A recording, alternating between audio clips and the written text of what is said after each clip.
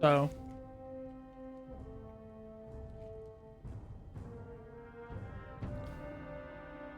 yeah, this dude that's right behind me, we were him. That's who we were. Last I left off. So what does the recap do? Tell me the last time on Dragon Ball Z When the sun stopped in or the the last sky, game. Okay, I think it's the first life game. continued. Okay, that's a recap from the first game and premise of this whole shit. All right. Anywho, let's get back in. Bum bum bum bum bum bum. Man, that's a lot of supplies available, but we ain't got shit for it. Well,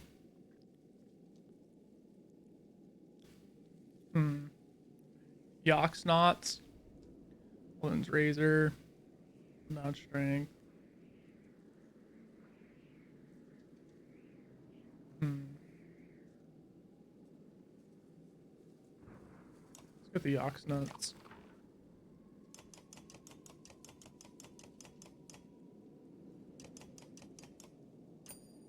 Okay. But what do we gotta do? The smell of hay and Yox dung is heavy as you enter the stout wooden barn. Zephyr and Nichols are talking in hushed tones to the guard captain, Goodmunder, who glances at the cart nervously.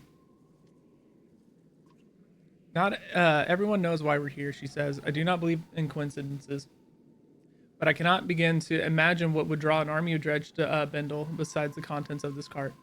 She moves her spear in intricate motions, occasionally shaking her head and starting over. Finally, she looks at you to open it. Oh shit, we stopped at a fucking interesting point. Oh fuck, it's that fucking Sunder. The sight of Sunder Bellower's body in the cart silences everyone but you. You howl as the memory of a dream tears through your mind and drops you to the knees. A strange tower of white stone, lightning, fear, confusion, distrust. There's a wrongness about it all. Bulwark, eh? Polka's voice draws you from the dream and she's shaking you by the straps of your cloak. Everyone is watching. Another dream? She asks. Your eyes finally focus on hers. Uh, a white stone tower, lightning. What are you talking about? Zephyr asks, pointing away from the cart. Her tone is full of concern. I saw a tower, lightning. I don't know what I saw. The Volca pauses briefly before shrugging. This is unexpected, Zephyr says. The Valka looks unaccustomed to surprises. Goodmunder, continue your task. Nichols, take some fighters and open the mine. Keep that path clear at all costs. As both men begin to leave, she points to the cart and shouts, not a word of this. They nod on their way out. She turns to you and Folka. This cart. I'm not sure why they are attacking, but if the dredge recapture Bellower, he's dead. Who cares if they take him? He cannot die. His mortality is more than rumor. Dredge lives no, Dredge lives have no natural end, but they can be killed. All except the immortal Sunder Bellower. They live forever. Zephyr nods, but looks lost in thought. The Sunder looks dead to me. My guess is that arrow is somehow keeping him asleep. So if I pull it out, I do not see that being to anyone's advantage. I've used threats to my advantage for years. Zephyr looks at you and her face drops. She changes the topic. The storm to the south and Dredge army to the north leaves us with one way out. The mines. Wait. Our way out is to sit in a hole in the ground. The Volca have pathways there that will grant us escape, but with all of these people, it will be difficult. Ask how you can help. I'll put the Ravens to work. What do you have in mind? Both Zephyr and Volca look surprised by your response. The Volca recovers quickly. It will only take the Dredge a couple of hours to fully prepare their assault. We need to move food and people to the mine. Help load carts near the gates or warn the families in the houses of our immediate departure. Without waiting for a response, Zephyr hurries away. I've never known you to offer help like that. I thought we would search the Great Hall for whatever we could find, but you might be too honest for that now. You give her a look that requests silence.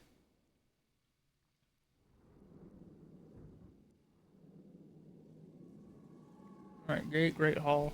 Houses. You take all the ravens you can find and head to the gate where oxenmen are laboring and sweating under the constant sun. We're here to help, a red-headed foreman says. Find any baskets or crates of goods and put them on the cart. We're not worried about order at this point. Just keep the eggs from getting crushed. The task is unfamiliar, and based on the laughter of Volk and the others, you look awkward doing it. Before long, shouting and shoving breaks out between some men.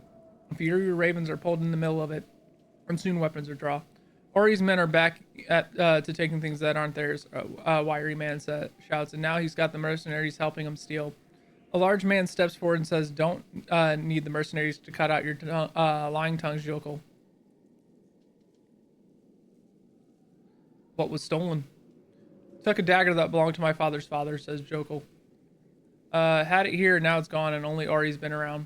Plus, I seen his men stuffing sacks of cheese and meats for themselves.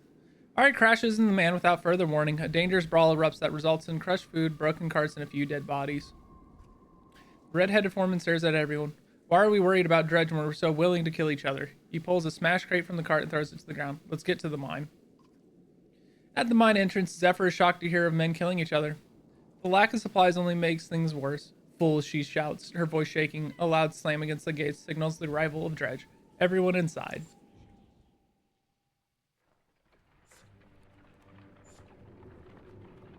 The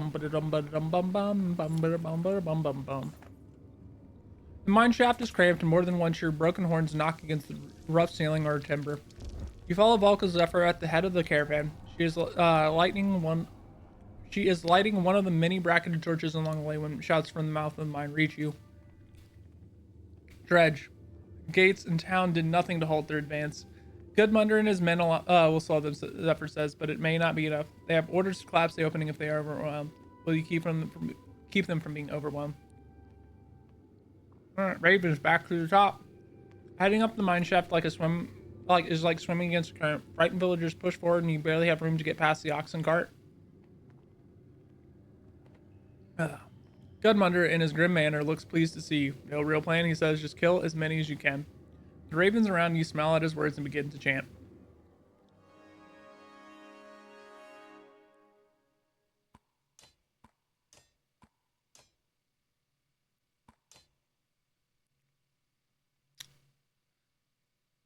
Okay.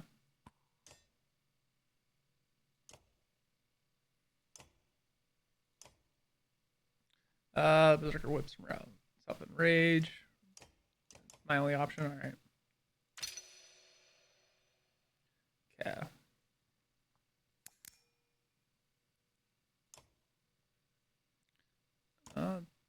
Do it again.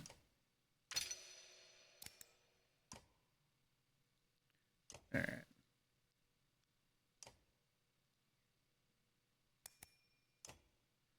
Okay. And will rest, arm rest. I think it's kind of the first time I've had a chance to play these guys and actually equip and do shit.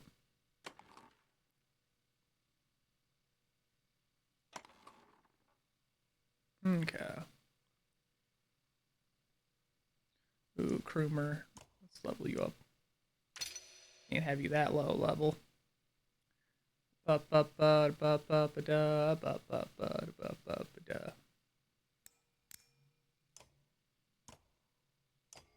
Enough for down. All right. Let's see what this gets us. Probably too many Varl and not enough space.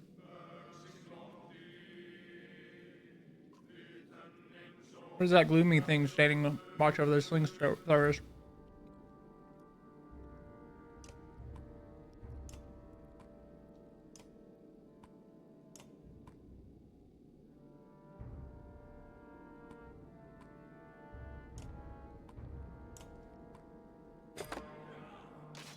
Okay. I'm pretty sure I haven't changed the difficulty to easy yet on this one. Just gonna make this a little rough.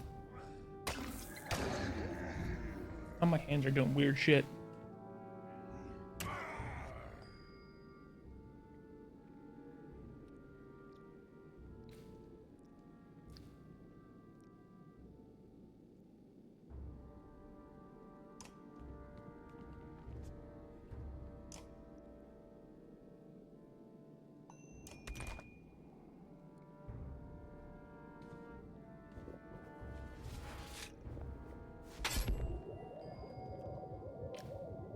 Well, that's not good. He's all wibbly wobbly, trying to summon more people.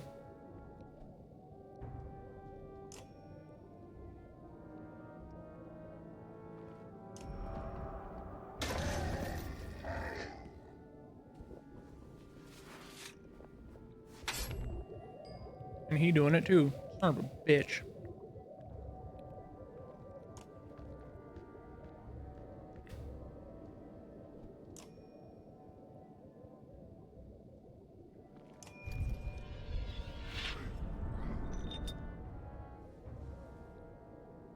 Not gonna be good for me.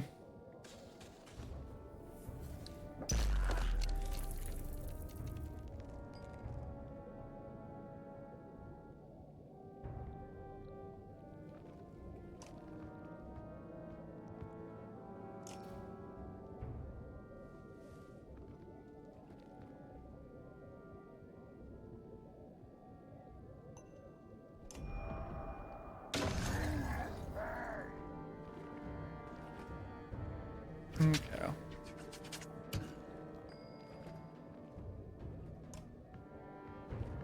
Alright, Sigbjorn, what can you do?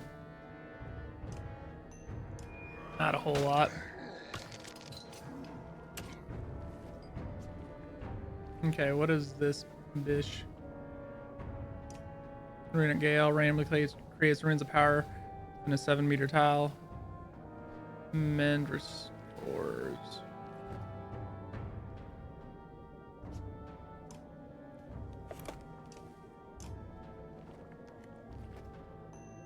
Let's see what the fuck this does then.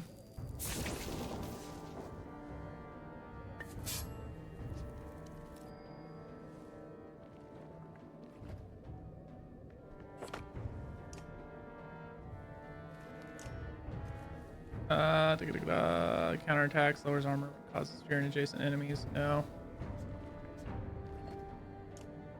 Pull the weak. Killing blow grants an extra turn. I didn't realize he took a massive hit already.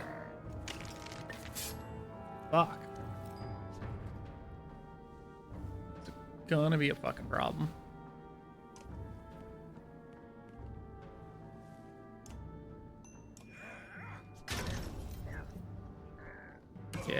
Yeah. Kind of saw that coming.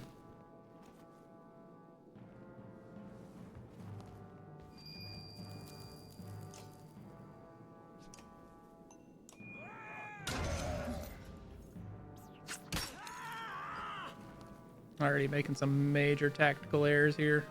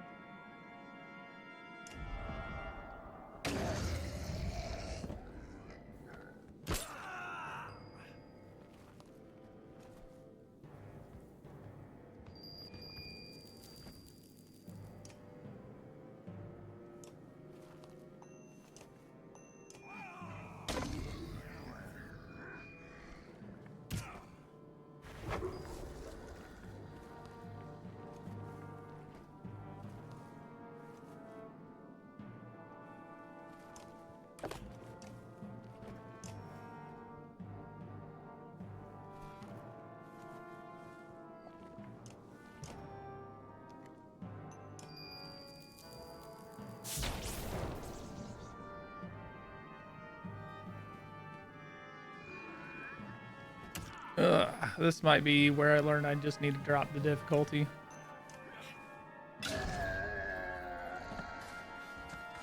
We'll find out.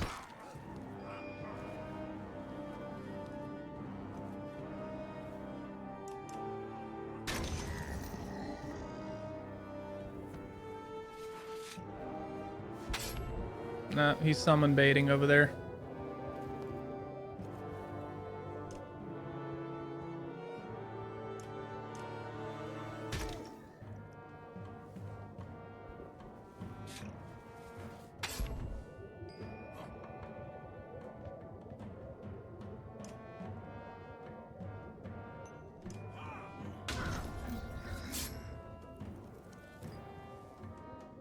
And Fortunately, I can't get the fuck over there to stop him from getting that. God damn it. That's a problem. Oh, he healed himself. He wasn't summon baiting. Got it.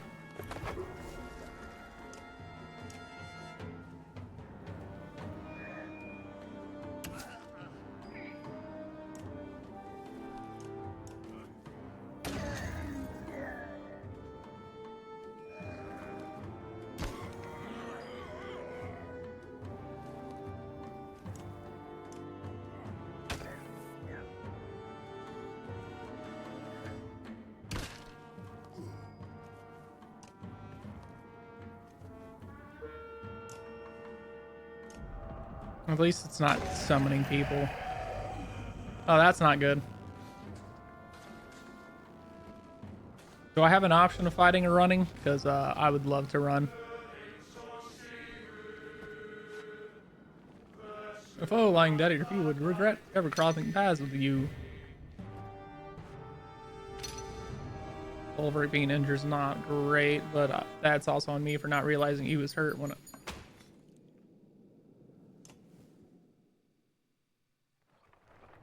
Because now I'm going to have to fucking rest at some point, and I don't want to at all.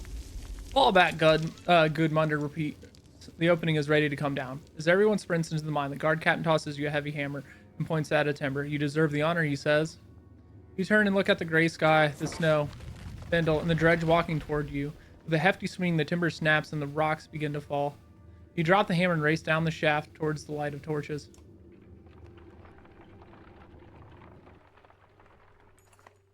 Ahead, the path comes to a dead end against the smooth surface of a large flat rock. We should camp, Zephyr says. It may be the last decent sleep these people get for days. I'll need Nichols to assist me in opening the path beyond, but first, you and I should talk.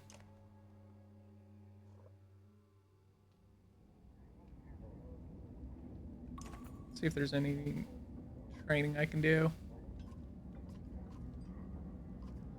We'll train. We'll rest up our injured because I got 2 fucking people I need to... Because we have Volca and Bercy both hurting. And what are...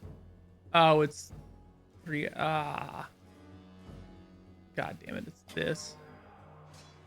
It's this fucking...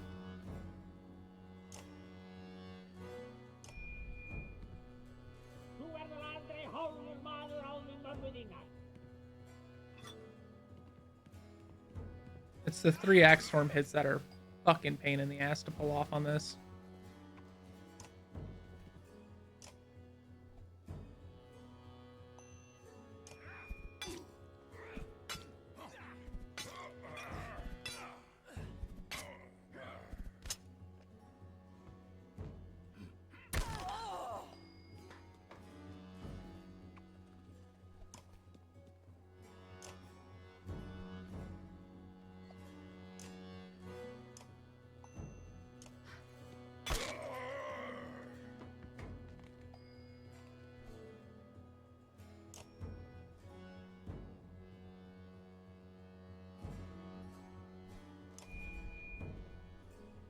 Okay.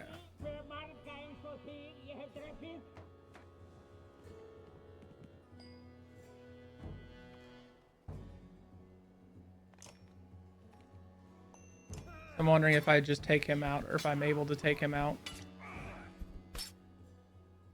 If it'll just end the challenge. Kind of hoping it does.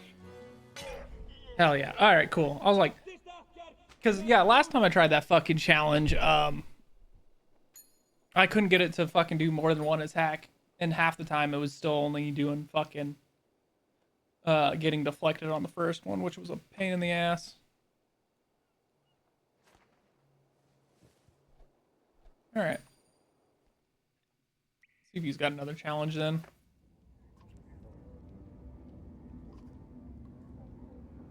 Okay.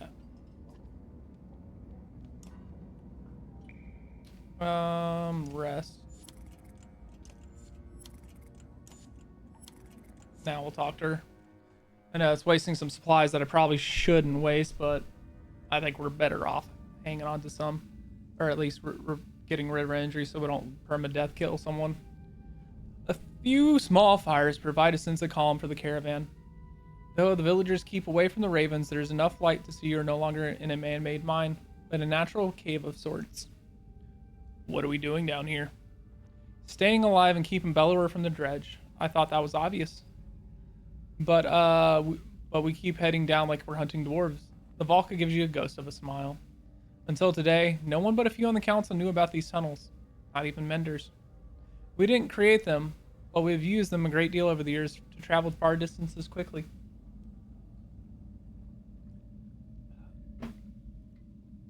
Zephyr becomes quiet, awaiting a question. So where are we headed? Where would you go, knowing you possess the sleeping body of an immortal Sunder general? Trapping in the Blue River sounds good. Don't answer my questions with questions.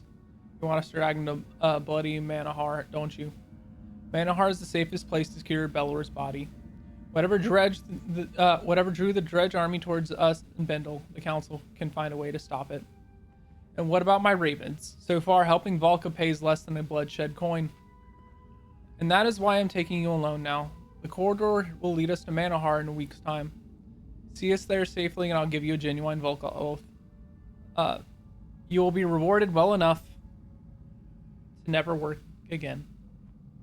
You look around the cave walls and back the way you came. We'll go to Manahar. We were heading there after the Blue River anyway.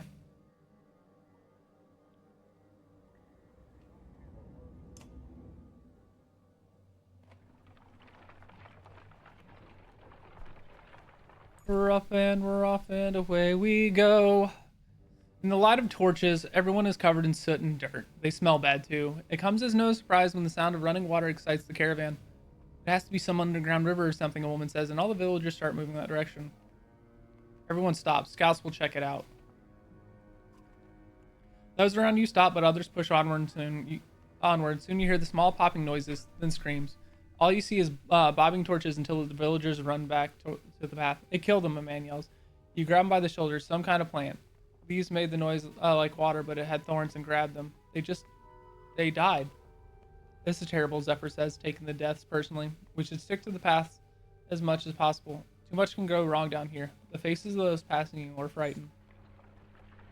Motherfucker, I said let the scouts look, but no, you pushed ahead. Hello? The man's sudden appearance makes you tense. I didn't mean to sneak up on you. It's something I do. Something I've learned to do. Something that will get you killed if you do it to me again.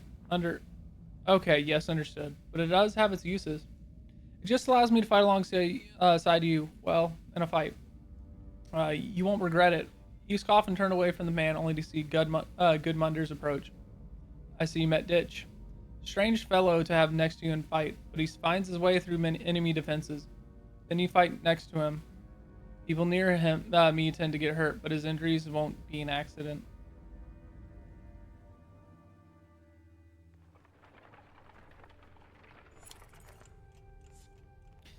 A scout rushes back to the caravan. There's gold down there. You feel a strange surge of excitement, like everyone else. A vein thick as my leg, just around. The man looks left and right, confused. Damn it, it's all turned around. Gold does us no good right now, anyway. Maybe not for you, Scrawny Man says. Not all of us got your reputation, though. Takes coin for certain things in town. Others agree even as you move the caravan along. Later, others report people missing. A lot of good the gold will do them down there, you say.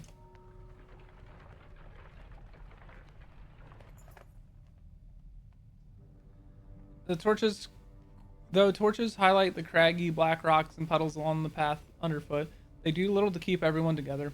Sharp turns around boulders quickly block lines of sight. We've lost a few families, Zephyr informs you. We need to stop and find them. You consider your options. Well, fuck. Let's see. No, we need to keep moving. Shout, we're over here. You find them. This is the only time. I appreciate the help, she says, and splits everyone into search groups. As you search, you realize it's just as hard to track time down here as it is above, with a sun that never moves. Sometime later, you think you hear voices to the left. Call out to the left. Using a softer voice than usual, you call, "You there?" A moment later, you hear a response, "Oh, there." The voice sounds like yours, but different. Keep moving along the path. A bit further down, you find the source of the sounds. A mother is holding her children, tucked away in the recess of a rock formation. She whimpers as you approach, and Folka says, "Better let me handle this." Moments later, you all head down back to meet with Zephyr. Surprisingly, all the missing clansmen were found.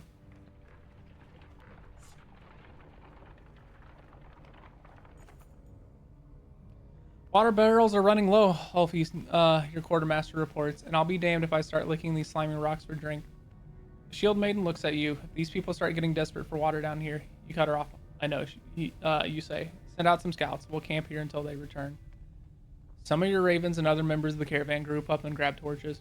Rope and water skins boarding off in different directions. Catch some rest while you can, Folka says. Nothing to do until they get back anyway. Lying down, you focus on the sound of a small drip somewhere in the cave. It grows louder like the beat of a drum. Like thousands of feet marching behind you, you turn and everyone stops. You see the glowing eyes of your army looking at you in admiration. 100 members break formation to dig holes in the ground caravan floor and place stone bowls in the depressions. The bowls quickly fill with water, and the first is offered to you. You slake your thirst before seeing your red armored reflection in the bowl. You wake up with a shout, and Folka joins you. What is it this time? She asks, concerned. Instruct her on finding water. Dig holes, you say. Press bowls down in them. See if they fill with water. She sets some ravens to follow your strange commands, and shortly after you hear the whooping cheers of success. The celebration brings all the scouts back early.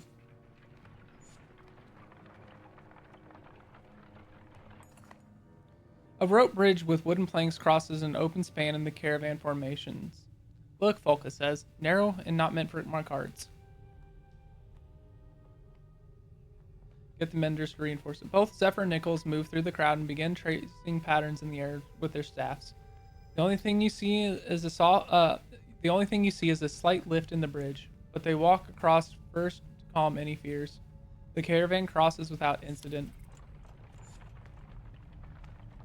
Alrighty.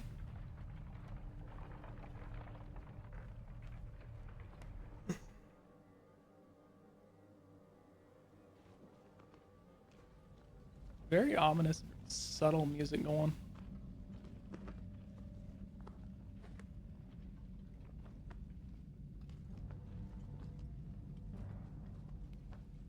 Bong, bong. I've slept in caves like this for entire winters. But there's something about this place. Something old. Unfamiliar. I don't like it. But I don't like all these humans on the verge of panic either. Maybe these dwellings up ahead will calm them down. Let's hope.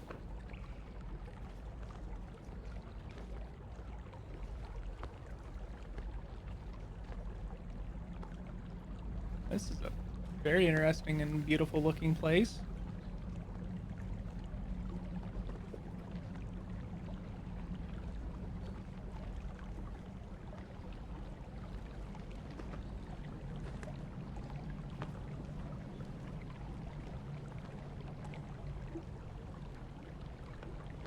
Oh, okay. I'll click. Zephyr looks up at the giant-shaped formation, glittering with strange glowing patterns. The Volkal know almost nothing about this ancient race's culture, let alone the god Vesnon. The name alone might be wrong, but we have a framework of letters based on repeated patterns found around here.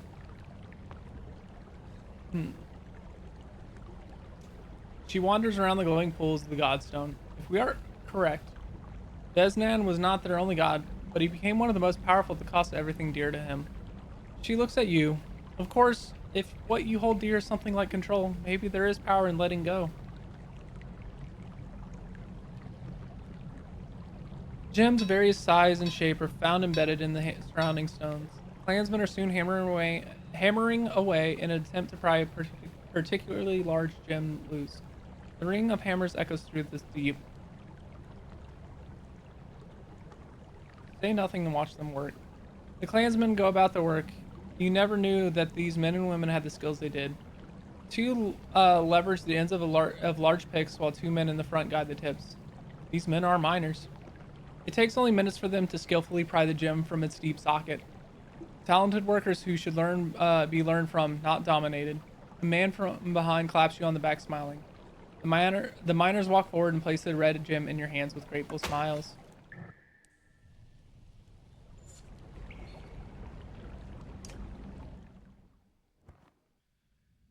The spearman is standing alone, staring off into the depths of the cave. If you take off down one of these tunnels, we're not going after you. Back doesn't respond. He doesn't want to talk. I like him already. Do you know the worst part about it all? Worst part of what? Of everything. This world, this life. If you can call it that, it's the silence. You give Folko a look. He hasn't slept near Ollie. That man makes all kinds of strange sounds. That's just noise. There's a silence from the loneliness. Folko inhales sharply. He's hit a sore spot. Maybe these tunnels make it worse. There used to be days of talk. We used to laugh. Are you talking about your feigned spear again? Back turns and stares at you with the eyes of a man undecided on going mad. Lofen helps where she can, but no, there was another. Now there's an endless hole shaped like her, and if I don't keep filling it with work or drink... He walks away without finishing his thought. Keep an eye on him.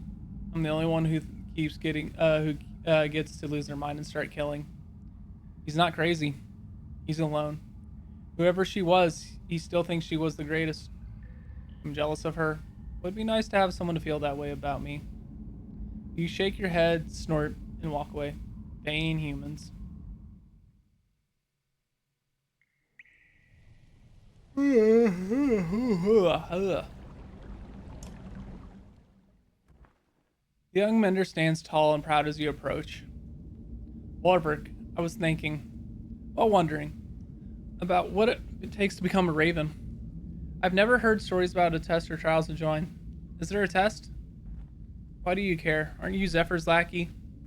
Well, apprentice, yes. I'm a mender. I'm a full mender training to become a Volca. Part of her training requires world experience. Couldn't you work with a blacksmith or something? Nickel frowns at her. Would you kill someone for coin? Kill for? The mender's face pales a bit. I mean, I guess if that was the job. Volka walks up and clamps a hand on one of Nickel's now sagging shoulders. Most of what we do never makes it to into Skald songs. I guess I need to think on this a bit more. Let us know in Manahar. Nichols nods off as you walk off.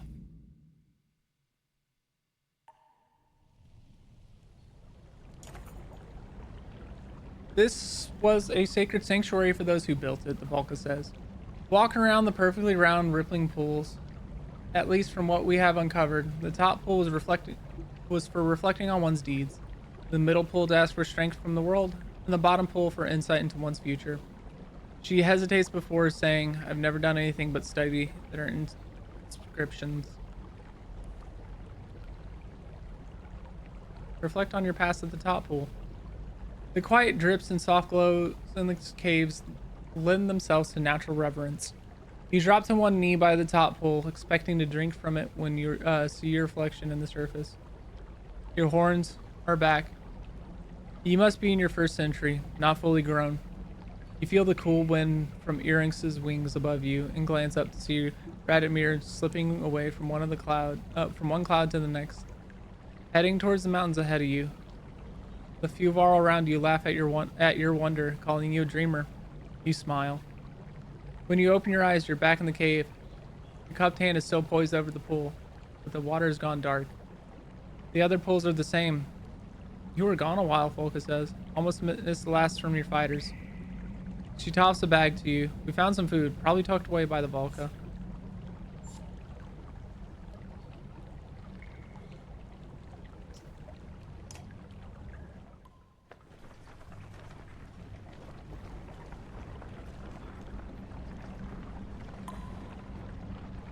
Clip, clop, clip, clop. Oh, you know what I never turned off? Is seeing the fucking music that's no longer playing. Tee hee. What's going on here? You hear Folka ask a group of ravens. They're standing around a whimpering man on his knees. He kept whining about being hungry. One of your fighters says. He found these little glowing berries for him, but he's suddenly not so hungry. The others chuckle. Knock the berries out of his hand. Cut it out, you growl. Next time I'll make you eat whatever it is. You yank the man to his feet and he runs off to join his people. You give no thoughts to his glowing footprints as he stomps through the berries.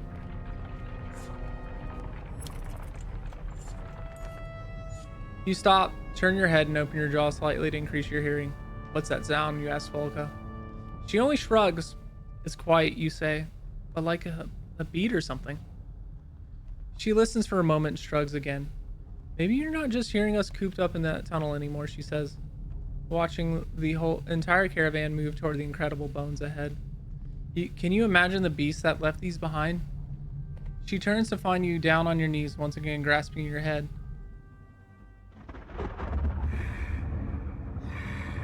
Lightning. White Tower. Who am I? On your damn feet. Come on. You blink rapidly, but everything is dark. A purple glow casts its light on the skin of someone next to you. You growl and instantly have Claw and Fang in your hands. Have you lost your mind? Folko whispers. Quit acting like a fool and put your axes away. You try to catch your breath as you look around. It's the same as the Depth's cursed dream, you say. The one with the tower, clear this time, but my hands. Zephyr approaches. Is everything okay? You look like your face snaps towards... Your face snaps towards hers. Everything's fine, Volka. She studies your face, then Volka's before saying, then we should keep moving. The air's full of warning. You walk past her without a word.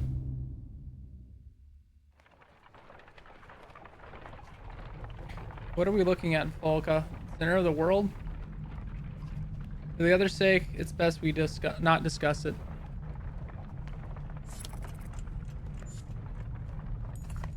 Wait, the Volka says quietly, softly stepping forward. Something is wrong.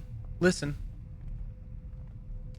You feel more than hear a sound. Vibrations through the cavern floor, perhaps. Get ready for anything you say, and the ravens spread the word down the line. Each fighter drawing their weapons. Volka, you're getting us out of this one, clear? She looks concerned, but before she responds, you see movement over the horizon in the massive caravan. It's the silhouette of a dredge force with large shapes you've never seen before. Fuck!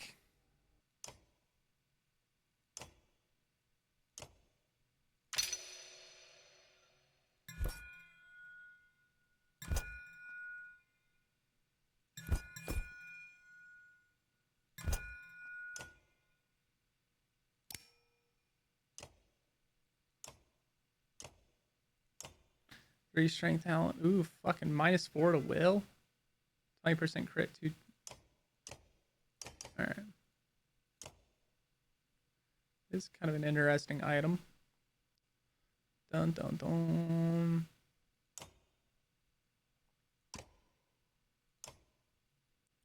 This is experience issue commands. Let's go Sundering Impact. Boom, boom.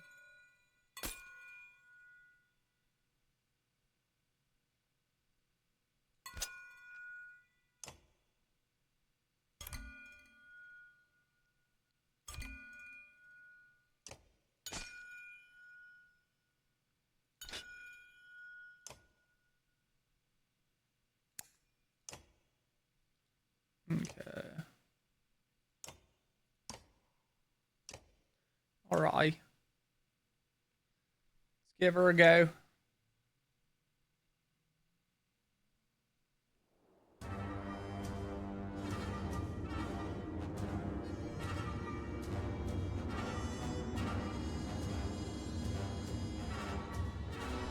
Can I not? Okay, I was like, why can I not?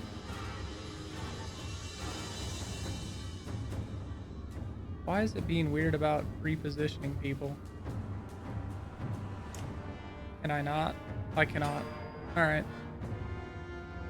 Was not letting me reposition anyone.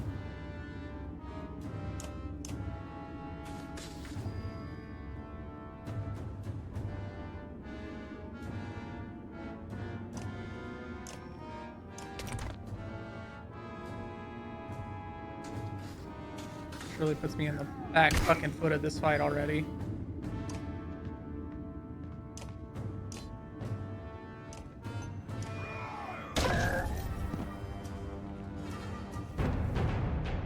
Oh, that's interesting.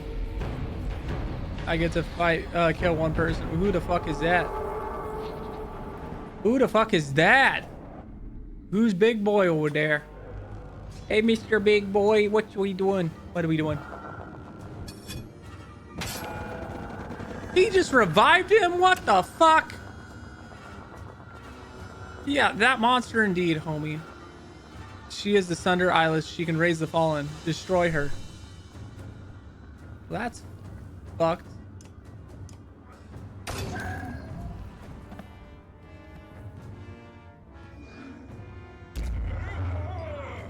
Oh, that's some bullshit.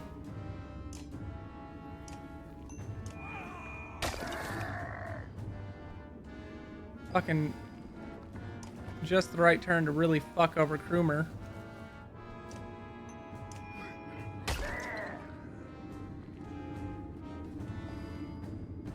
I get the feeling Krumer's probably gonna be taking a fucking a battle break after this one.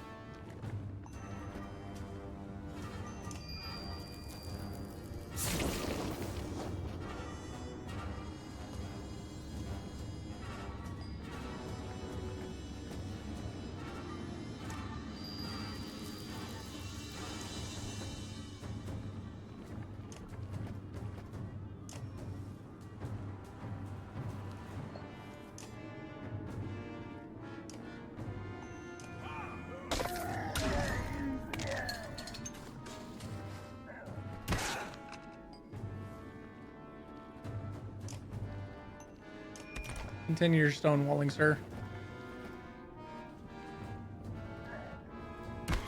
That Krumer probably gonna fucking die.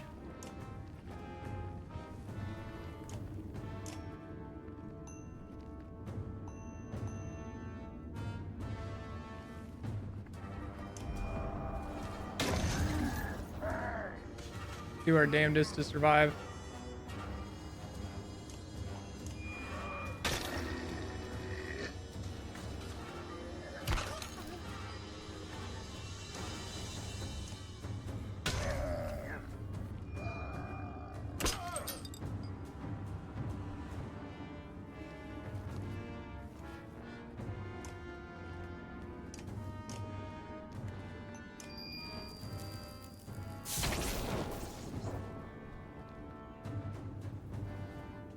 Ooh.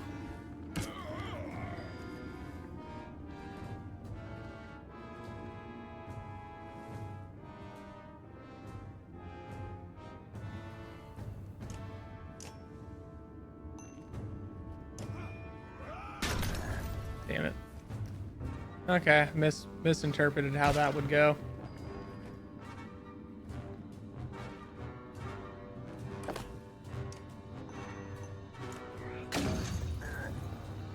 Fuck. Can I not read in that he had more than like fucking 2 HP?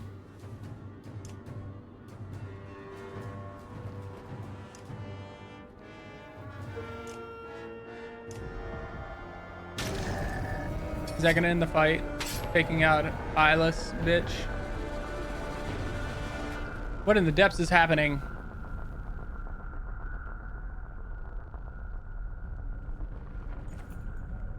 Eyeless is trying to bring the caves down on your heads. I can stop her, but the Valka abruptly grows quiet and scans the people running for their lives. Just keep them all together, Nichols. Here, Valka, Zephyr. The young mender says, helping an older woman to her feet nearby. Zephyr grabs Nichols and whispers to him. The young mender's eyes go wide, but he nods solemnly. I feel like Zephyr's about to die. He turns to you and says, I'm sorry if I was a nuisance. A large rock falls nearby and he stumbles away, back towards Eyeless. Nichols begins tracing a pattern in the air. He yells for everyone to keep moving, tossing those who stop to turn around. When you look back, Zephyr's standing behind Nichols, tracing an alternate pattern. The young man glows for only a moment, hair flapping as if a giant gust is blowing past him, then he crumbles. Eyeless grows quiet in the distance. You watch the form of the Sunder shake and struggle to maintain its form. Then it fades, like a snow blowing over a hilltop. A few more rocks tumble down, and you grab the sagging Volca before she's crushed. Once you have met up with everyone else, you tally the numbers. The losses aren't as bad as they could have been. I doubt that ended her, Zephyr says. And there are too many passages here which Eyeless knows all too well. She's been tracking us. We need to leave these caves immediately. You pause and say, what you did with that mentor boy, Zephyr turns to her head. We can discuss Nickel's sacrifice another time. We must move. You give the command and no one hesitates to obey. Damn. Just like that, homie Britton is gone. Just fucking gone. That's wild.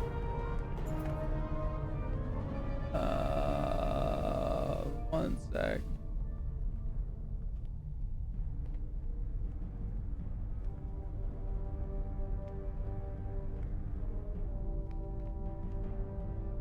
Excuse me. All right. Sorrow and uncertainty swirl across the Volca's face until she finally stands still. What, you ask? Things have changed down here, she says. Rocks have shifted, rifts have opened. I doubt Eyeless did all this, but regardless, I'm not entirely sure which path to take and get us to the surface. Just choose one before everyone panics. We're lost.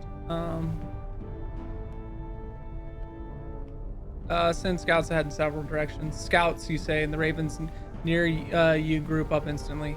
You send them ahead and they'll at least give us something to go on, you tell Zephyr. Bulwark, all around us, Polka shouts. You peer into the darkness and see something approaching, which resembles a dredge. A morbidly warped dredge. A woman runs to grab her child, but the thing cleaves both of them with a strange weapon. The bodies blackened and twist up the ground. Don't fall to these vain beasts, you shout, charging into the enemies.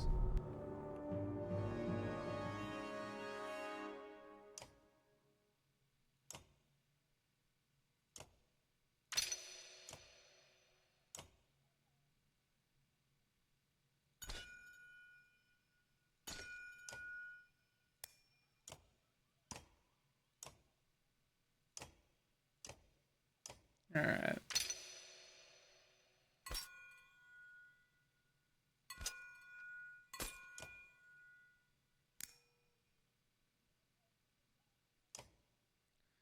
All right.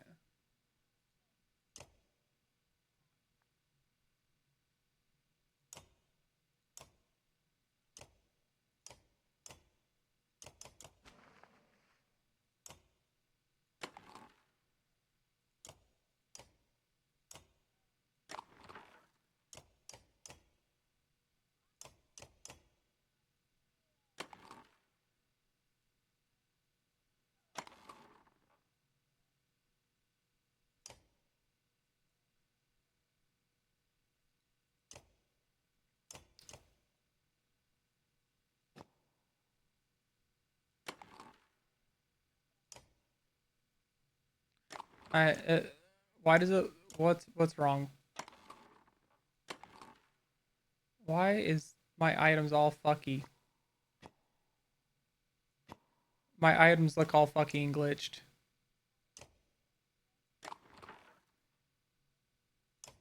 Interesting. Interesting. Oh, good. My monitor's doing its fuckery.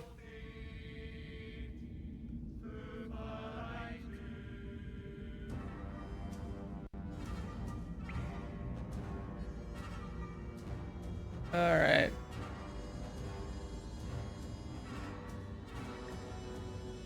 Hold up. My monitor's doing some fucky ass shit. Give me a sec.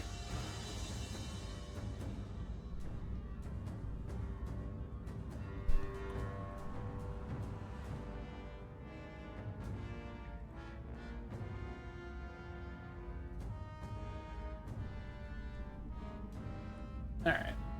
For some reason,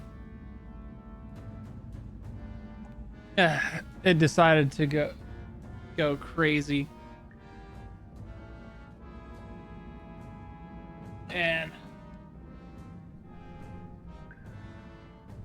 I don't care about the gamepad. I'm not using it. Is it not gonna let me move my guys again? It's not.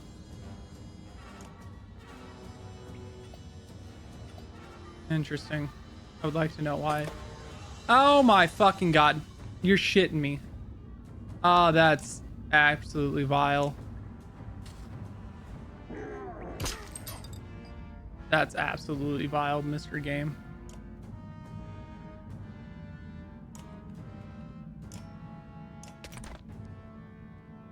Fucking accidentally click. And then it says, hey, you want to move here? Or like start battle, move here? The answer is no, but it just fucked me. All right. Fucking god.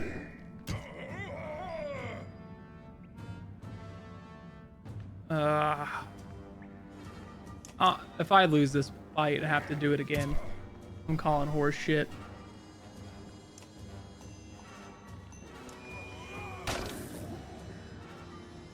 Because it's literally going to be...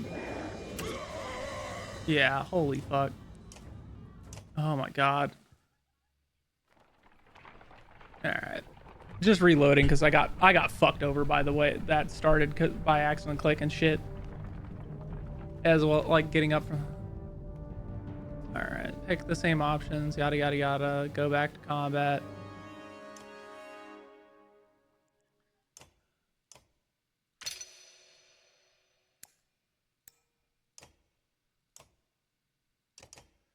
Alright, but Sigbjorn ain't doing dick all for damage.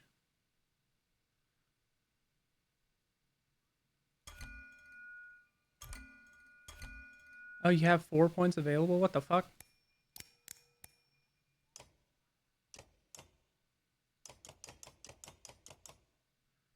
Alright.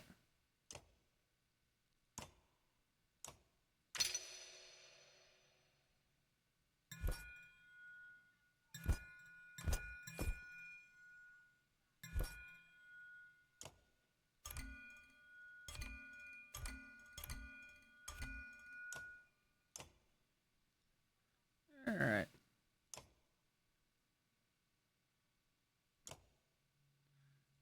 Alright. Try again. Try again without it fucking me royally.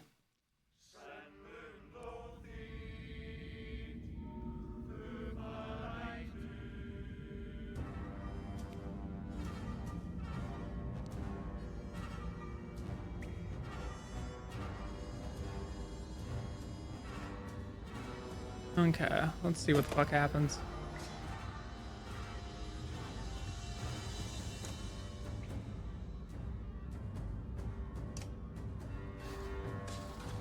Okay.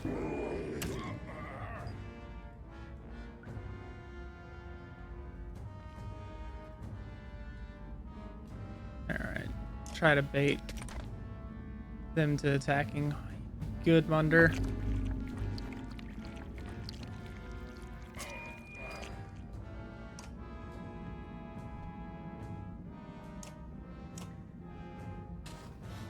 No, you're just gonna go for fucking...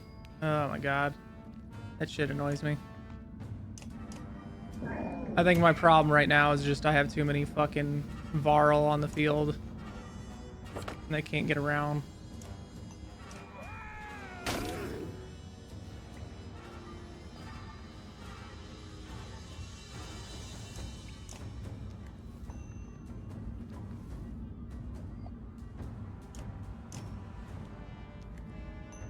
This Bulwark's getting his ass fucking slapped.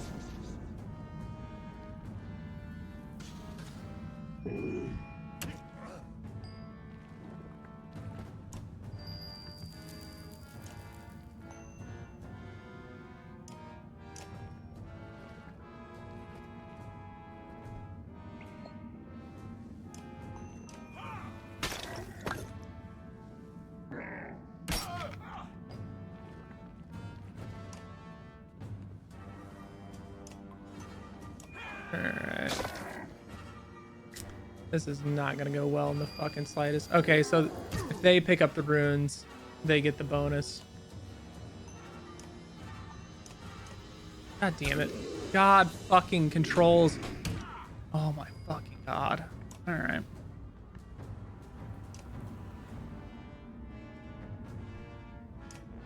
Love that the fucking controls decided to...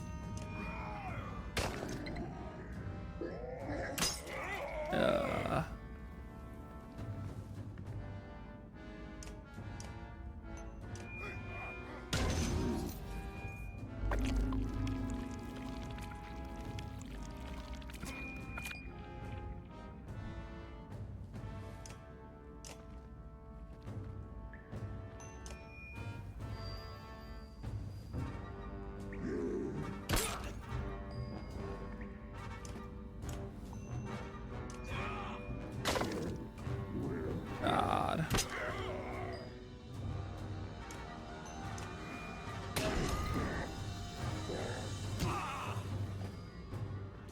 All right, we're gonna run it back again.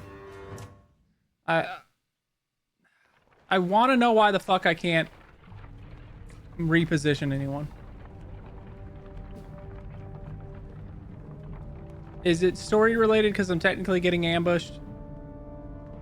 Or is it because there's some other bullshit happening? Sigbjorn keeps getting fucking railed.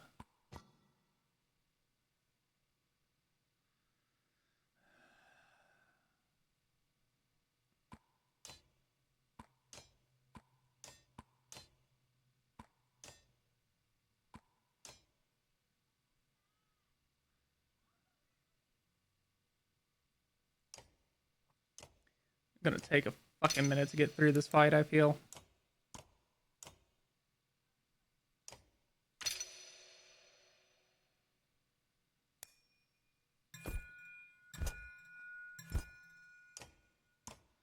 Alright.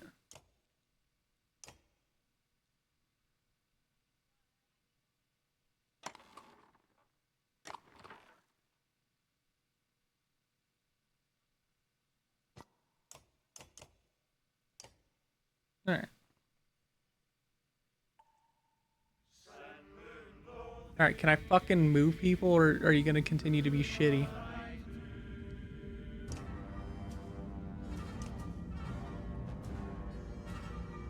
Why can I not? Okay. I'm Googling this.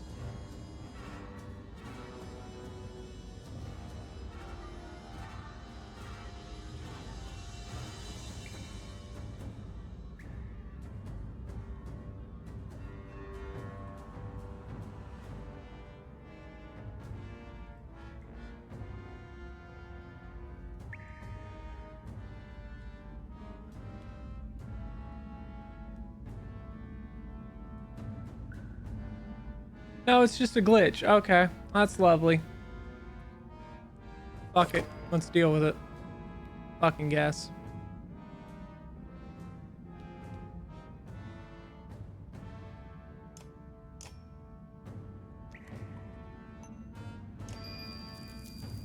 Alright.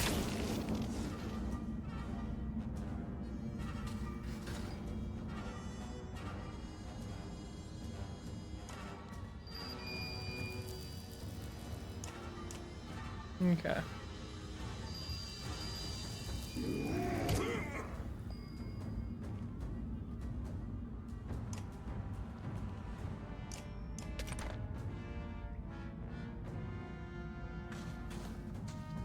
And once again, okay.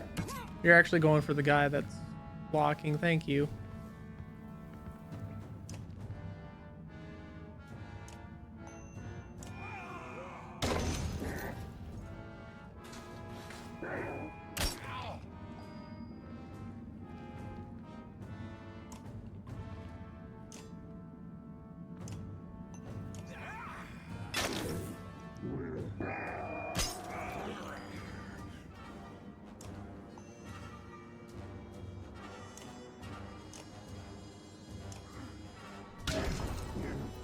Alright, that wasn't as effective as I would have liked it.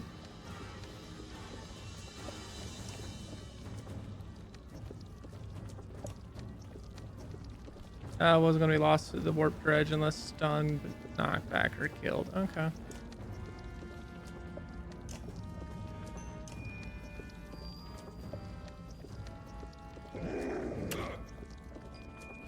Love that he doesn't get a fucking turn before he gets hit. That's...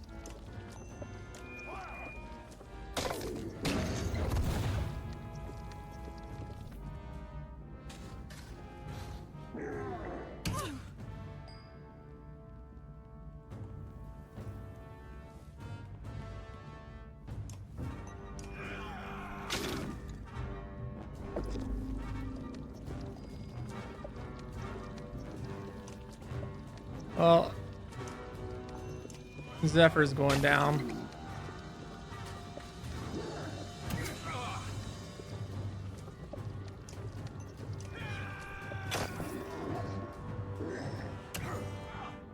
God, I fucking hate the way the goddamn turn order bullshit fucking works.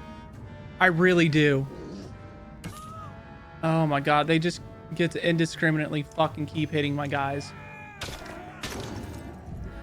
Because literally, oh, I fucking hate it with a goddamn passion.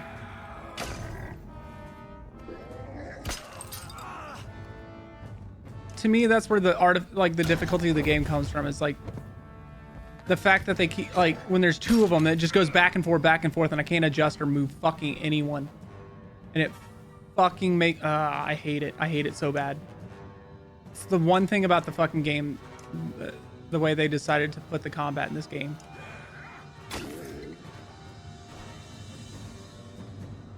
Because now I have two injured fucking people. Strictly because I couldn't fucking move or do anything to attack the fuck. It bothers me. It bothers me. It's not a fun design choice.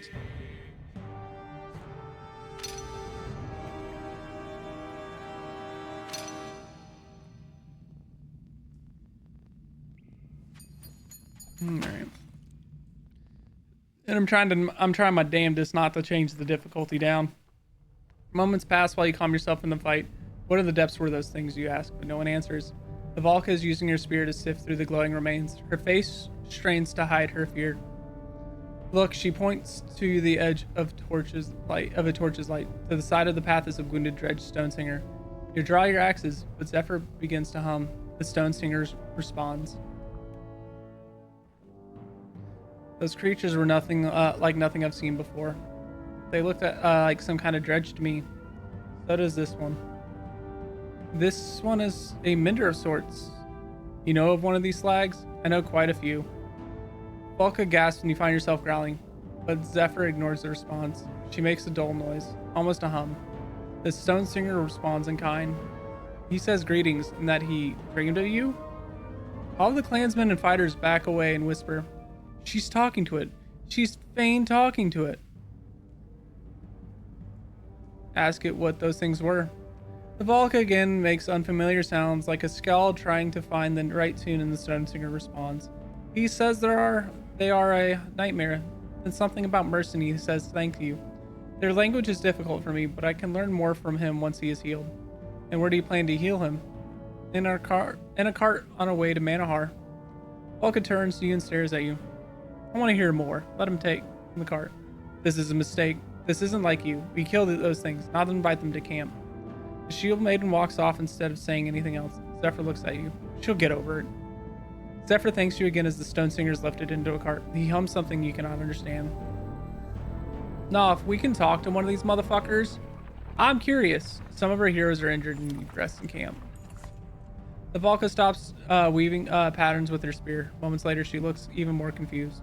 I cannot determine which path we take now. Valka gets into her face. I'm usually the nice one, Valka, but with those things...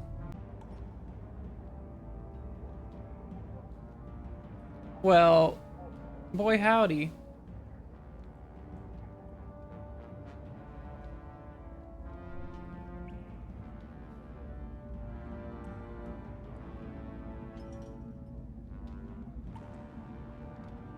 Boy howdy, OBS being real fucking stinky today. We've had it disconnect and reconnect. And why the hell did why is my tracking not working now? God damn it.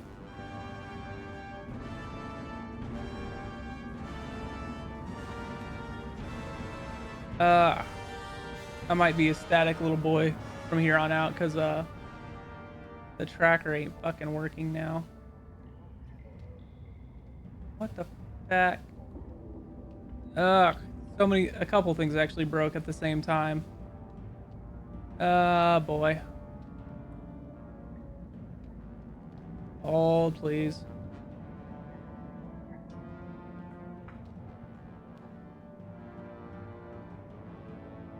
It don't. Oh my god. Tech not wanting things be breaking. Things be breaking.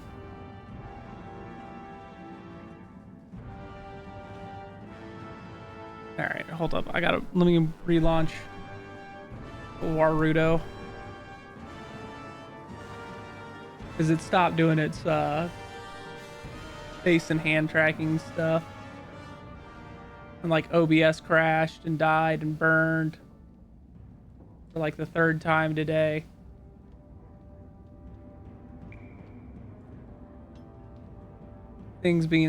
Everything being stinky right now.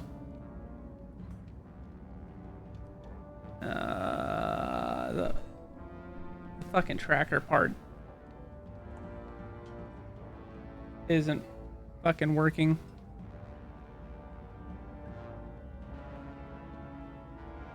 It might be time to go to real face just because it being real stank ass and trying to work.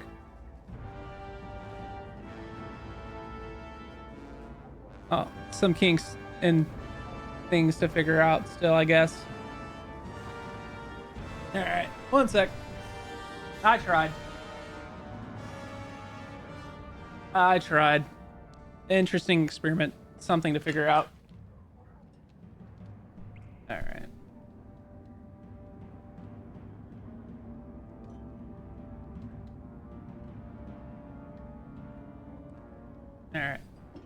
All right. Back to real face. Or is this in the way? Oh, hell yeah. Cool. That's just off of view. All right. Anywho, we tried.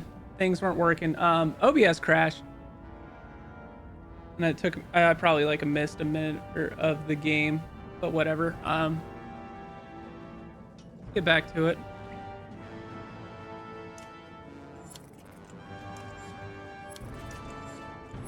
All right, see if he's got any training.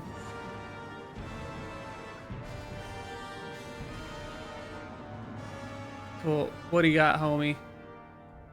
What kind of training bullshit do you have? Alrighty. Runic Gale 4 times. Use track to defeat 3 enemies. Okay. What is track? Become visible next to an ally. Hidden attacks in or part.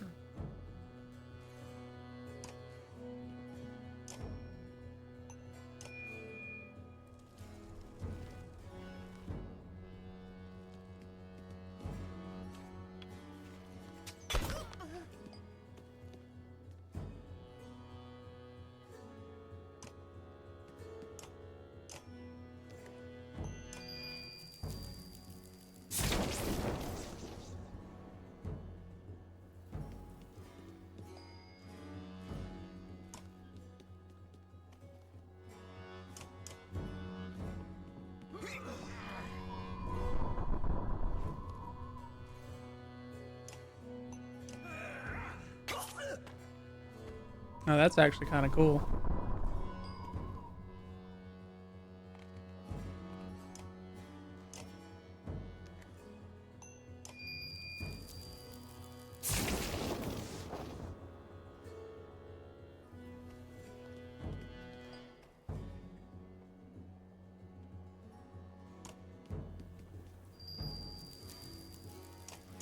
I have to pick him up. That sucks.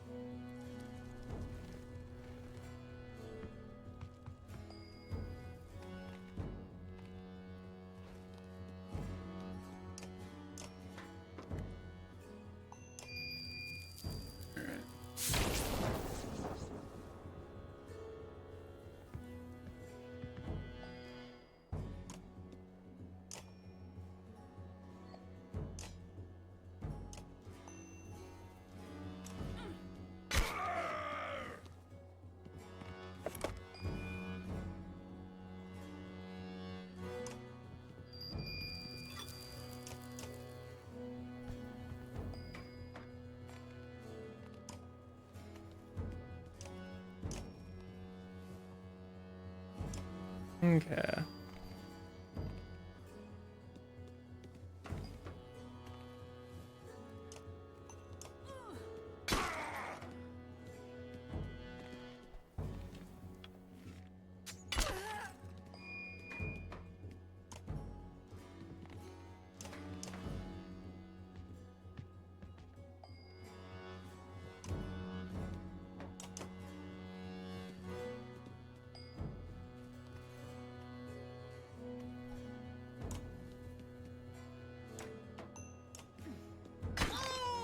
Hi, Nyan.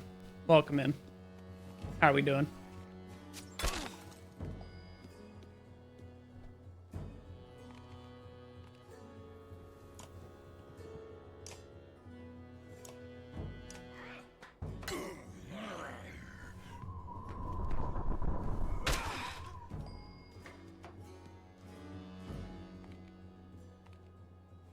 No.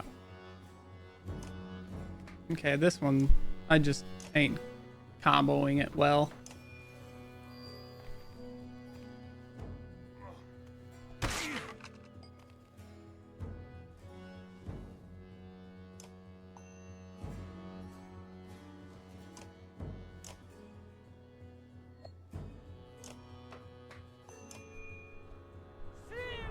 Okay.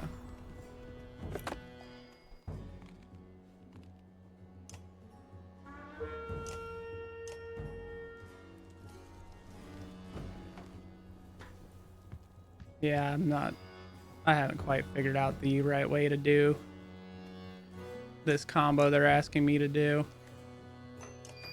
That's for sure.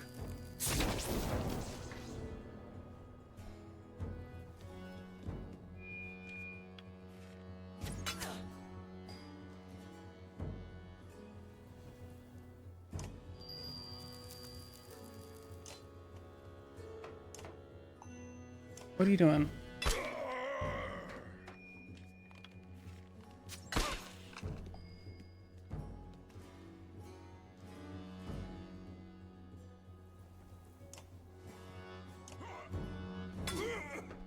Alright.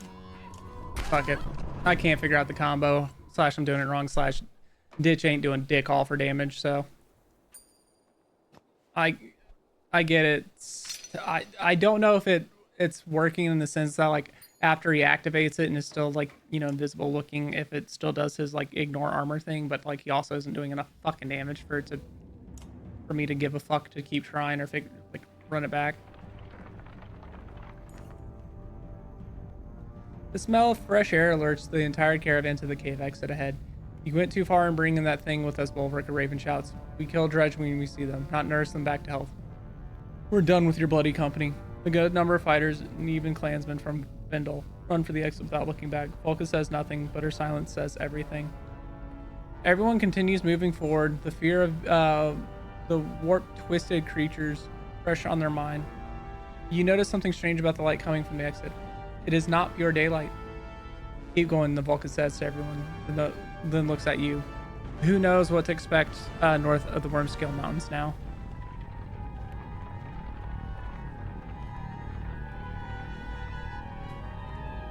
What in the depths am I looking at, Volka? I don't know.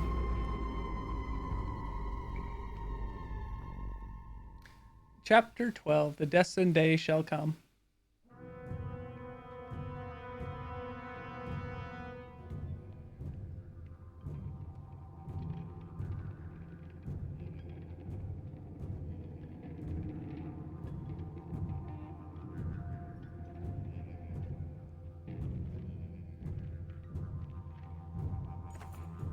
It looks like everyone's almost ready to move out, Ivor says, walking your way. We're about as patched up as we can expect to be out here. If you have any other business to handle before we leave, now's the time. Oh yeah, we went to this we got to this town, and the horse peoples were attacking, and we helped defend it. He tosses aside a whittled stick, and I doubt we'll get out of here without talking to that old man again. I think his name is Joser. It seems he is the temporary leader since their governor was killed.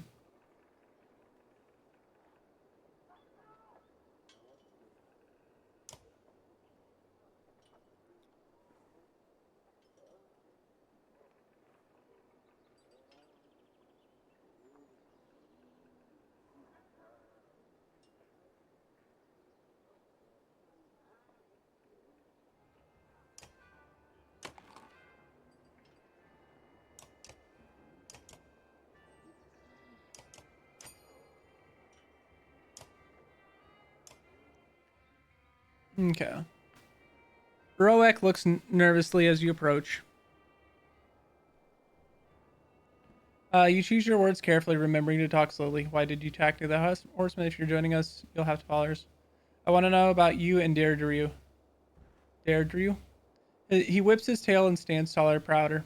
Deirdre, mate, me, hers, mine. When food, much, again, strong young, for Deirdre and me. Oddleaf looks at you with an arched eyebrow. A confident man wanting to provide for a family. There's something attractive about that. You smile and shrug before looking back at Rorik. Why did you attack the other horseborn?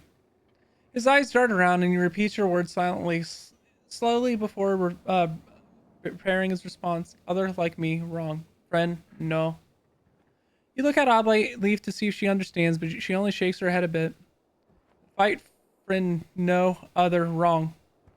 You fought them because they're not your friends? Roik squints while studying Leaf's mouth moving. Friend, no. If you're going to join us, you have to follow orders. He doesn't seem to understand your words, but your tone makes him step back a pace. You are not in trouble, but we are heard. Alette is our leader. Ali points to you and speaks slowly. We follow orders from leader. You follow orders from leader. You cannot be sure how much Roek understands, but his jaw clenches and he stands straighter. He snorts and kicks up dirt with his hoof. He doesn't seem to like that, does he? No, but he'll learn to appreciate it. You choose your words carefully. Remember to talk slowly. I'm glad I had a chance to talk to you. Roek simply stares at you. Everyone feels awkward at the inability to communicate, so you smile at him. Thank you. Thank. He taps a hoof to the ground a few times before trotting off. My best guess is there are different herds like our clans, but they don't really get along. Maybe this herd attacking Lundar was just a particular enemy. Maybe. She smiles and leaves you to your confusion.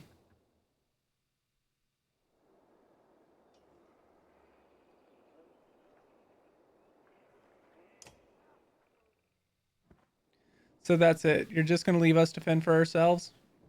You know we're heading to Arboring. I've been very clear about that. What if those dredge return, or those fleet-ridden horseborn? I'm not sure about the horseborn, but you can count on more dredge. But why? Why are they after Lundar? They're running from something, same as us. But you're running from them. What are they running from? That's what we'd all like to know. Yoster's eyes dart around for a moment. Does that mean you'll take us with you? You think about what he's asking. All of you? How many are there? Well, let me think. We can bring a good bit of food, and since the market survived, I think that sums about. Are you ready to sell your banner into ours? Wait a minute, girl. You may have charmed a few other towns into that banner, but this is Lundar. Fine, stay here. We're leaving. Well, hold on. Have you never heard of haggling? Fine, we'll sell it to yours. Great. Then that's settled. Yo, sir, what can you tell us about the old wood? Is that where you're headed with this many? When he sees you nod, his lips purse and move from side to side. Well, strange things happen in that place. It's a place where people go missing or come back happier than ever. Is it dangerous? You charge into town under attack by horseborn and dredge. I'm not sure what you consider dangerous.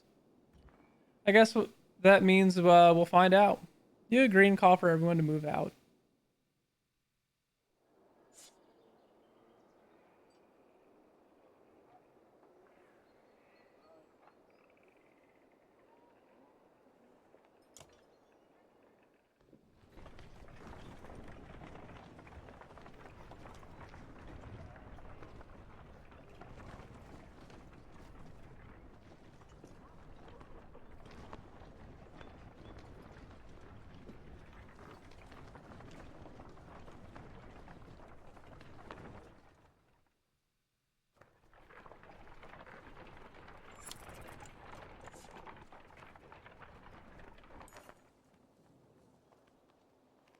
The caravan comes to a halt. In front of you stands a single cragsman. We've watched you. You figured that, right?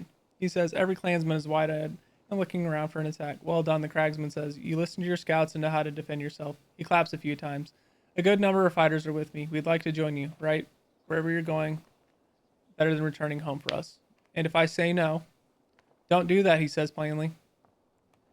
It's best if you move on. The cragsman sighs and signals. Arrows fly through the air and clansmen scream. Your fighters follow you into a charge. Yeah, man, I need to be very, very wary of everyone and everything. Can't be too fucking trusting around y'all.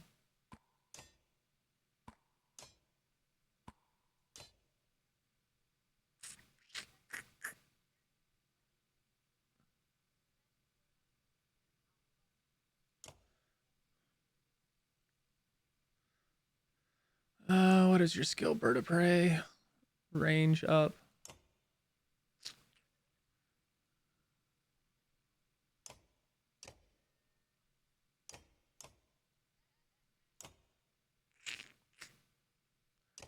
What? Mule kick. Trample.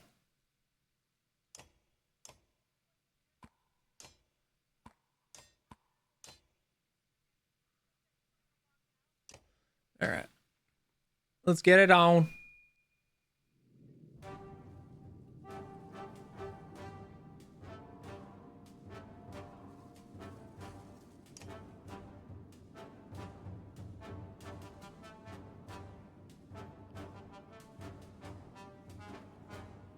Fuck it. I guess I'm just not gonna be able to fucking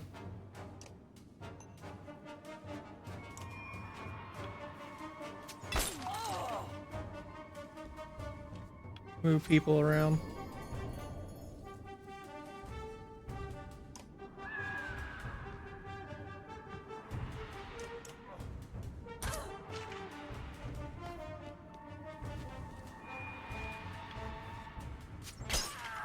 Back.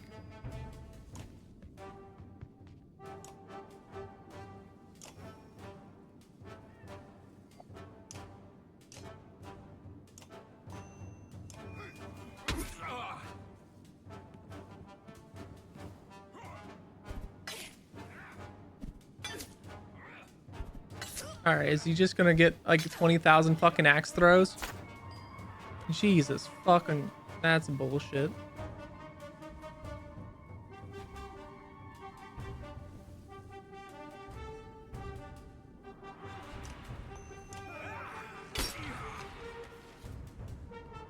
That axe throw is a bunch of bullshit.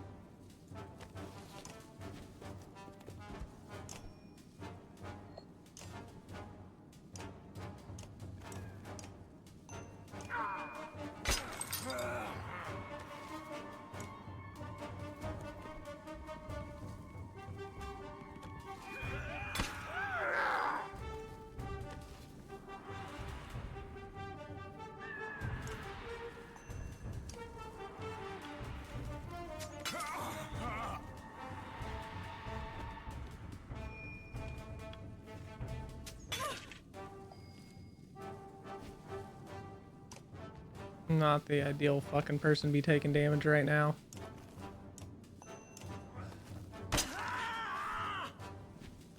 She's going down, isn't she? God damn it.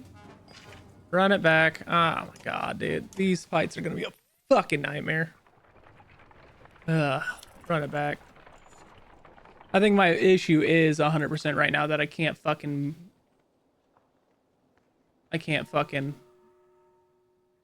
move people around like I would like.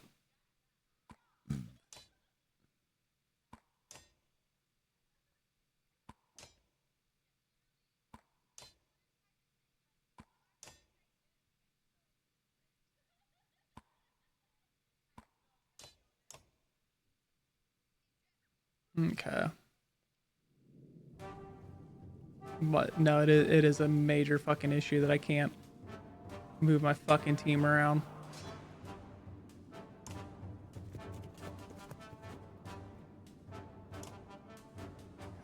Fucking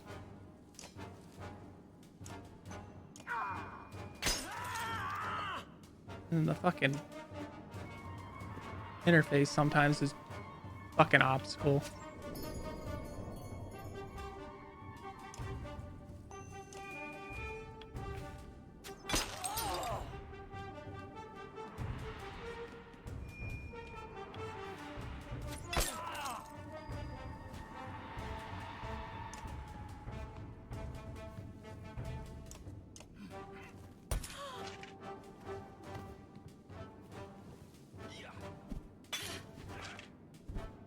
the fucking for free, dude. It's ridiculous.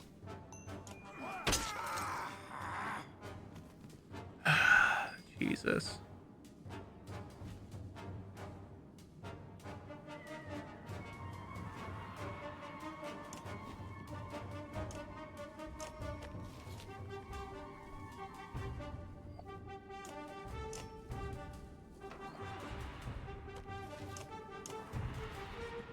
Ah.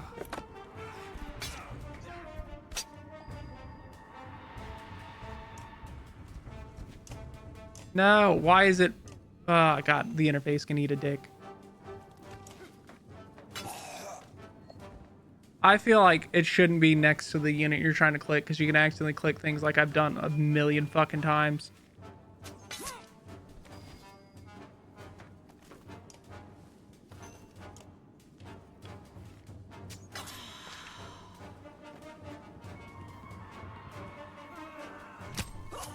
What the fuck is their move speed bullshit? That's fucking... Oh, God damn it. Probably gonna have to fucking try this one again for a fucking third time. Actually, yeah, I'm going to. No, not fucking difficult. I wasn't even close to hovering that. It is kind of an issue that I can't fucking place the units the way I want. It literally is an issue. I don't think I'd be having as big of a problem with these fights right now if I could actually move the units around and on the field beforehand.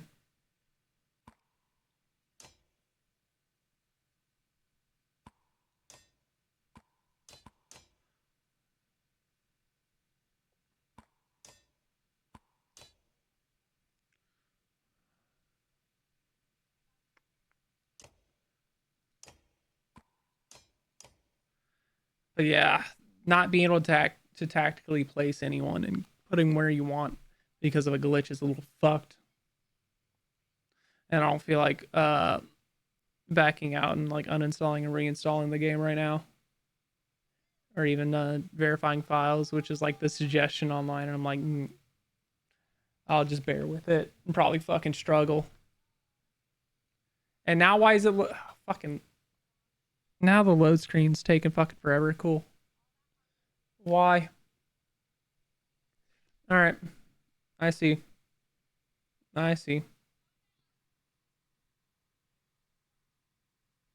All right. We're doing it, I guess, because apparently the fucking game is being difficult for reasons that it shouldn't be.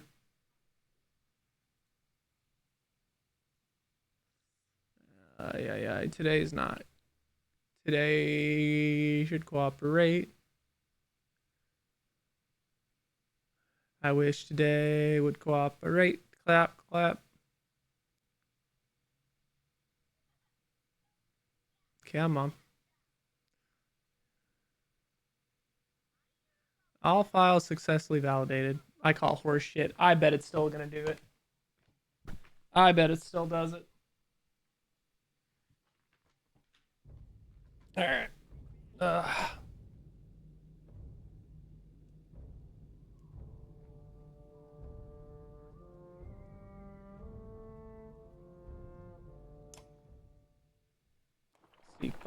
See if it'll let me move people.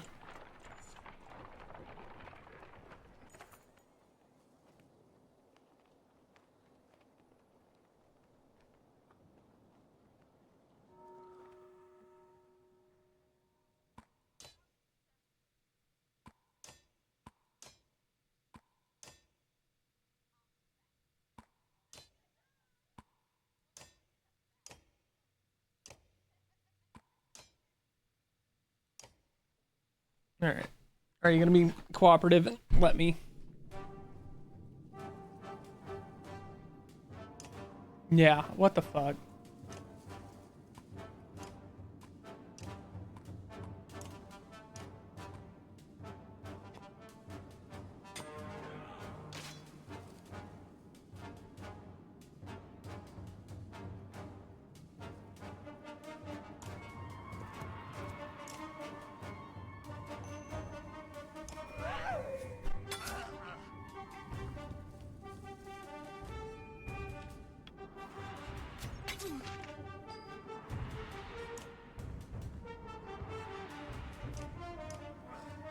Okay.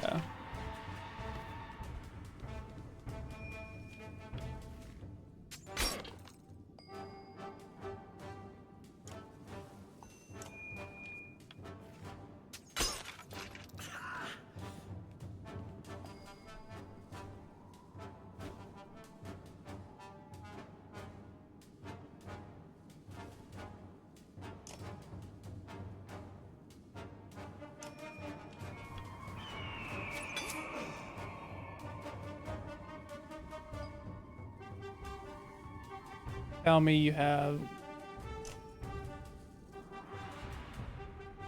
break damage target plus one.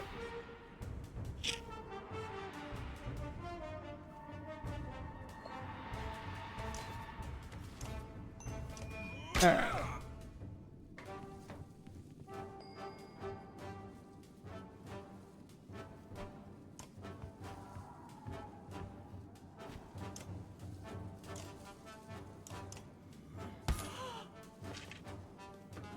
I'm gonna assume Nid's going down. Yeah, it's fucking unfortunate because I would like to fucking level her up and do something.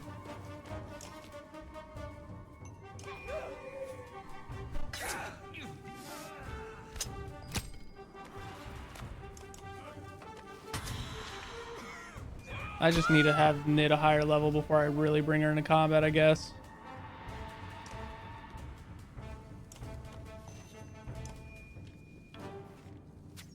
Oh well.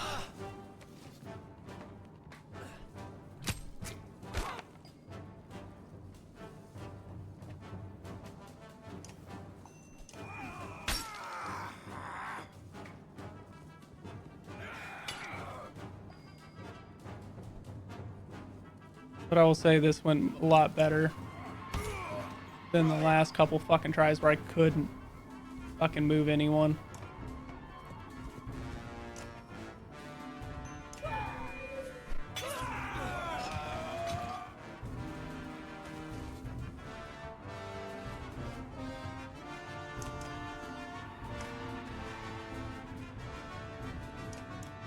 Alright. I guess until I get more fucking, whatchamacallit,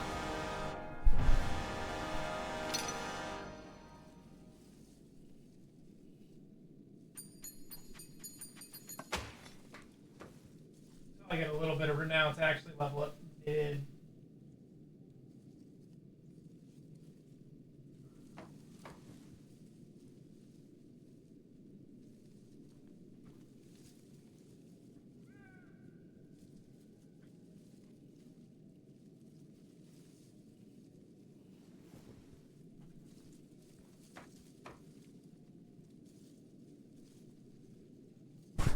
Alright. Alright. I wish things would cooperate and such, but apparently not today.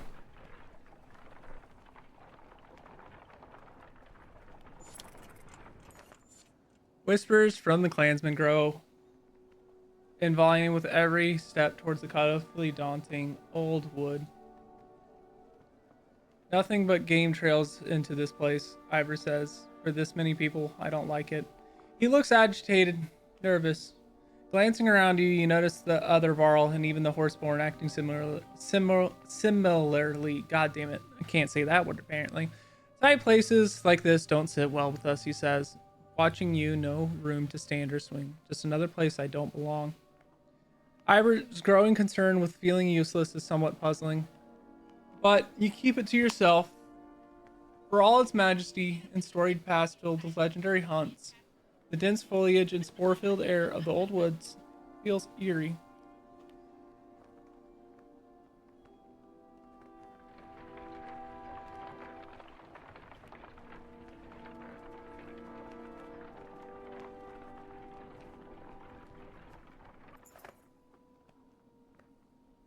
Okay. Game trail, one of the few gathered hunters says, looking at a beaten path of grass, no telling what we might find down it, but it'll fill our stomachs. Let the hunters hunt, make a wager of who brings back the biggest kill. Every one of the group starts smiling and tossing coins in a purse before heading down the trail. When it branches, 2 hunters sprint left and 3 think the center trail looks promising. You consider what to do.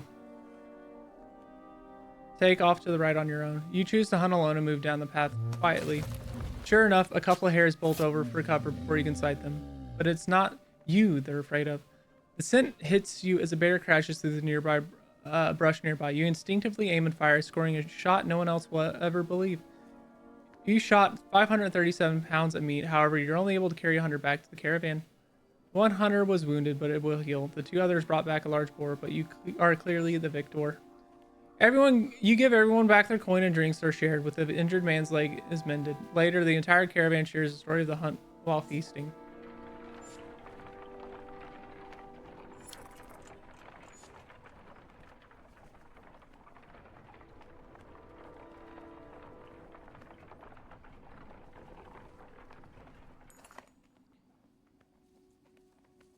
A scout runs up to you. There's a woman tied to a tree up ahead.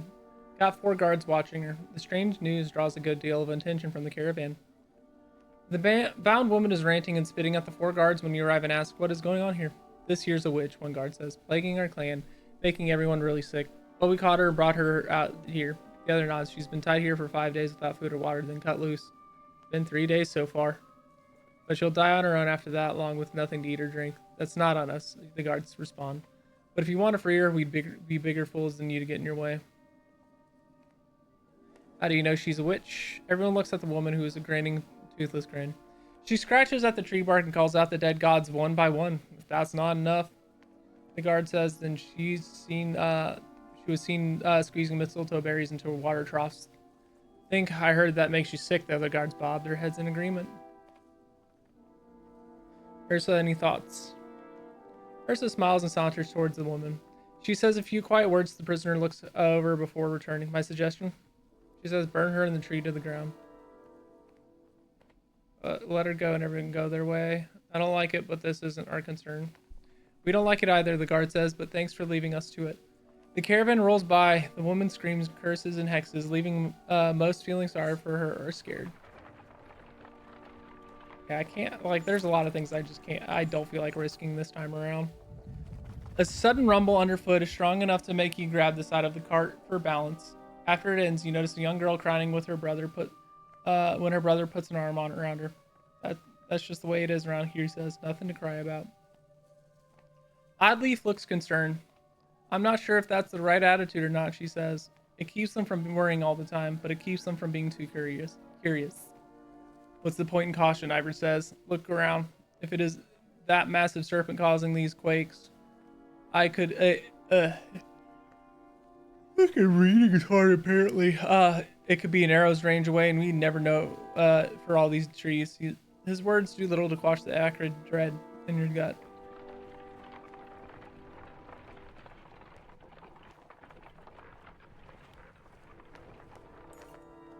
The faint smell of smoke goes unnoticed by many except you and a few others, including the horseborn. "It's coming from the south," Ivor says. Edinburgh, if the map was correct. "It'll take us some time to get there." Roek and Deirdre are unleashing strings of angry sounds and pointing hoof prints leading south through the woods. Clansmen watch them with concern. "Let's see if we can help." While she doesn't understand your words, your movement towards the village prompts Deirdre to move forward quickly. Only Roek is able to slow her down and keep her near the caravan. Your arrival through the smoke is unexpected by the hoof pillagers. Some unite to hold you off, while others, smeared in blue war paint, flee into the surrounding woods. Oh, I have to use all the fucking horse horn. That's not what I would like.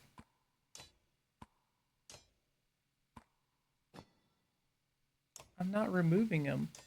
Changing the fucking order.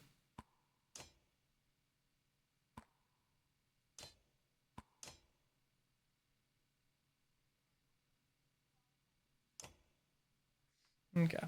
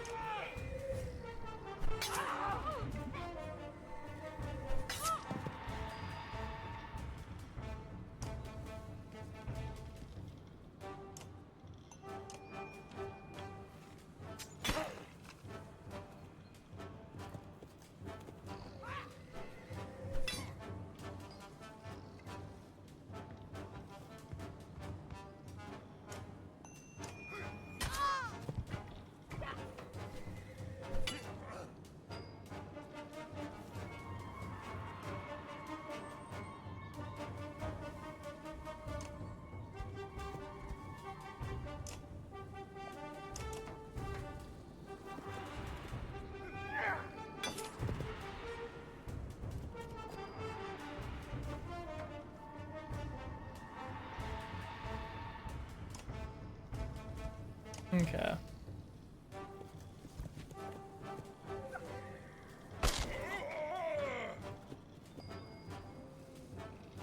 Love having my turn skip.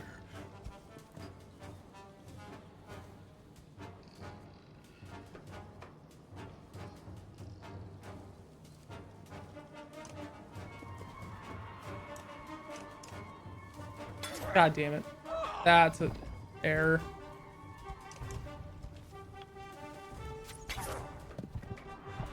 Fucking Ivor's about to go down, huh? Lovely.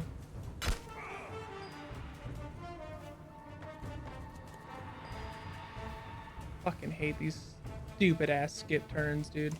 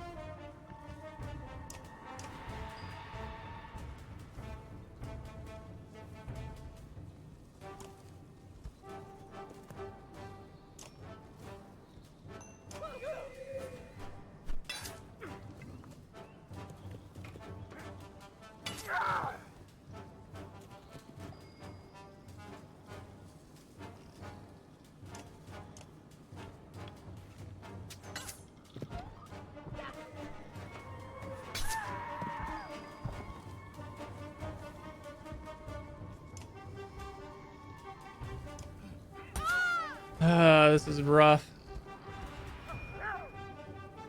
Probably just gonna accept my injuries on this one and go over resting at some point.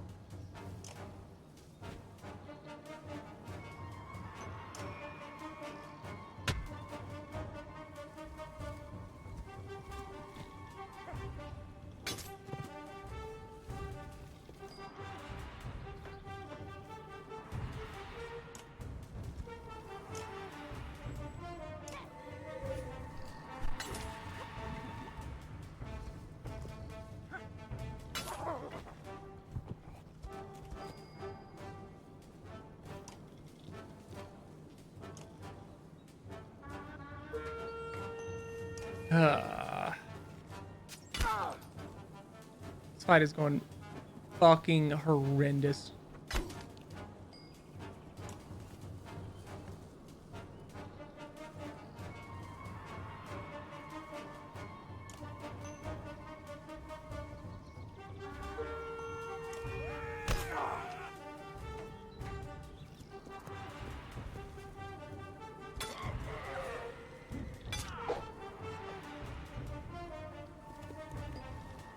I just don't get how they're able to do so much fucking damage when his armor was so almost fucking maxed out. That's what fucking annoys me.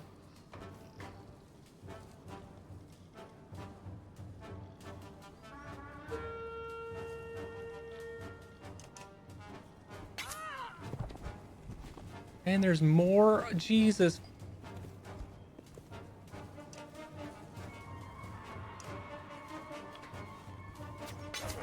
Boop. I might have to run this fucking back. Yeah, I gotta run this fight back. Too many fucking errors. Too many fucking errors, dude. Oh, that sucks. Bunch of dumb fucking mistakes. Ah. Fuck.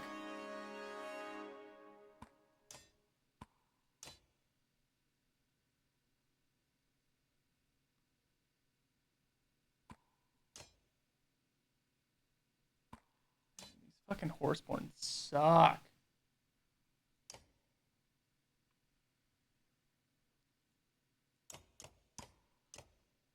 Horseborn spears our target and pins them to the ground, dealing damage and inhibiting movement.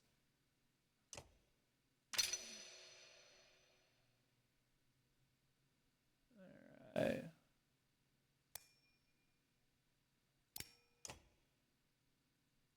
Okay.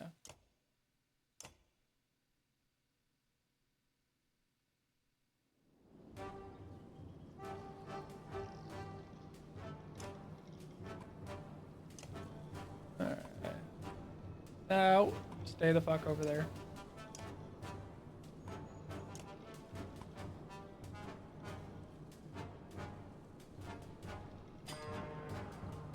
Fuck. The orders. God damn it. I fucked up the order.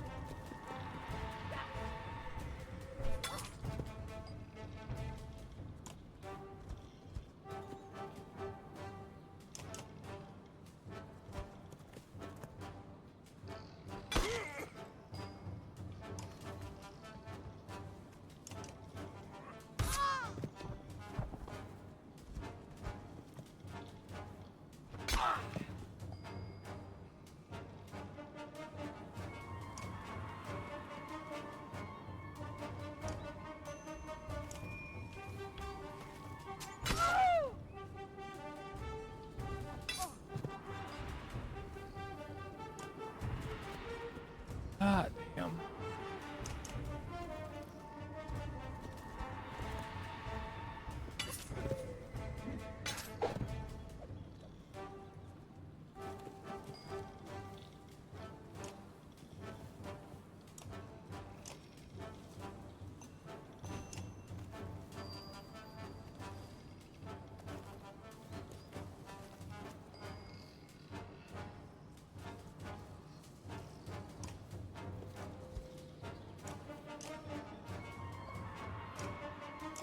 God damn it. I keep clicking the wrong ability.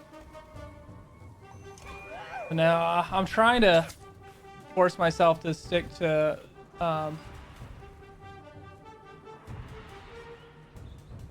this fucking difficulty and not drop it back to easy like I did in part 1. Oh, there's some rough ass moments.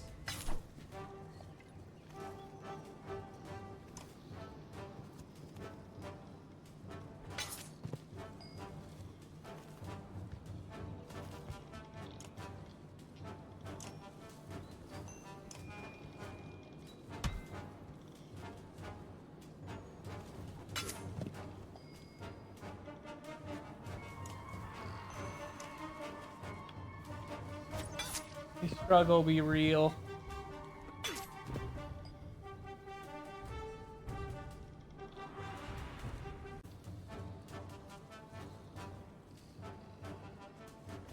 Oh, why is it being so shitty today, dude? I'm gonna have a fucking hell of a time stitching this fucking part together for YouTube. I'm gonna hate myself having to stitch this all together. Holy Jesus, fuck almighty.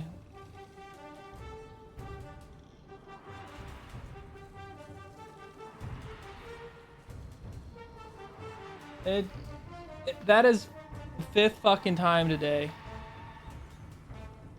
that it's gone and fucking died. Holy shit, fuck, dude. Why today? What the fuck is wrong with today?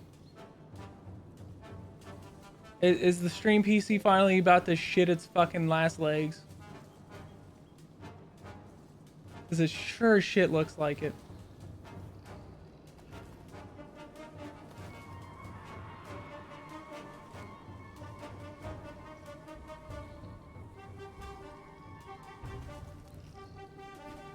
I'm trying to fix a couple things on the other fucking computer right now, and it's just being difficult.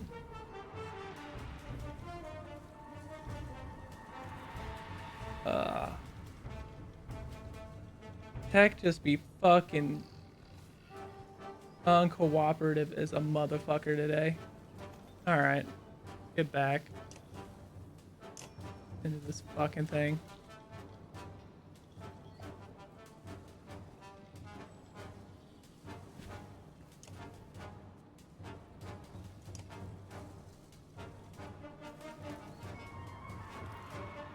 I'm just slightly annoyed now today.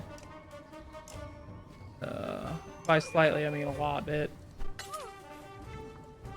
Like, oh, fucking Chrome on my other PC is not even fucking working.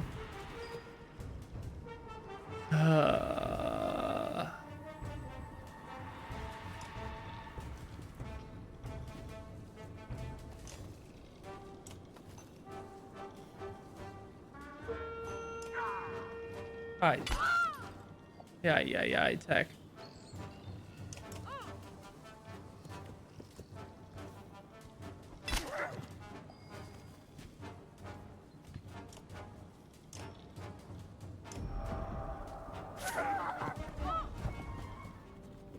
Alright, cool. That ends that.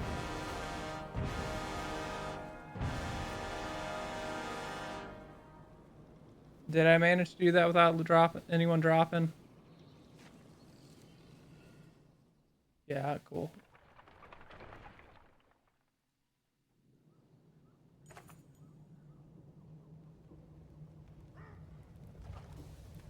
Alright. With the marauding horseborn defeated, the Varl and clansmen quickly doused the fires around the village. We can never repay you, the villager states, but we will spread word of what you did here today across the woods and hills. Thank you. The governor looks at you from a distance and nods once.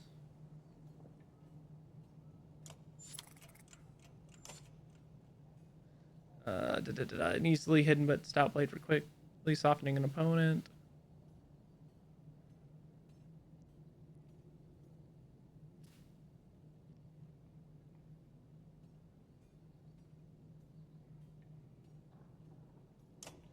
Alright.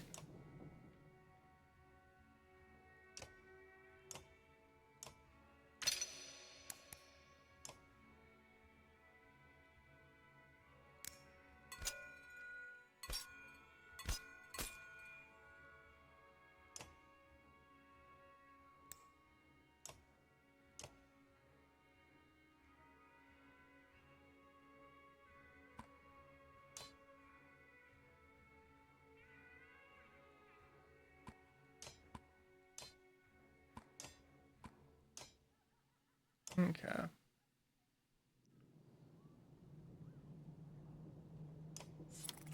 Oh, did not mean to click rest again. Ahoy, Jenna. How we doing today?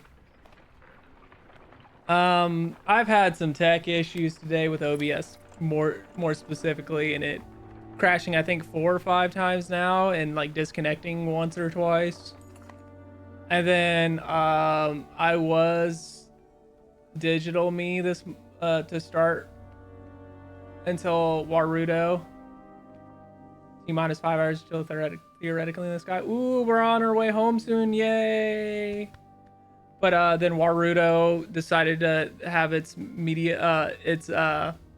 tracking part break. And so I decided to just go real face for the rest of this. And then, you know, fucking tech issues after tech issues. Like, it's been a day, but hi, howdy, happy to see you. Hope you have safe travels. Hope everything gets back on track soon.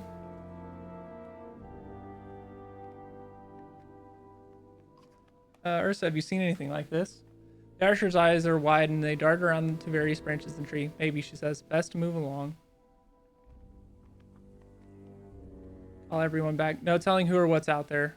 You say, let's stay together and keep moving. By the looks on their faces, you clearly dashed a few dreams, but the clansmen all return. So I think what's happening is my stream PC might be on its last fucking legs of existence. So I might be trying, I think, maybe not tomorrow morning, but sometime during the week next week, I'd get around to shifting everything back to a single PC setup for a minute and see if it stops being so shitty. and works without as many issues as I've been having with the stream PC until I can upgrade and fix it. But it is what it is. You duck under the more branches and suddenly find yourself in a clearing of the proper village. The few people you see tend to scatter as you approach, and only water and birds make any noise. Finally, a man approaches in a robe so badly torn it borders on embarrassing. His arms are covered in scratches which are freely bleeding.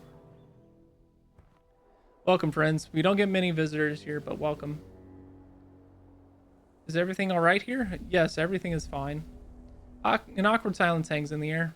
Fine, I'll say it. You look like you fought a bear and lost. Oh, do you normally insult those who offer you a place to rest? You didn't mean to be rude, but your clothes are torn and you're bleeding. Daily chores. The woods keep us busy and are unforgiving if you're not paying attention. So it was a beast. Rambles.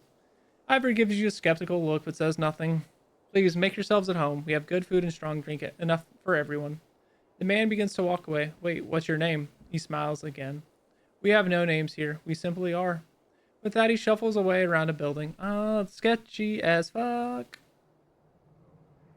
Sketchy, sketchy shit.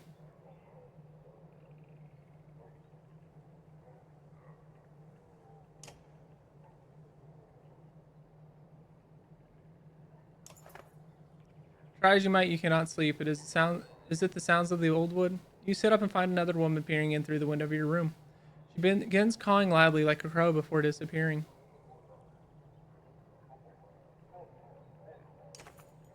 Falling in and out of sleep, you think you hear growls, perhaps metal on stone. When you finally pry your eyes open, an odd leaf is shaking you. We need to leave this place. The villagers are gone and some of our clansmen are dead.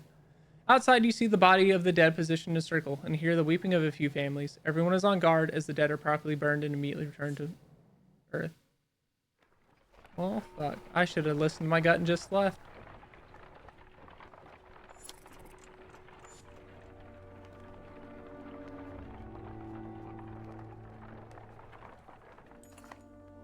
It's worse than Baldur Ring's flame, a frightened Varro shouts. The trail ahead of you smolders with a line of blue flames, like the ones you saw in the woods.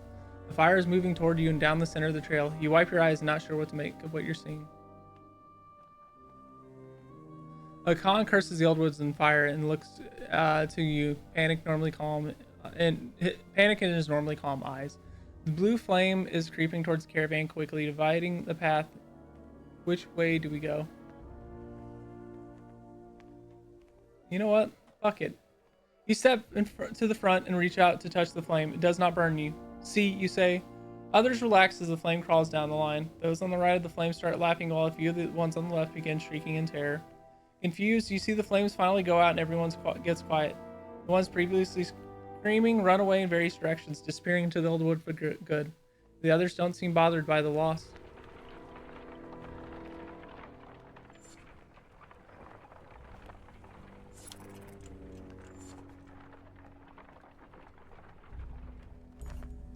The previous strange villages has everyone on edge. Frequent backwards glances to see if the caravan is being followed result in a lack of attention to what is ahead. A brief rustle of leaves and sounds of saplings cracking are only warnings before bears and the cragsmen masters attack. Fuck.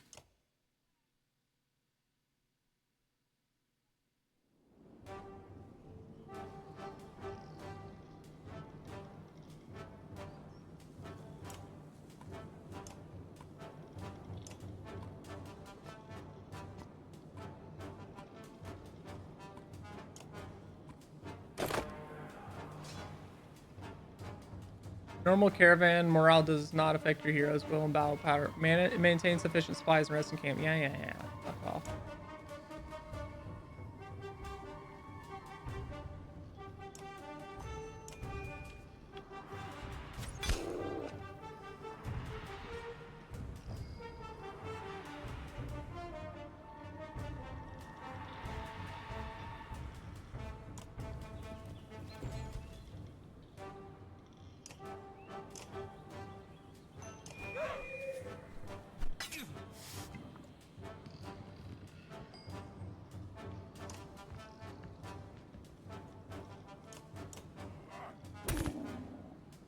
Oh, it absorbed it before. Oh, that's some bullshit.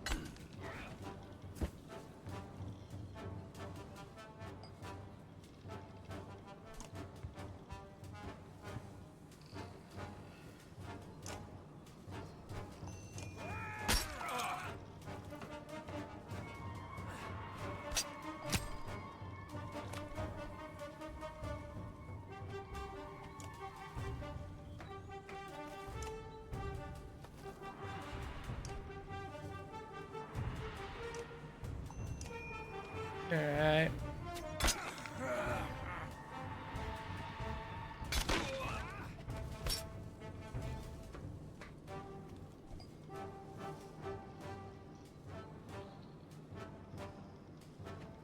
Okay.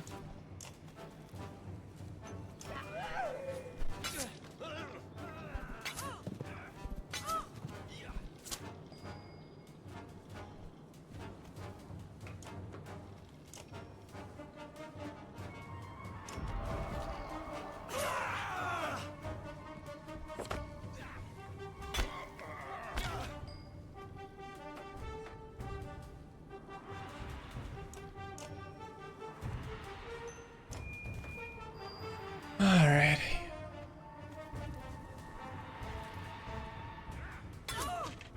Well, that's fucking rude and fucking cheatery. That feels cheaty.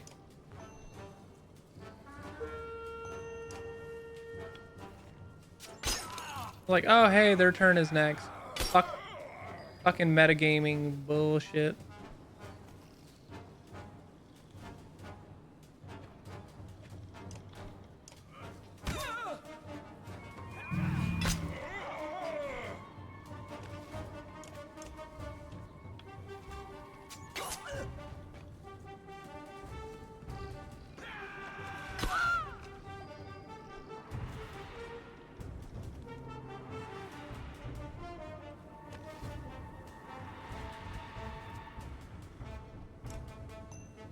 Okay.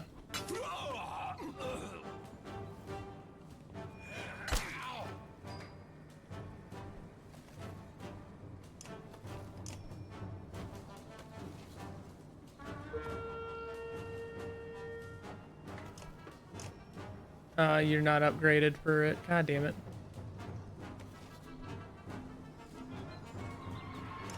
Alright.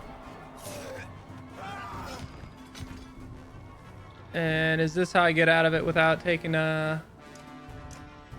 injuries? It might be. 1, 2, 3, 4, 5.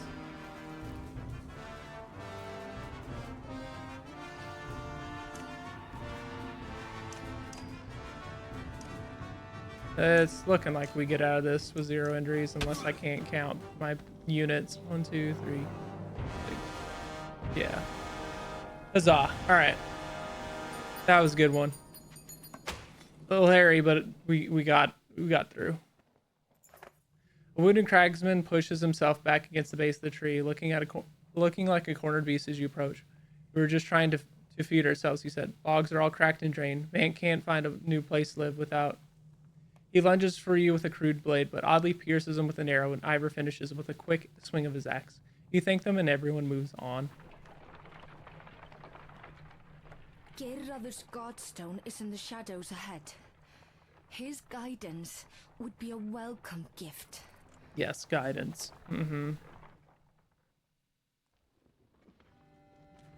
We love a good Godstone moment.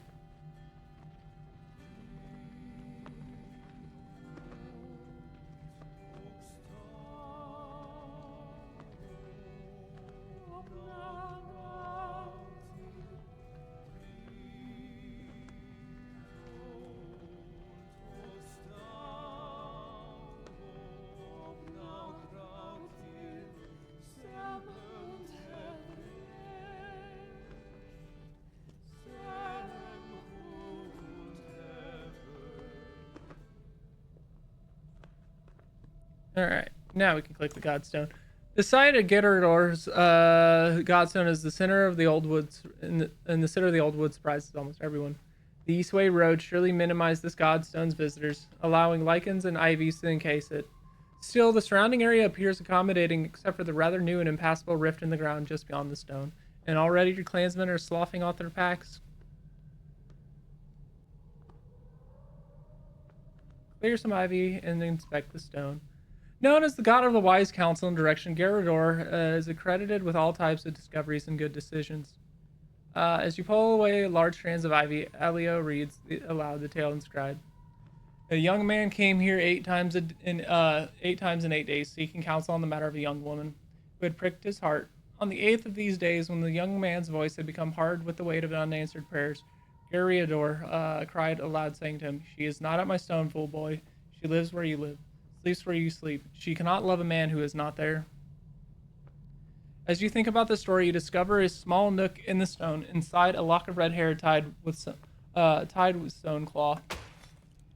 The clansmen go about their rituals with the godstone and are soon ready to move on, but up ahead, others have decided to make camp. You stifle a yawn, but look forward to some rest.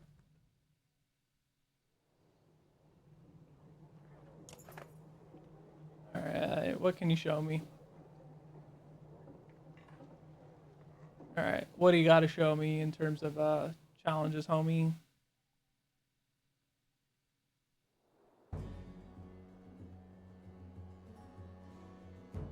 Use the Warhorn to recover willpower. Use Tail worth telling for 5 bonus damage. Do 10 or more strength damage in a single hit. Defeat all enemies.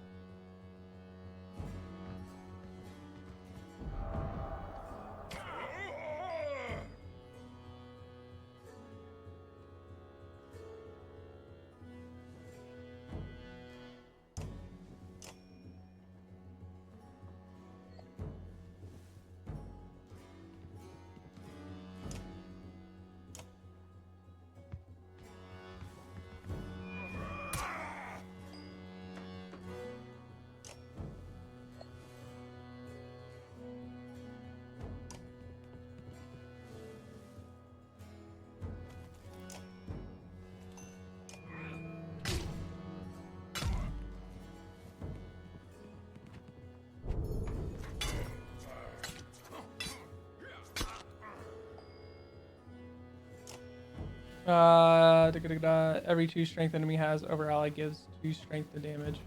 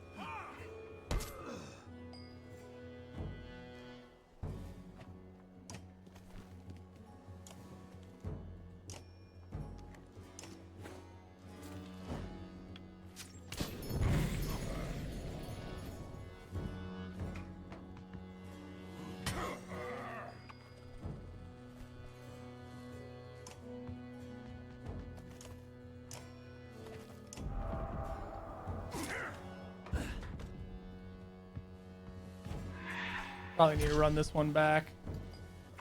Seems doable, it's just fuck.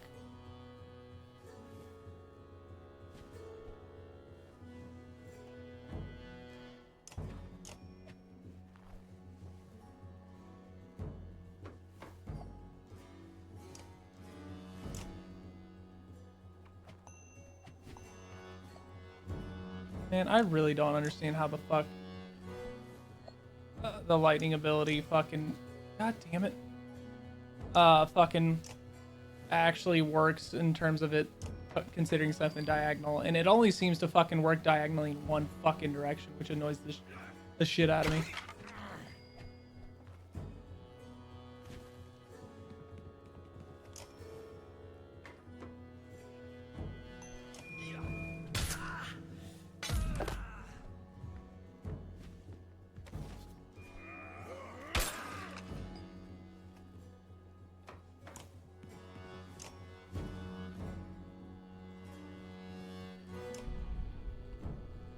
Áttu þinn eigin guð í orðstu.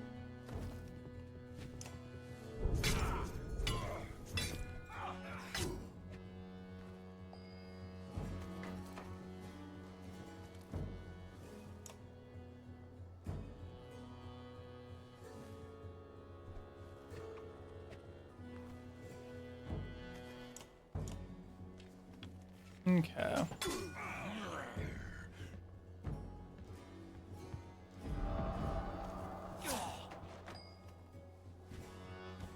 Yeah, let's I need to run this back and try again. I wish there was a quick retry button, because I think I can do it this time. But yeah, it's not an easy one with how many fucking things it wants me to do.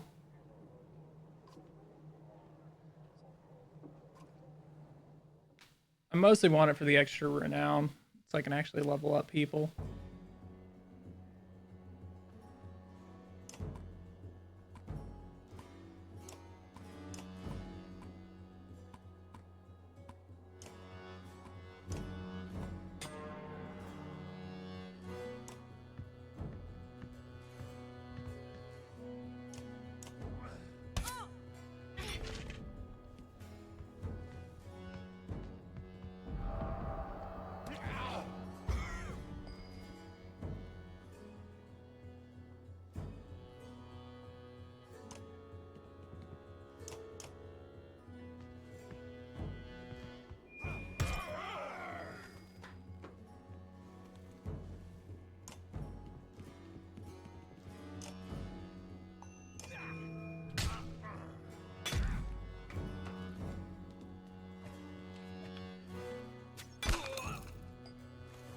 Alright, so every 2 strength enemy has over the ally gives +1. So I need a difference of fucking... Okay.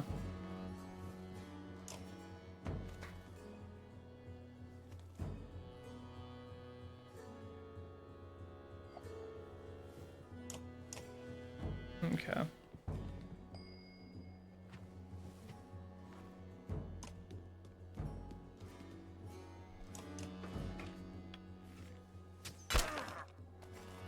Okay.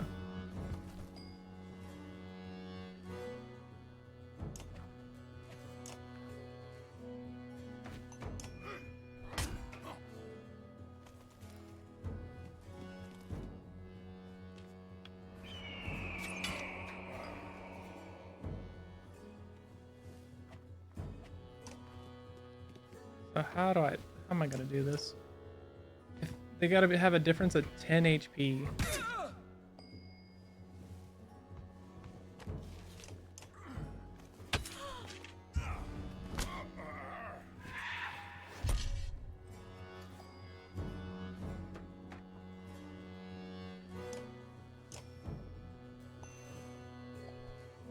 God damn it. Fucking trying to click shit is the worst part in this fucking interface.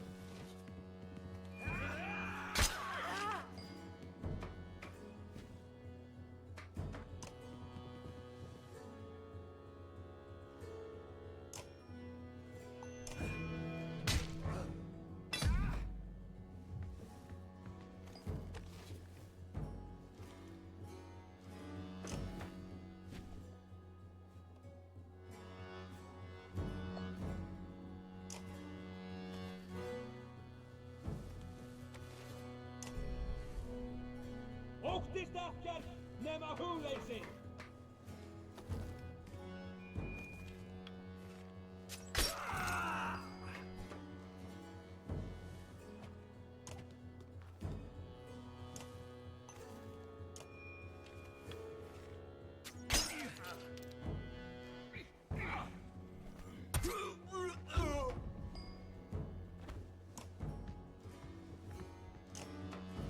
So my fucking issue ends up being is like, how the fuck am I gonna get someone low enough HP and close enough to actually fucking pull off making a fucking hit like that? Because I don't think I can. Yeah. Fuck. All right, one more try, and if I can't do it, we're just out. It's It's at least fucking 10 HP difference to make it fucking happen. And I'm like, how? Fucking how? I wish it would just give me more of a hint than just... It doesn't really give you a hint, I should say. And it fucking annoys me.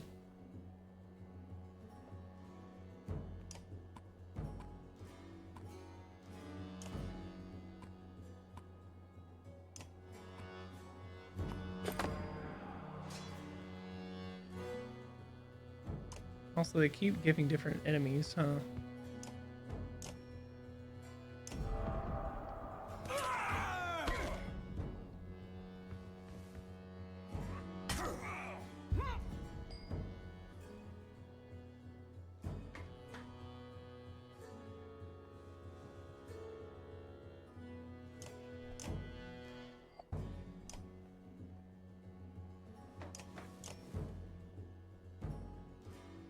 Yeah, I really... The fuck... That ability can eat my ass, dude, on how it works. Because it does make a fuck all amount of sense on this.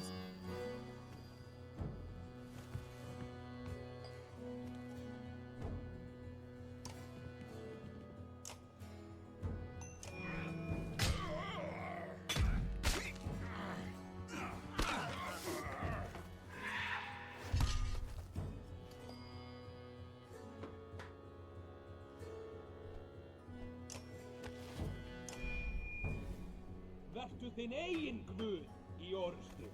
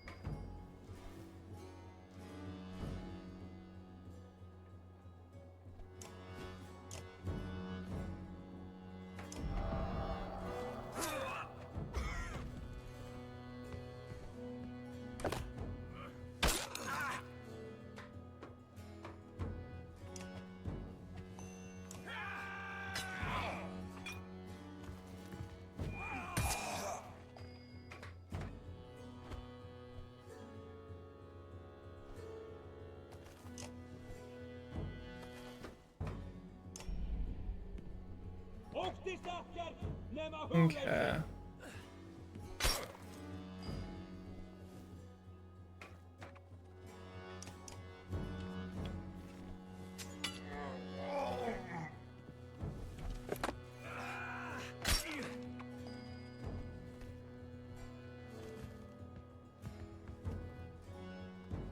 Alright.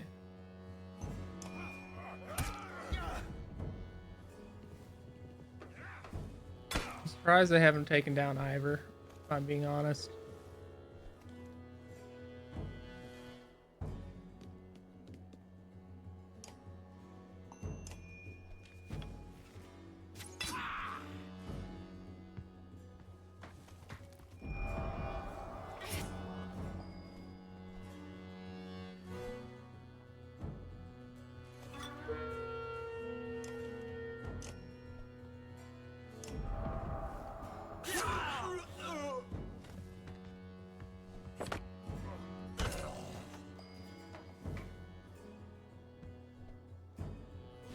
Alrighty.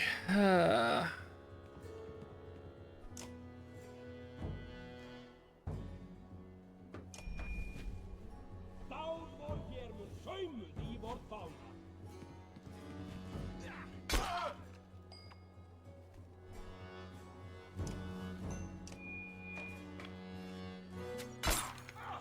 Okay, I think we can pull this off, but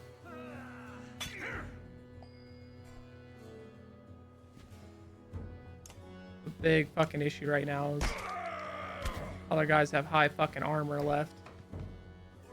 And all the guys have low fucking strength left.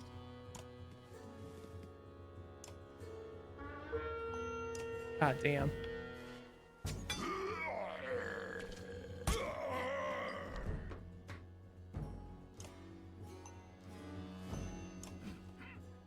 Are you shitting me though?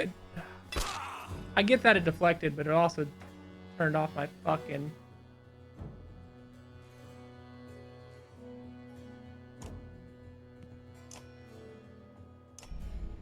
Ah, Down vor hér fucking mun duck, saumur dude. í vor fána.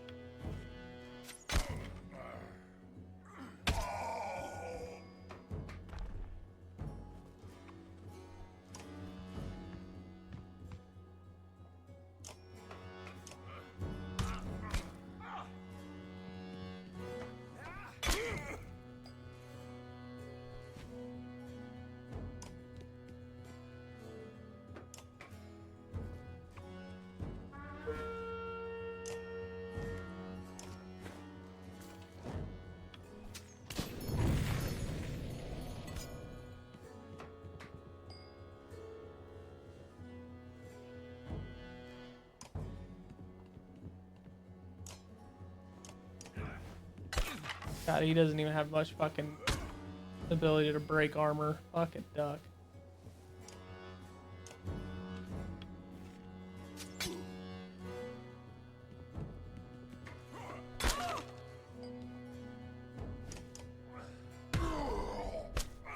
Óttist ekkert nema hugleysið.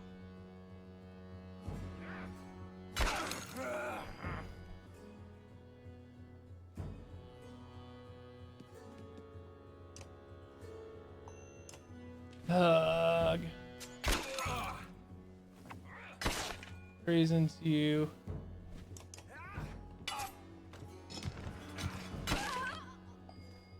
Work on taking down armor first in a fight. So you don't have to deal with fucking this later. Alright. Alright, got through the training. That took way more effort than it should have, but it did. But we got an achievement out of it in renown. So we'll take it.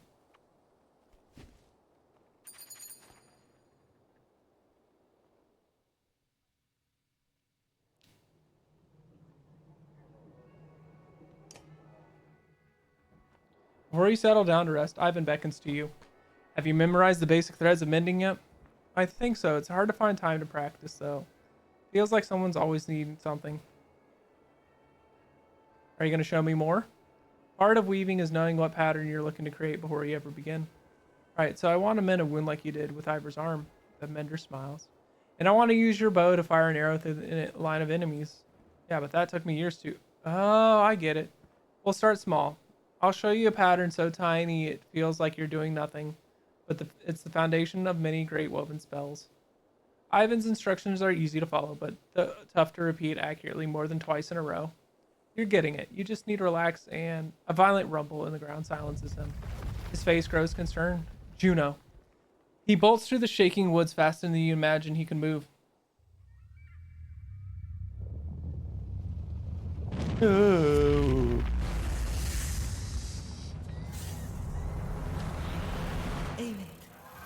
Run.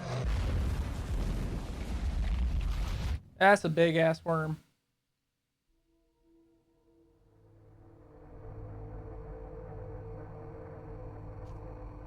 I've been here before, but not like this. Skiket Rasta. An ancient tongue. I know the language. How is it you remain alive while inside me? I'm no longer sure I can die. Troublesome.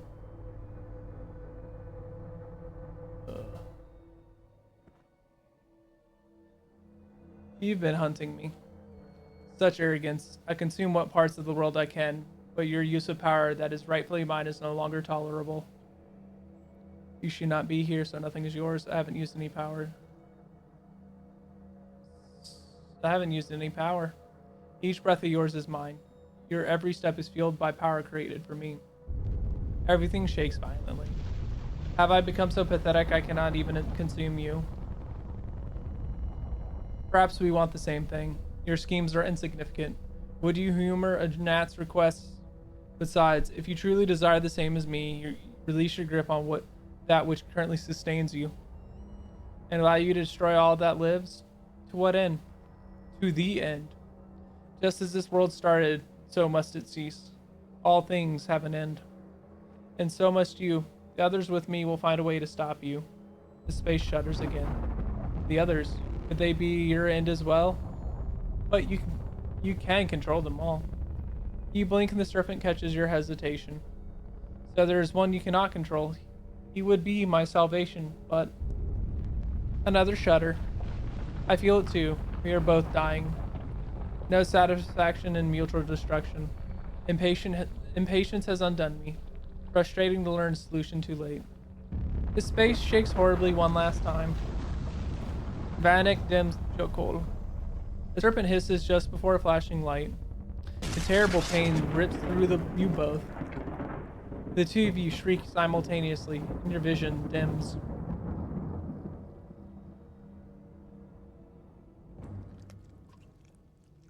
What happened? Hush, Juno, you're safe now. I'll keep you safe. Ivan, how did you do this? Save your questions. We should get away from here. Did Ivan kill the serpent?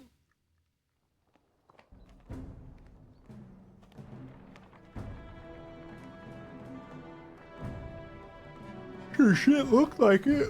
Or at least hurt him pretty bad.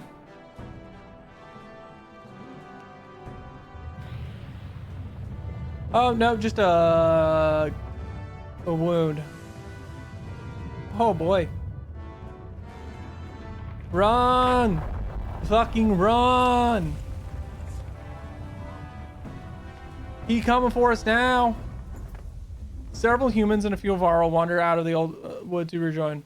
Almost all look dazed, moving by rote rather than purpose. Not much different than you and the scant few left of the caravan. Ivor pulls you aside. This is the weakest I've ever felt Alette. We've lost so many. I feel the same way. I couldn't do a damn thing to help. You have never seen the Varl like this. We are all scattered like roaches. I don't know if the ones missing are dead or just lost. I couldn't tell if we're chasing that serpent or trying to get away from it. The way Ivan threw lightning at it, I've never seen anything like that, and I've lived a long damn time. He must have wounded that thing 100 times before it stopped, then blasted open its side to save her. It was a pretty brave thing to do. He scared off as many clansmen as the serpent. Pretty brave. Brave? Stupid? I'm not sure. Here has a different opinion. None of them really matter because it happened. We move on like we always do. You both look towards Juno and Ivan. With the little I've learned about spell weaving, I don't think he's an ordinary mender. And a Valka being swallowed by a serpent and cut out with lightning sounds like one of Aleo's tales. How did she live through that? I don't know how any of us. He looks around. I guess not many of us did live through it. The silence that follows becomes an unavoidable presence.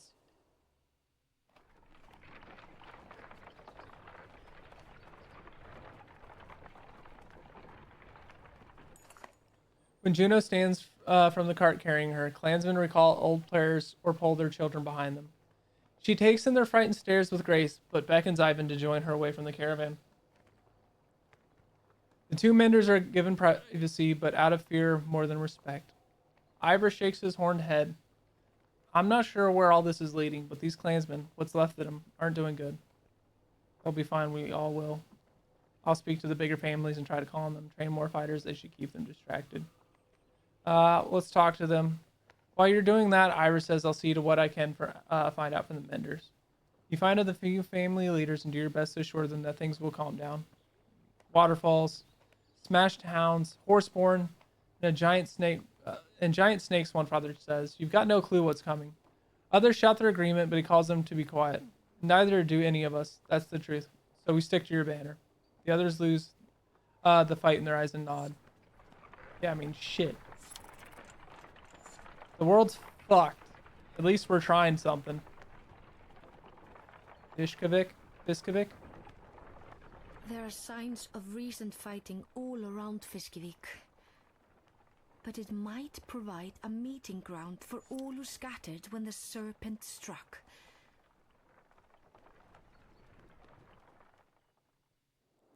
Days have passed since Ivan pulled Juno from the serpent. Though the Menders are mostly back to their normal selves, the clansmen continue to keep their distance. I'm worried about all the people we're missing. Scattering like that in the old wood, I feel guilty. You can't prepare for a giant snake busting up your camp. But these people depend on me. I gave them my oath we would get to Arboring. Then keep going. From the moment you left Skoger, you knew everyone wouldn't make it. But the rest of you can. Besides, what else can you do? You'll stay alive, and as long as you do, these people are going to follow you. You keep saying you instead of we. Are you trying to tell me something? The giant Varl sighs. Juno and Ivan, they want me to join them. What? Join them where? They haven't filled me in on most of the plans, but they said I'm needed and that we're leaving the caravan. Leaving? All three of you? All three of us. Why would you do this to me? Why now? Look at what's left of the caravan. I've seen who is left. A bunch of humans and Varl who depend on you and Hakan, not me. But I never would have made it this far without you. And I've done my job. This isn't easy, but don't make it harder than it has to be. Before you can respond, Juno and Ivan arrive. Their hollow appearance catches you off guard. Ivor told you of our plans, what he could. What's this all about? We are no longer good for the caravan. Our presence not only scares the clansmen, but it puts them in real danger. Beyond that, the serpent's attacks have clarified our need to move quickly, something we cannot do with all of you. This caravan needs the three of you. I need you to help get these people to Arboring. That's not entirely true. We've been working on something Juno learned about Gariador's Godstone. That's right, lend me your map. Confused, you hand your map to the Volca. She and Ivan hold it at its corners while tracing patterns with spear and staff. The map glows faintly, and loose threads from her cloak and his tunic snake through the aged material. The image pulses. It looks alive.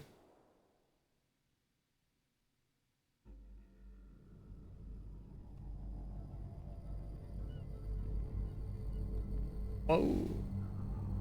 Oh, is that the darkness that's absolutely wrecking shit? Because, we were in Grofheim in the last game. Holy fuck. That don't look good.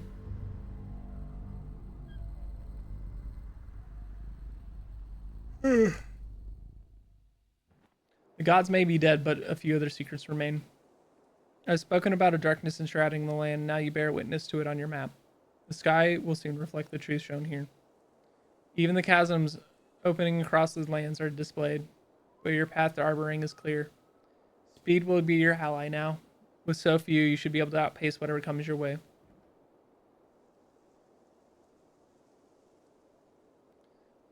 There are so few. I still don't understand why you need Ivor. A one-armed Varl brings good luck. You shake your head but refuse to look at the Varl. Ivor's strength and resolve will be necessary for us in the days ahead. It's the same resolve you use daily, and you will have Hakan and the remaining Varl with you for strength. Nod your understanding. We realize this isn't easy for you, but it's not easy for anyone now. Still, you couldn't have made it seem a little harder to say goodbye. The giant Varl gives you a fake frown. You and the rest of the caravan are needed in Arboring. What will assault you there will require every bit of your wits and strength to survive. And even then, you will perish if we do not succeed. How will I know if you succeed? You'll know because you'll still be alive. You must get to the capital. You must stay alive. No matter what occurs, hold out as long as you can. Hold on until the darkness breaks. Silence follows her words. You keep saying darkness, but what is it? What can I expect in Arboring? I wish I could promise you nothing but safety, but Arboring will be a refuge for so many. Clans will vie for power, the way they always do, even in the face of destruction. Remember, you are Sunderslayer. Your reputation will help you a great deal. That doesn't really put me at ease. Just use what you've learned on this journey and keep the others alive. Prepare to leave. I should get the clan ready to head up the coast in West Arboring. If you were anyone else, I'd stick around to help, but there's no one alive better suited to take care of these folk. You look at the giant Varl who's been with you through so much. Till we see each other again then? In some form or another, I imagine. The two of you smile. Before I go, I think it's time that you became a Let again. Your hood might still serve Unify, but otherwise, pull it down. These people deserve to look their leader in the eye. Thank you, Ivor. You're probably right. Alette, I'm so proud of you. There are hidden patterns on your bow which will only become clear with practice. Take care. You as well, Ivan. Ivor and Ivan find a small fishing skiff. The once clear waters of the Fiska Bay is turning green and foul as the Varl hauls the vessel toward the receding tide. I'm sorry for the hardship that has become your life. Though it probably means little to hear from me, you've done great work in making it this far. Continue to push hard for the capital. With luck, my force will face and defeat the darkness before it reaches you. I hope our efforts will not be in vain. Then I hope luck is with you as well. Take care of Ivor. The Volca gives you a small smile before following the other two. You turn to the caravan. Everyone on your feet. We're pushing to Arboring.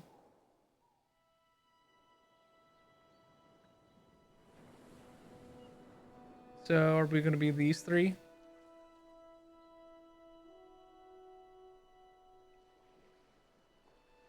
Are we changing parties to the group, the trio leaving us?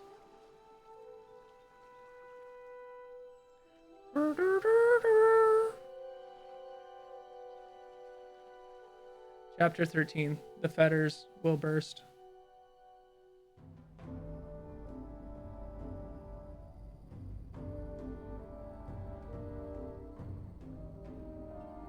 Are we back to Bulwark?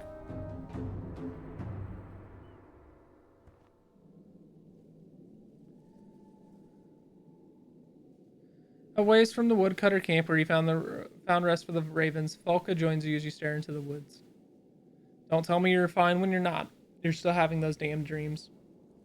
You growl, feeling less like talking than ever, but knowing the shield maiden won't drop it. Keep seeing Dredge in different ways. We're eating together when they're gone. Once I was teaching them to fight and they respected me. It's not me, but it feels like me. Volka watches you, listening closely. In the dreams I feel old, ancient, strong, but then the dredge disappear and I feel... what? Sad, like an emptiness. Loneliness? Well, I happen to know all about loneliness among company. When you don't laugh, she just shrugs it off. It's just strange that you're feeling kinship towards Dread. Have you tried talking to that stone singer we picked up? That would get the Fane Volca that would just get the Fane Volca involved. Zephyr will get involved regardless. If the map's right, we'll hit Old Fort and be at the Volca Tower in Manahar soon. Should have plenty to say there, and besides, who knows anything about that? The darkness about swallowing us. Let's just finish the good job of getting Manahar. You're right, I'll talk to her about the dreams. Juno or whoever mentioned a darkness coming. Good, you're losing sleep and that puts us all in danger. You hold up your hand, sensing something amiss. Volka, and you both scan the trees there. You point to an archer loosing an arrow and dodge it, roaring a battle cry. Interesting, we're getting attacked.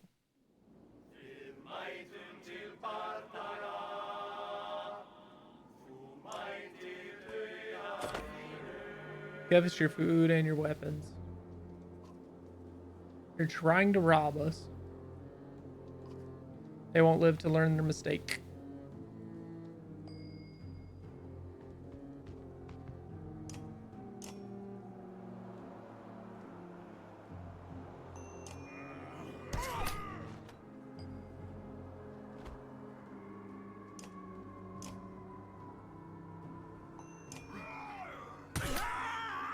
Are you shitting me? God damn it.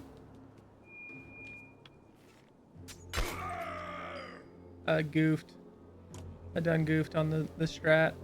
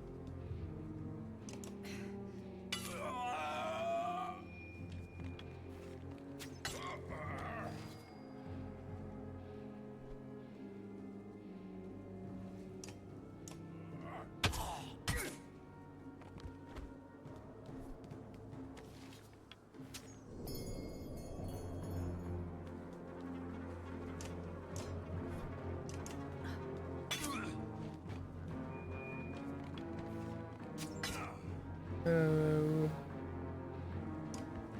Pee pee poo poo.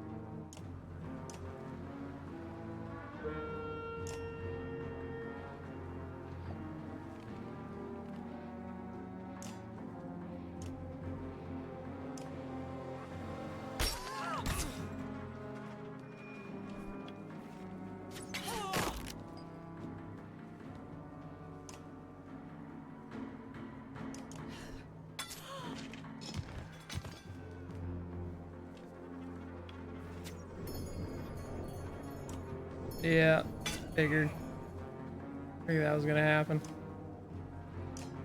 Alright. We should be good. Got him. Fucked up a couple turns, but we got through it just alright. One of the attackers is trying to hold there's a wound across the stomach. He whimpers as you approach. Who sent you, you growl. We escaped. They left for Arboring. Left us in Gowler. Prisoners, no food. We were starving. You end his life quickly before returning to camp with Volka.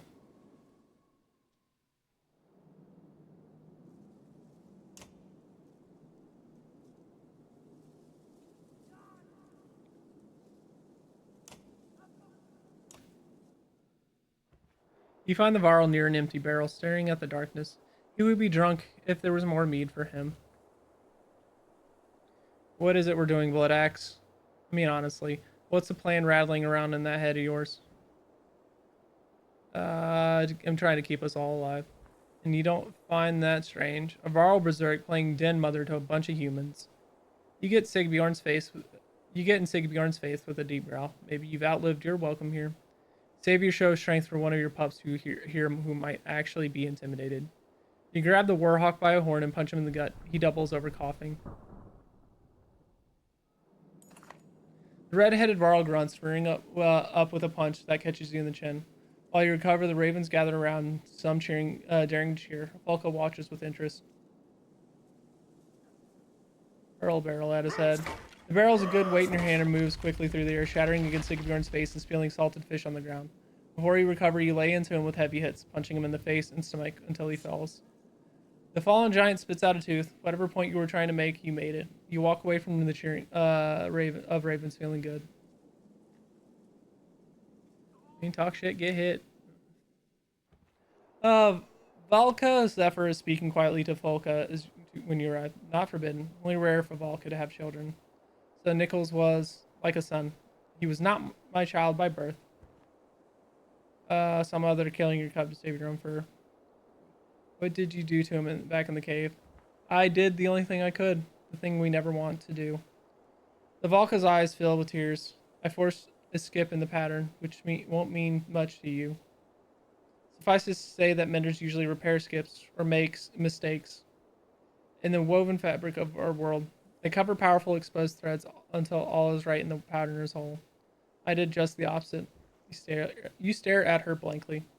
By skipping Nichols, I exposed a thread and used that power to end Eyeless's attack, and that cost Nichols his life.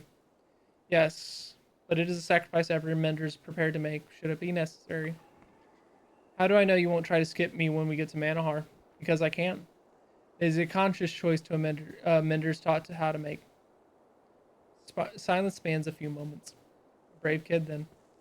The ravens will remember him in a battle chant. I'm sure he would have liked that. Was there anything else you wanted to discuss? Any idea why Galar would abandon its prisoners?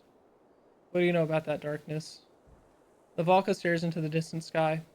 Truly nothing. It feels wrapped in all the trappings of a power abused. Enough mistakes to ruin the entire weave. Your anger suddenly rises. More Valka secrets. No, not my part. Not on my part, but others perhaps. Luckily, we're headed toward the one place with answers. Alright, let's get moving. Agreed, we need to get this cart to Manahar soon, and we're not far away.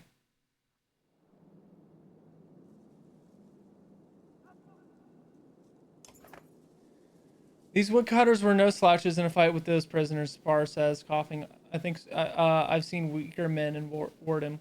I think this group realizes their idea of staying here is a pretty bad one. You want me to agree with them?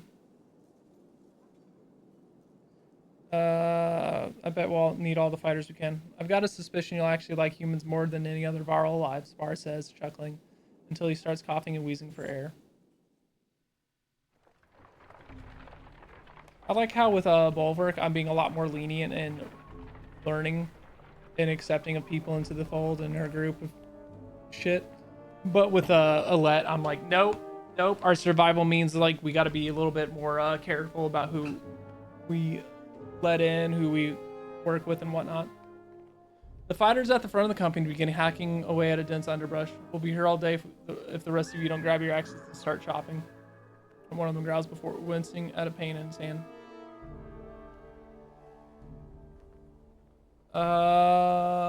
Forget, fuck. Fuck it, hack away. You berate and threaten anyone not chopping through the dense foliage. The fibrous veins and sticky leaves soon fill the air. Everyone is covered in plant matter. Everyone but Ollie, who is standing at a distance throwing axes at vines ineffectively. Folka cries of agony and an uncommon. Folka's cries of agony is uncommon enough to draw your attention. Others start cringing and yelping to knock it off, raw, before you finish it. A burning, stinging pain steers through your eyes, arms, and nose. I think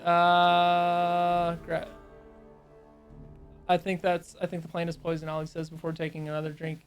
He feels around in his pouch and holds out some brown wet leaves here.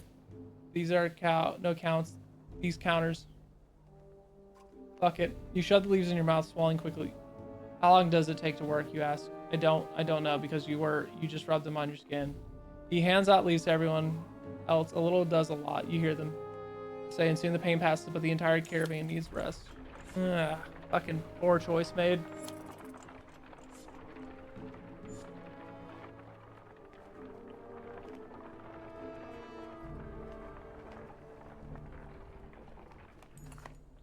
Several ravens report a large hole in the ground nearby.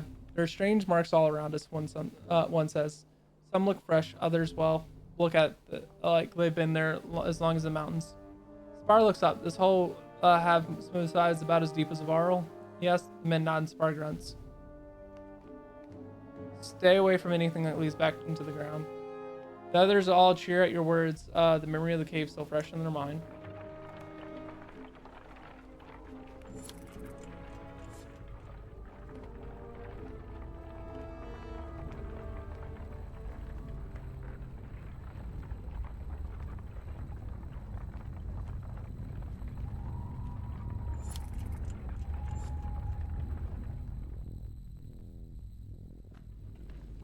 Wub, wub, wub. I always respected Big Ladder the Builder, but if he made those caves we went through, well, I'd have killed him myself. Would you now, Bulwark? Interesting looking little godstone. You knaves, watch your step around these cairns, Spar says, hacking. Many a foolish pilgrim have given their life at the base of this frozen cliff, and don't try working one of the suns for you either, or you'll bring the whole damn thing down on us. He glares at Ollie, who pulls his hand away from his stone quickly. The pieces of Viglier's godstone put together without mortar or daub represent the mastery of the god's own skill. In life, he traveled the land, laying the world's cavernous foundations and raising mountains. He was ever regarded by the other gods with a wary respect. For one who knows how to put things together will also know how to take them apart. The sound of snickering draws your attention. You see some kids grabbing stones from the other cairns to build new ones of their own. Knock theirs over and run after them. A swift kick of their stones goes flying. The kids squeal and run, one slipping and almost falling over the cliff. Not bad, Spar says. Not Biglier's first lesson, but breaking things down was definitely something this god knew well. Look. The old man points to a trinket the kids must have left under the pile of stones. An uneasy feeling washes over you, and you scan the ravens, clansmen, and Bellower's cart for any threat. Blood Axe, Bart says in a tone stripped of all humor. My eyes are too old to trust what I'm seeing down there. You follow his gaze and growl. On the distant fields below is a massive dredge too numerous to count. Waves of them are pouring over the hills. If they don't move like any attacking force, there's a banner among them, Volka says near you. But I can't make out the crest. You wave off her comment and roar a move. Command. Move.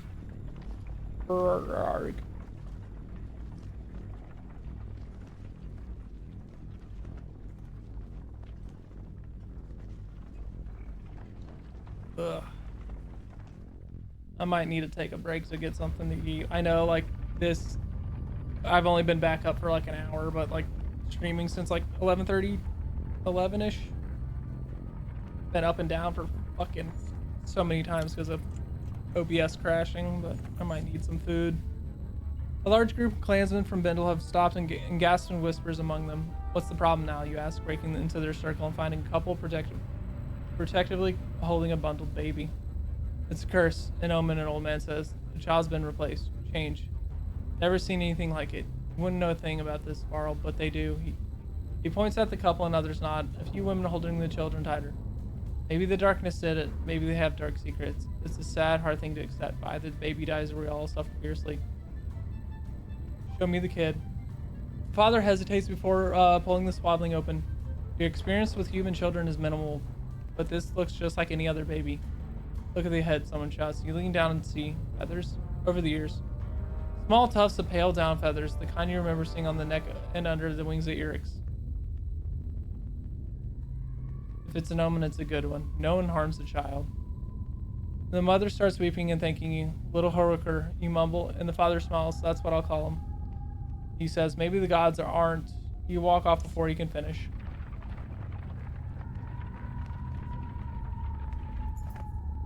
The company comes up upon a small village. The people still hard at work with only an occasional glance skyward to the approaching darkness. Volka sees a man chopping wood as she learned to do a lifetime ago. These people don't know what's coming. They'll figure it out soon enough, you say, and turn to the rest of the caravan. We get what we need from this place and rest if necessary. The next few days will be the hardest and the last stone you'll ever see. Volka gives you a look and you snort. As you instruct a man to check the cart wheels and yoke straps, you hear someone say, hello again. You turn quickly and see the man ditch. Quietly as always, but wisely out of your immediate axe reach. What do you want, you ask? Well, just as I was scattering around this place, Ditch says, I went up on a hill to watch the dredge. The banner we saw? It's from Einertoft. Einertoft, you grimace. The town's name floods your mind with images. A giant bridge. Hundreds of Arl. Ivor in your way, your Erringer focused just beyond him. Einertoft was sacked, the old war leader, Krumer says. You better be as sure as that crap stinks about what you saw, human. Ditch nods quietly. And I'm going after them, Krumer says. It's not a request. I will make this decision after I take a small break to get something to eat, and I'm going to leave you on the BRB screen. Hopefully it doesn't take long. I do have some leftover rice that I'm going to make some egg fried rice with, but I appreciate y'all hanging with me, dealing with my tech issues. Stream going up and down, up and down, and up and down. But hey, we trying and persistent. But I appreciate you, and we'll be back shortly. All right, so story time. I want to summon Pazuzu. All right, I want him in me. Ooh. Okay, I said that out loud, didn't I? All right, that's gonna be taken out of context. Oh, thank God! I'm gonna say this on stream and probably regret it. Ara ara. You didn't hear that. We're just ignoring that noise I made, okay? I may have run off immediately. Whoops, I didn't Otacon. I did not punch your sister. Hey, I think her neck's broke, guys. Is that you, Dominic? Yes. Ah, I'm disappointed in myself. I believe in you, senpai. We're trying to Mario, not help him. I'm glad I said that on the internet where everyone can clip it. I just want to shove someone's face into this scanner. God, that sounded so rude. I mean, because you got to have them jiggle physics. Jesus Christ. Well, that's unfortunate. Yeah! Oh, no. Let it in! I am dirty. Please! God! Please go around to bed again. No! Please. Oh, words. Words are hard. All right, so story time. I want to summon Pazuzu. All right, I want him in me. Ooh. Okay, I said that out loud, didn't I? All right, that's gonna be taken out of context. Oh, thank God! I'm gonna say this on stream and probably regret it. Ara ara. You didn't hear that.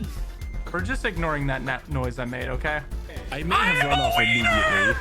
Whoops, I didn't Otacon. I did not punch your sister. Hey, I think her neck's broke, guys. Hey, you dominated? Yes.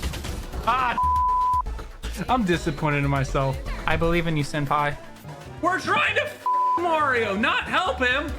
I'm glad I said that on the internet where everyone can clip it.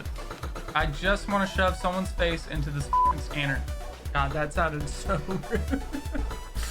I mean, because you got to have them jiggle physics. Jiggle physics. Jesus Christ. Well, that's unfortunate. Yeah! Oh, no. Let it in! I am dirty. Please! God! Please go around to bed again. No! Please. Oh, words. Words are hard. All right, so story time. I want to summon Pazuzu. All right, I want him in me. Ooh. Okay, I said that out loud, didn't I? All right, that's gonna be taken out of context. Oh, thank God! I'm gonna say this on stream and probably regret it. Ara ara. You didn't hear that. We're just ignoring that noise I made, okay? I may have run off immediately. Whoops, I didn't Otacon. I did not punch your sister. Hey, I think her neck's broke, guys. Hey, you dominated? Yes. Ah, I'm disappointed in myself. I believe in you, senpai. We're trying to Mario, not help him. I'm glad I said that on the internet where everyone can clip it. I just want to shove someone's face into this scanner. God, that sounded so rude. I mean, because you got to have them jiggle physics. Jiggle physics. Jesus Christ. Well, that's unfortunate. Yeah! Oh, no. Let it in! I am dirty. Please! God! Please go around to bed again. No! Please. Oh, words. Words are hard. All right, so story time. I want to summon Pazuzu. All right, I want him in me. Ooh. Okay, I said that out loud, didn't I? All right, that's gonna be taken out of context. Oh, thank God! I'm gonna say this on stream and probably regret it. Ara ara. You didn't hear that. We're just ignoring that noise I made, okay? I may have run off immediately. Whoops, I didn't Otacon. I did not punch your sister. Hey, I think her neck's broke, guys. Hey, you dominated? Yes. Ah, I'm disappointed in myself. I believe in you, senpai. We're trying to Mario, not help him. I'm glad I said that on the internet where everyone can clip it. I just want to shove someone's face into this scanner. God, that sounded so rude. I mean, because you got to have them jiggle physics. Jiggle physics. Jesus Christ. Well, that's unfortunate.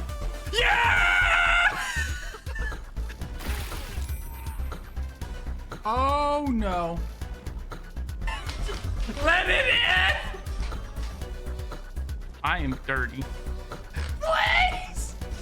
God! Please go around to bed again. No! Please. Oh, words. Words are hard. All right, so story time. I want to summon Pazuzu. All right, I want him in me. Ooh. Okay, I said that out loud, didn't I? All right, that's gonna be taken out of context. Thank God! I'm gonna say this on stream and probably regret it. Ara ara. You didn't hear that. We're just ignoring that noise I made, okay? I may have run off immediately. Whoops, I didn't Otacon, I did not punch your sister. Hey, I think her neck's broke, guys. Hey, you dominated? Yes. Ah, I'm disappointed in myself. I believe in you, senpai. We're trying to Mario, not help him. I'm glad I said that on the internet where everyone can clip it. I just want to shove someone's face into this scanner. God, that sounded so rude. I mean, because you got to have them jiggle physics. Jesus Christ. Well, that's unfortunate. Yeah! Oh, no. Let it in! I am dirty. Please! God! Please go around to bed again. No! Please? Oh, words. Words are hard. All right, so story time. I want to summon Pazuzu. All right, I want him in me. Ooh. Okay, I said that out loud, didn't I? All right, that's gonna be taken out of context. Thank God! I'm gonna say this on stream and probably regret it. Ara ara. You didn't hear that. We're just ignoring that noise I made, okay? I may have run off immediately. Whoops, I didn't Otacon, I did not punch your sister. Hey, I think her neck's broke, guys. Hey, you dominated? Yes.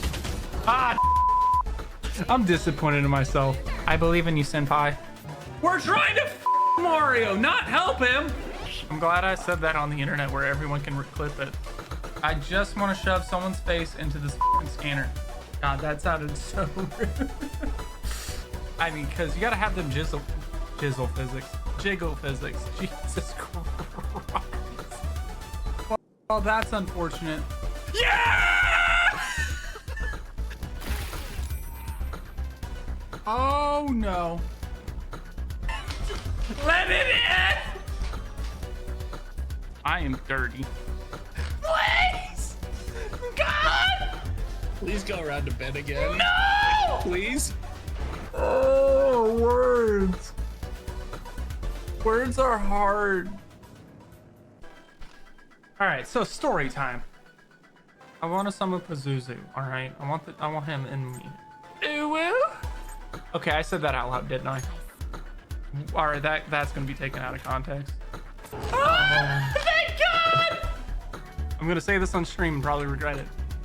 Ara ara. You didn't hear that. We're just ignoring that noise I made, okay? I may have run off immediately. Whoops, I didn't Otacon, I did not punch your sister. Hey, I think her neck's broke, guys.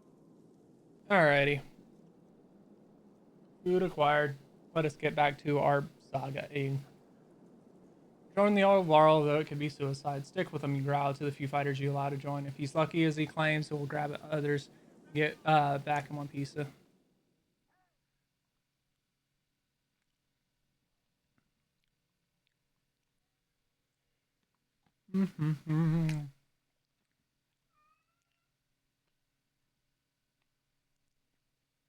Okay.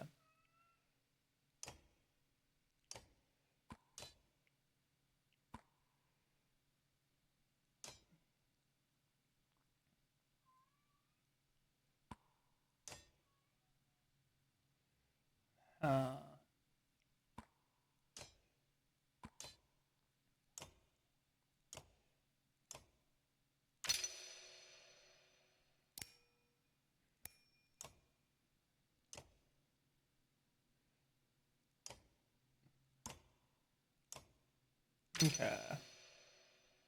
What else?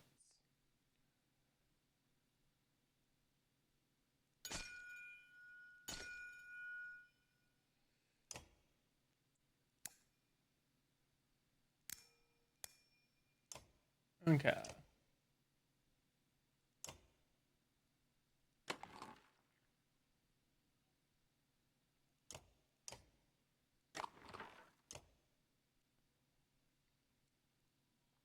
Okay. Let's hit it up. See if we can beat some ass.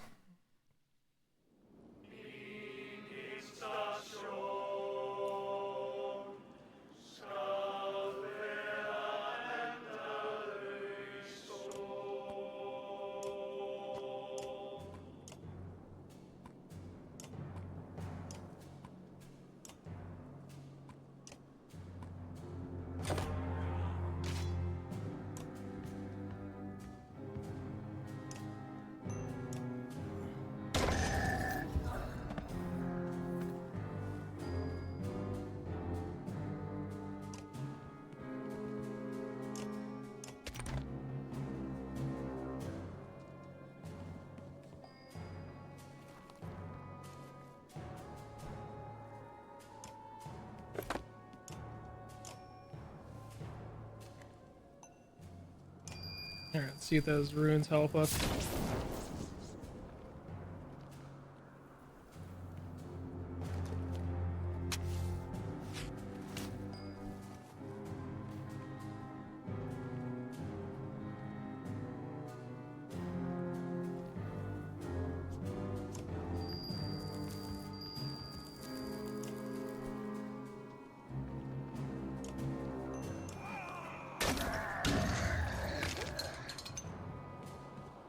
Pretty fucking strong hit we had.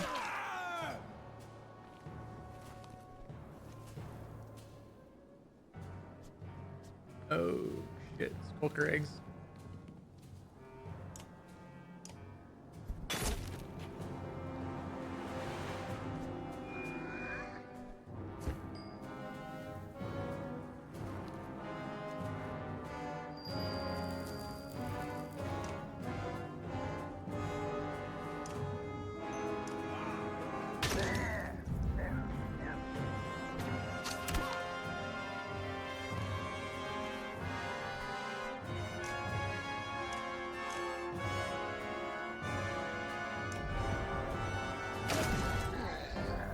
Can't have more enemies popping up on us.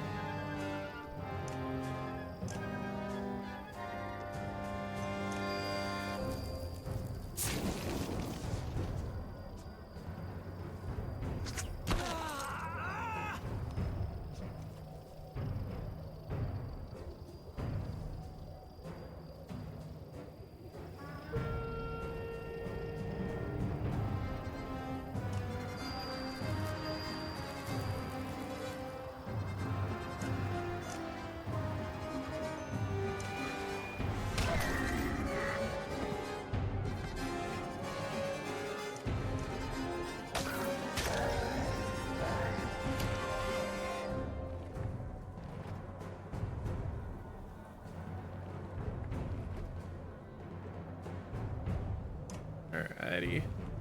Actually doing really fucking good on this.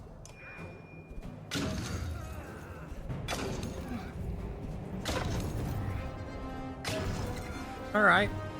Alright, keep throwing them. Dog had like five or six hits on that? That's fucking great.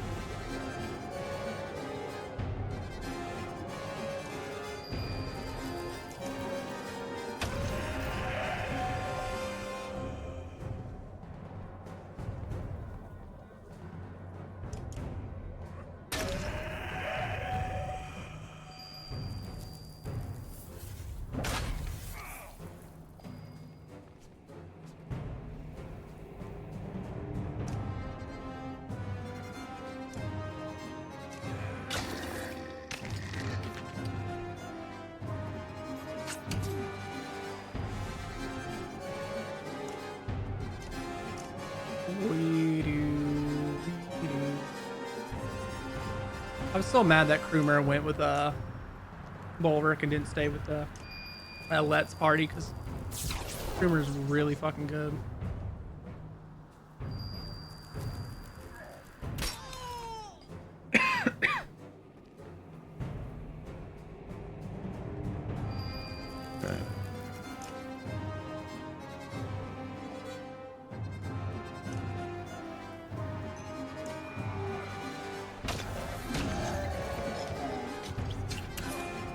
And of course he gets an extra hit. That fucking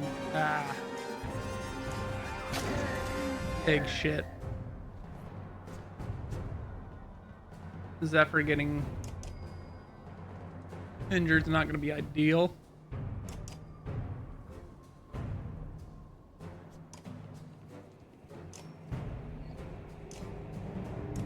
Oh well, it happens.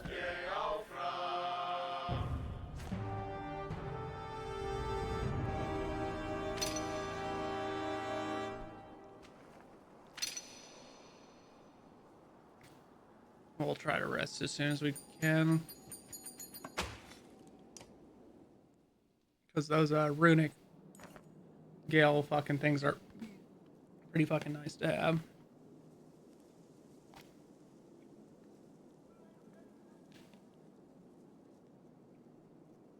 The mailed appearance of a Varl stands in front of you long enough to shout, "You want to stare at me or get me out of this stained mess?" He and the other Varl fighters lope past you with all the strength they have, knocking away any dredge that gets too close.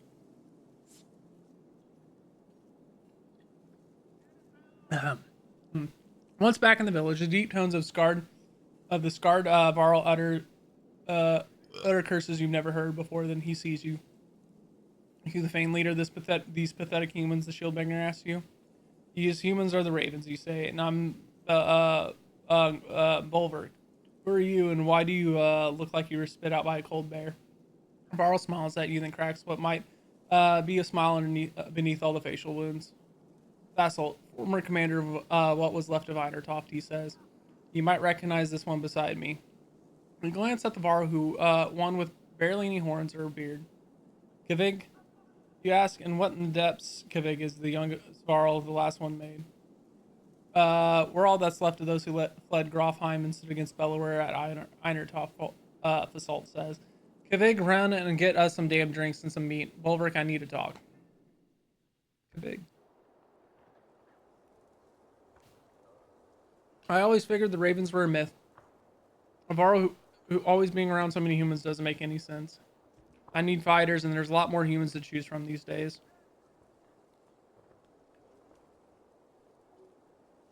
The scowl leaves Fasalt's face for the first time, a distant look in his eyes.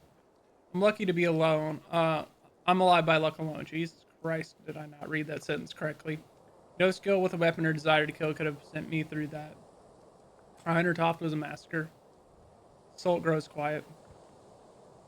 What happened back there? How did you make it through the fields of dredge? Stick with the honestly, the top two are the fucking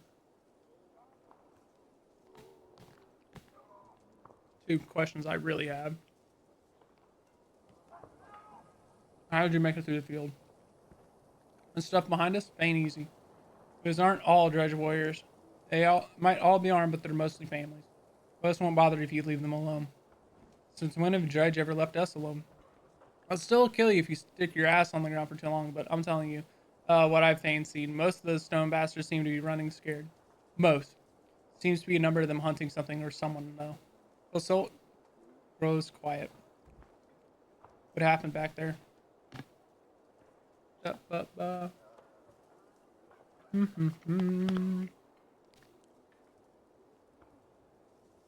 More death than I've seen in all my centuries combined. Bellower led an incredible force against us, with such precision. He moved his hordes of fighters around us like his own arms and legs. And if we fang cut one off, he just grew another. Why do you feel proud?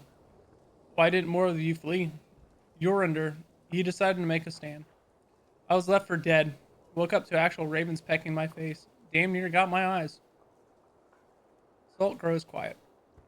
The Battle of Borsgard was a bloodbath too. Oh, what happened? Ravens were called in to keep people from rioting. Trying to get those people to leave us alone was useless. When Bellower showed up with an army, a human took him down. A human? The immortal Bellower is dead? This question makes you tense, though you're unclear why. Wait, which human? A hunter named Rook shot the Sunder with some sort of Volca arrow. The Varl's demeanor changes. He's growling. Is Rook alive? No, Bellower killed him before falling. His daughter is leading their group to Arbering now. Why? Because I've come all this way with a feigned message for her father from our former king. What she'll do. Lasolt's eyes, accented by the torn skin, looks deadly. If you're heading west, I'll stay with you to the old ford.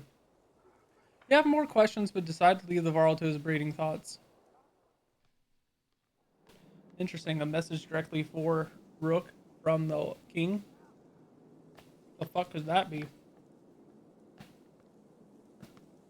I wonder if we'll get to that in this part, or if it's going to be until like part 3. That was chief assault with Let. But no, that's it. What the fuck could he have a message of that he actually still trying to get it to them?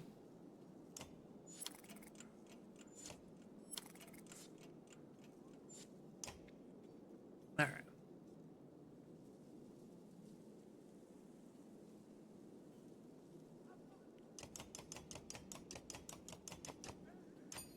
All right. Alrighty. Let us get on the road again. A couple of scouts rush into town as you prepare to leave. They're closer than we thought. One shouts. It's like the dredge don't need sleep. The fear in the man's voice courses through the fighters and clansmen. In 2 steps you near him. In 2 steps you near him, backhanding him to the ground. You turn and face the caravan. Men try to act strong for their families, while the yaks bleat nervously. Speed and luck are your only hopes to outpace the dredge and make it to Manahar. We won't be stopping for anything, you shout, rest included. This is what we call a death march. But what if we're attacked, the Volca asks. The wounded will need rest. You shake your head. We will be attacked, you say. The wounded die or make it to Manahar. That's as simple as it gets. But our words make you consider your caravan.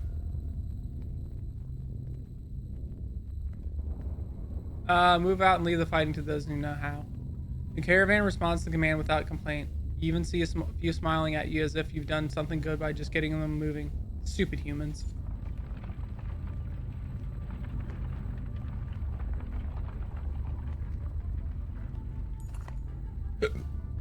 From over a hill, Dredge emerged armed. Let me and a few others handled this lot, Spar says before coughing violently. Keep going. We know where to find you and we'll know the danger we're in, so don't go getting soft on me. Do what you can, old man. Send a dozen fighters to keep the dredge at bay. See to that cough. These others can fight, you tell the old wanderer. He looks at you oddly, unaccustomed to you carrying. A small group of fighters follows your orders quickly, confronting the dredge in the midst of song. While they successfully keep the caravan from danger, you have no doubt it's the last time you'll see those fighters.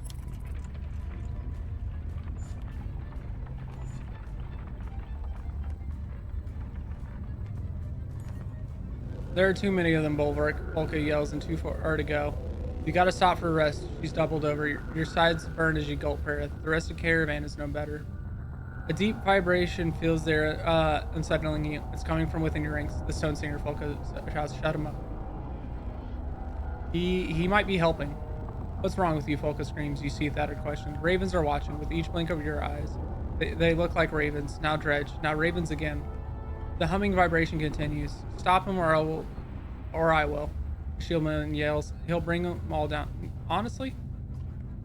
You intercept Volka as she tries to get to the stone singer's cart. She deflects your first punch with her shield, but you grab her leg with your free hand and pull. Her face smacks the ground, her nose bleeding freely. She thrashes to get to her feet, but you pin her to the ground with a foot. Stand down, you roar. The humming vibration continues. More dredge appear. The stone singer's song feels more intense, more desperate. You growl a warning. Some of the dredge stay back, but others advance.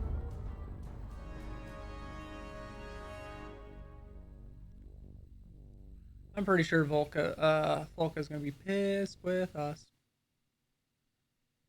But honestly, there's something in my gut says to trust the fucking or ride or die with the stone singer.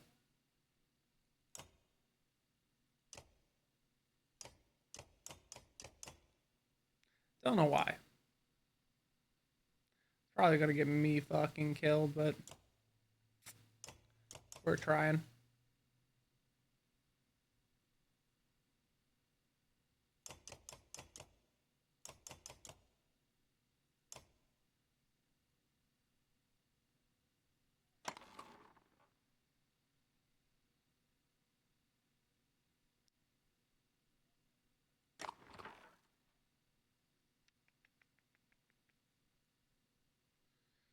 All right, into the fray we go.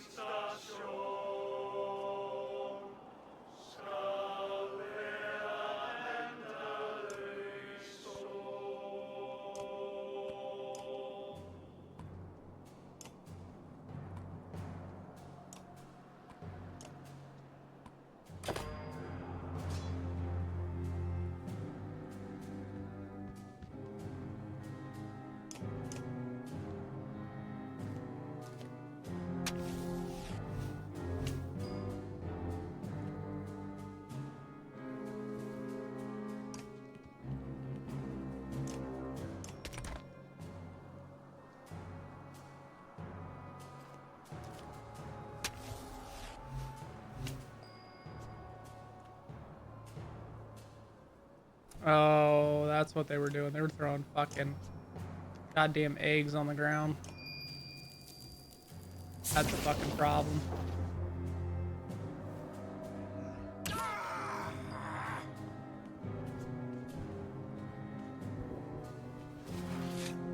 Is Stone Singer about to homie it up? The song stripped armor from the dredge. Oh, that's dope as fuck.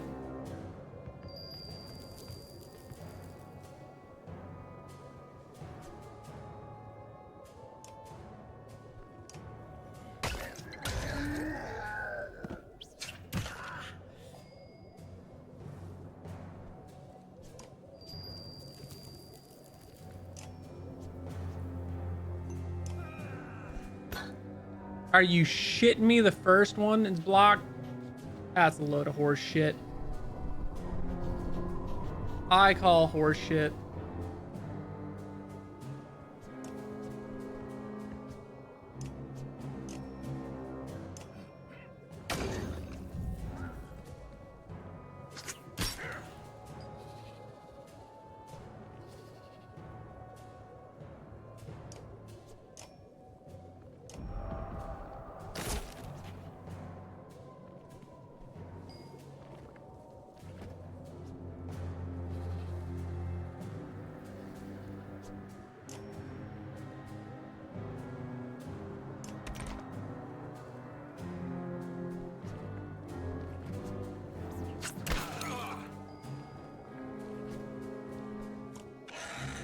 Oh, eat a bag of dicks.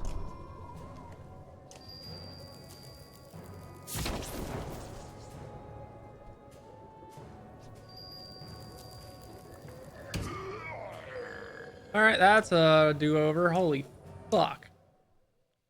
That one dude was absolutely ripping my guy's shit. Straight through their fucking armor and didn't give a flying fuck. My problem with this fucking goddamn group is I still haven't figured out who the fuck I actually want to use for fights and stuff yet. I just fucking haven't.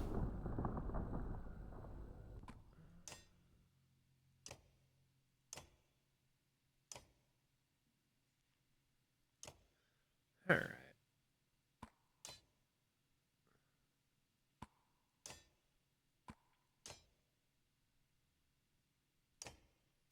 God. And it makes it very difficult for me to figure out and be consistent with whoever the fuck I'm bringing into these fights, not knowing who I actually want.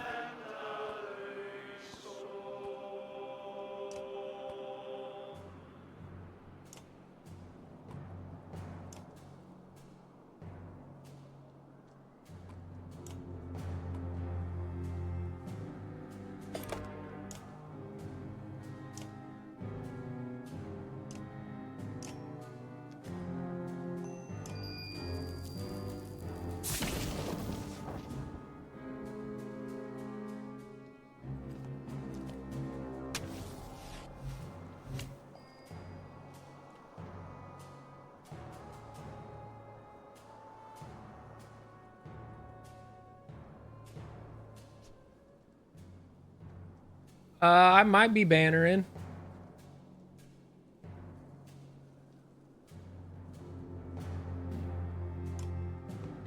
What you doing? Dude, I've had to deal with my fucking OBS crashing a bajillion fucking times today.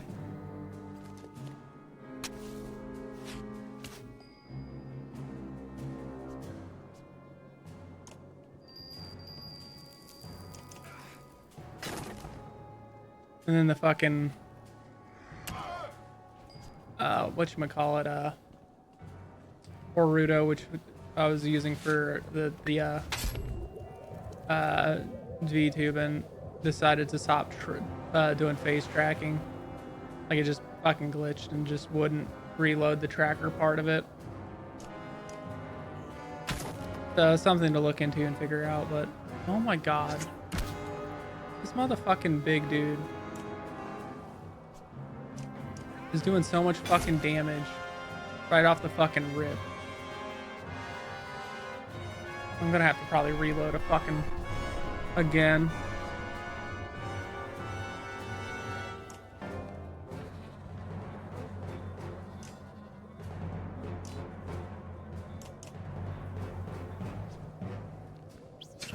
Yeah, I mean, it was working for the most part until it wasn't.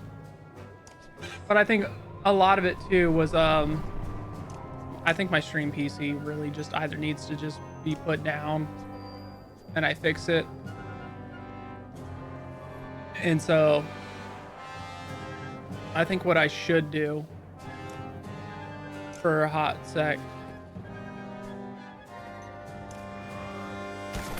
is that didn't count as a kill. God damn it. All right, I'm just running this back again. Didn't know that destroying the fucking stalker egg wouldn't fucking count as killing a fucking unit. Ow, shit. So I think what I need to do is just get this single PC set back up. Do a single PC setup again for a minute until I can fix and upgrade the stream PC. I think that's kind of what I need to do.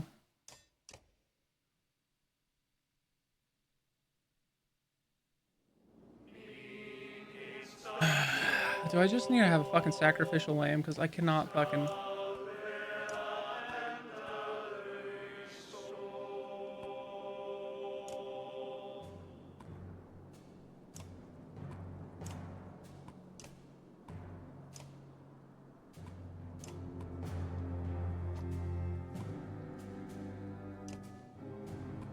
I feel like I almost have to fucking just sacrifice one motherfucker.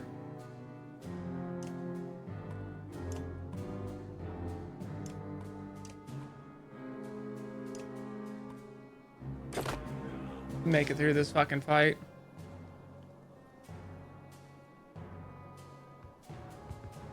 Meant to put Volka first.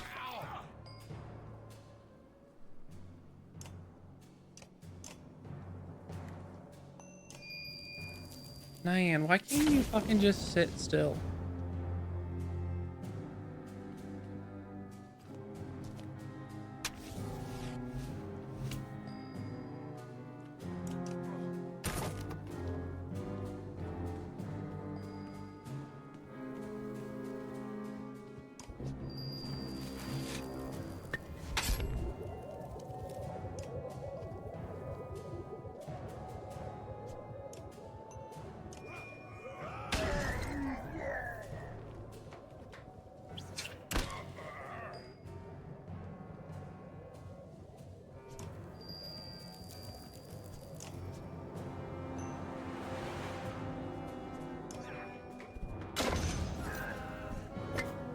Oh, come on.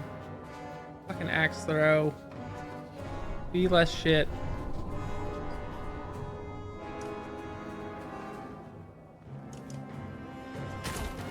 Get rid of the skulker egg.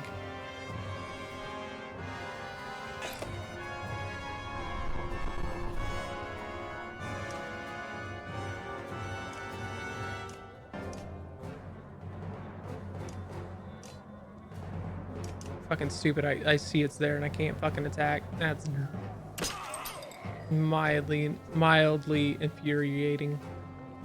I can speak.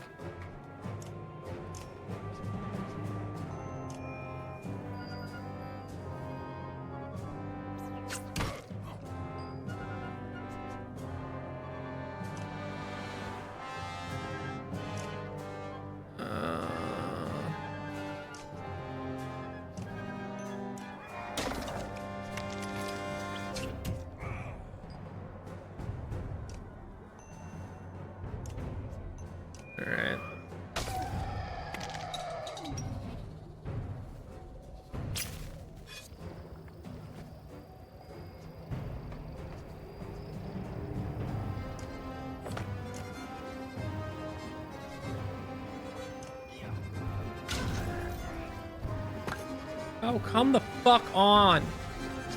Why is his axe throw that dog ass, dude? Just never fucking does more than one goddamn hit. Ever. Ever. Fucking dog ass.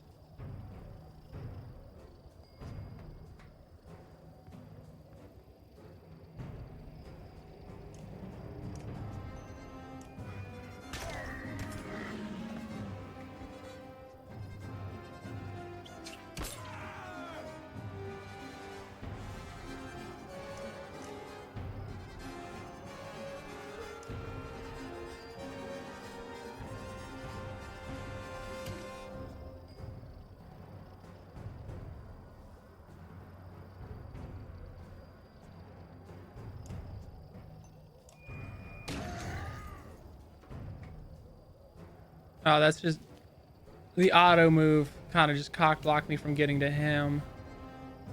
That's a fucking problem.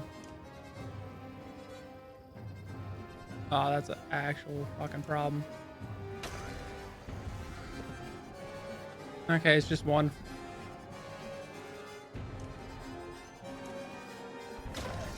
All right.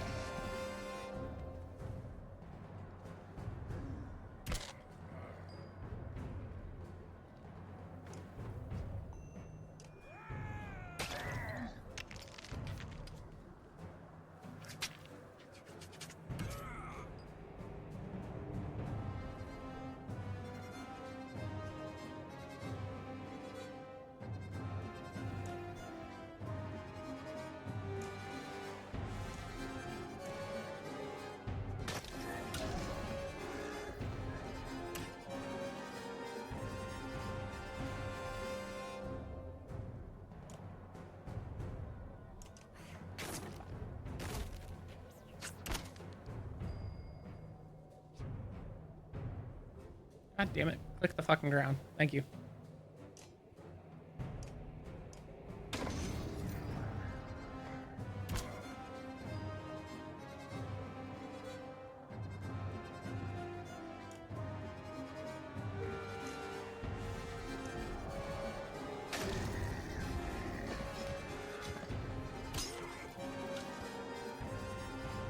Okay.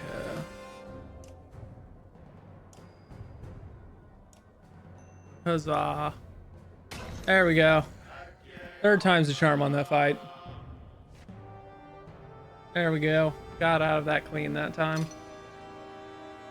Fucking hell. The first two were fucking abysmal attempts. What we got there? We got there. The stone singer falls to the ground, drained of the ability to even stand. Zephyr stops you from approaching him. He was calling to the others to leave this place, she says. They paid him no heed, so he did what he could to help us. It cost him. He's as frail as a child now. You snort and signal for everyone to keep moving. Zephyr and a few others place the stone singer back in the cart. I'm getting the feeling of Folka's gonna end up leaving us because I keep like fucking just tossing her shit to the side.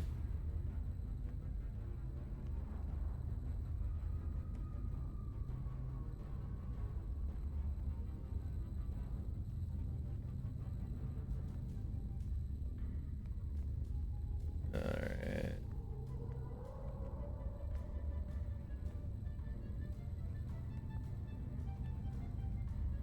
The caravan is tiring, but so far still marching ahead. Dredger climbing out of a crevice.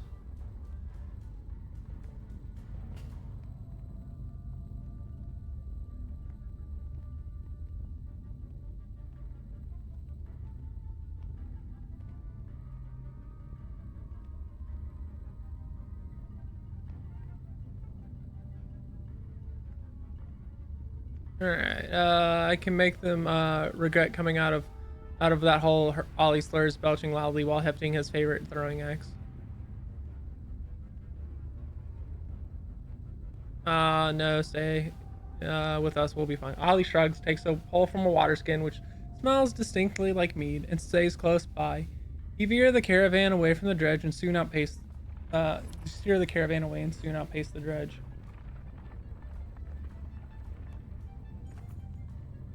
The Ravens are making good time despite growing tired through this pass. You say, and keep your heads down.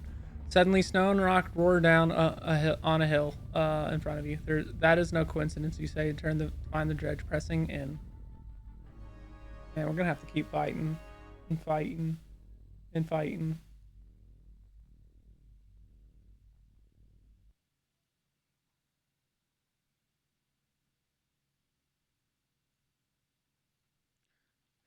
Okay.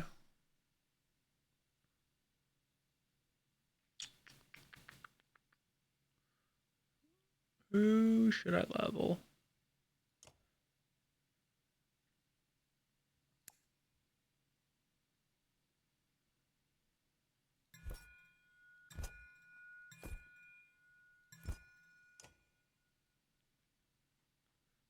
Alright, actually. Resisting 2 strength damage would be really fucking nice. Alrighty.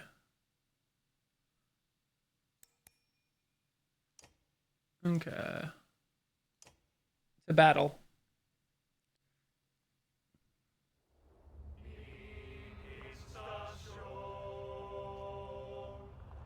We have to clear those rocks behind us. Oh. Okay.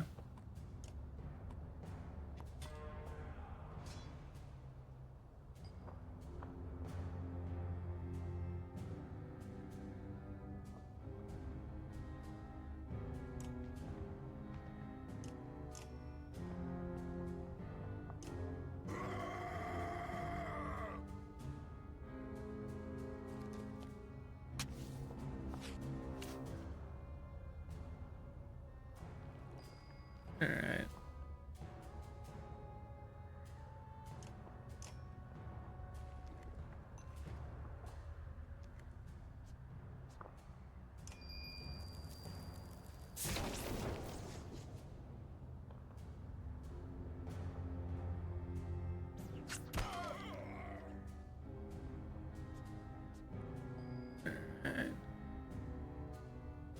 Oh, this might just be one where I probably am better off trying to fucking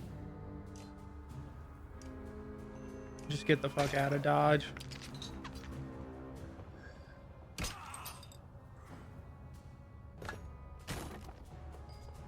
Are you shitting me? All right. Run it back, because holy fuck, dude. Nah. That attack bouncing off and being deflected is fucking crazy goddamn work. All right. That's fucking crazy goddamn work.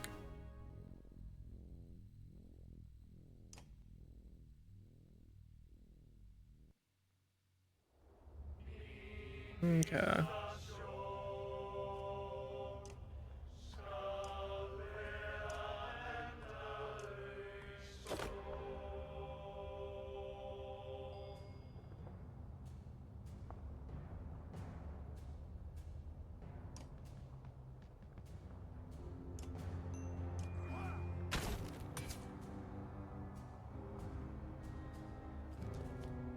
Let's see how quickly we can clear it.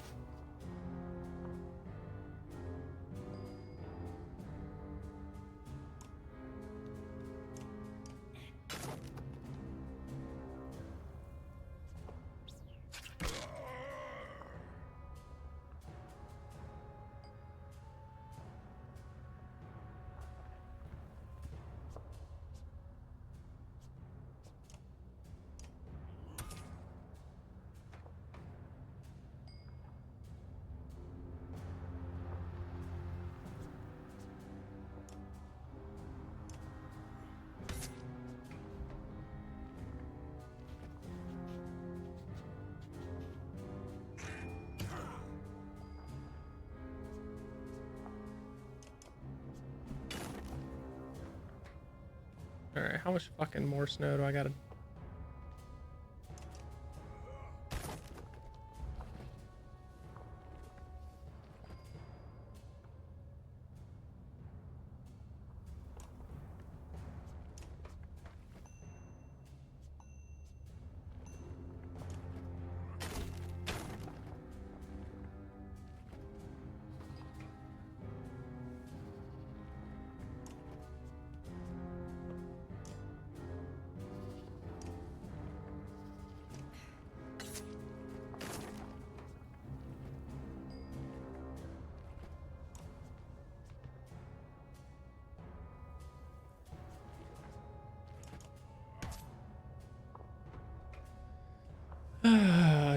haven't checked today. Playoff fucking hockey scores.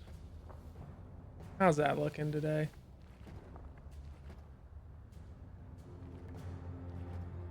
Canes would take game 1 2-0 against the Sens.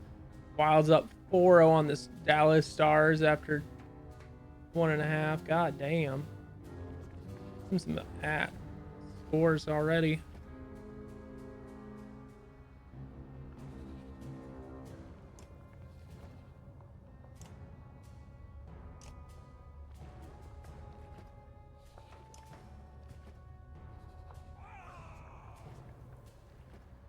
All right.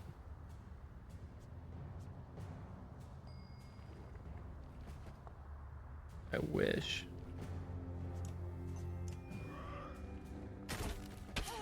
Oh shit. We almost took out Zephyr. That barbarian rage kicking in.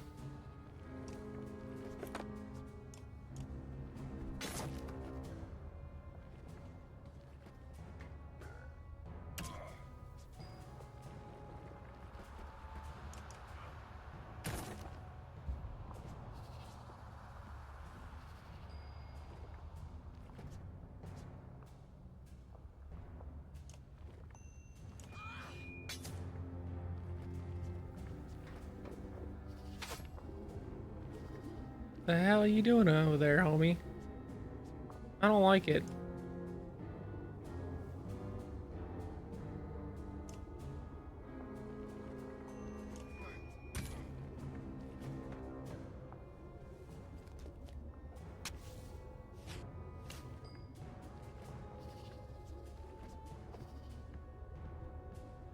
This is less than ideal.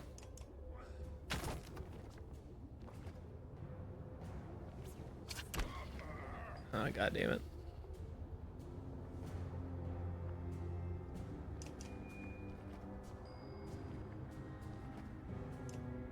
Tell me that's the last bit of ice.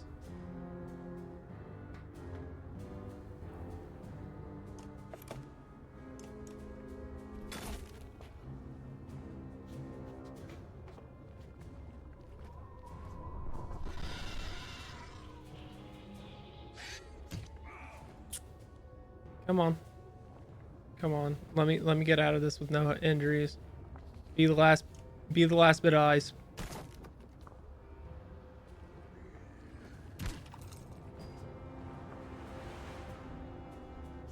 Okay. I was about to go. I was about to say, if that did not fucking get me out of it, I was about to be angry.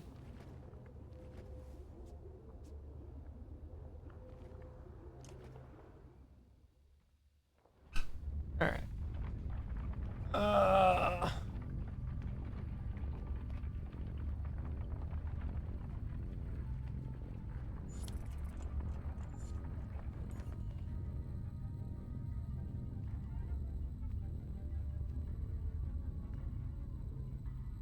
You can almost make it out of the old fort. You can almost make it out of the old fort in the distance, but there's open land between you and it. Oddly, the dredge seemed to have fallen away. Some ravens begin slowing, tripping over their own feet with exhaustion. Krumer, the old ward leader, speaks up. This reminds me of the ambush I sprung on Talon, the craziest chieftain of men I ever fought. But his fighters were all strung out and tired like us. One small trick would have ruined our ambush, but lucky for us, they never figured it out. What are you getting at? Ah, never mind the details, the old Varl says. Let me take some fighters to handle the situation. Don't make me regret this. You're too young to have regrets, Krumer says. I've only had 2 in my life. One was sleeping too close to the fire in a great hall after eating eggs for 12 days straight. I'll tell you the second another time. A dozen fighters take off the hill with the ward leader and disappear over the hill. So he ate a shit ton of eggs and then farted into a fire and probably burnt his ass a little bit.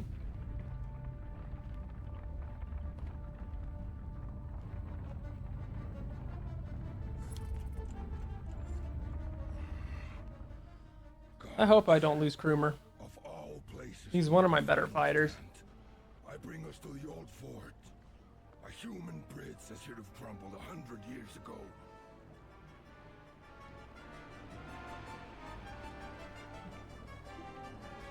We need water and sleep.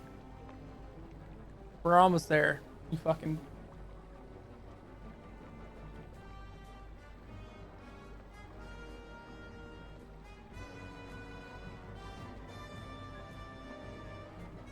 These people will help us. Don't attack them.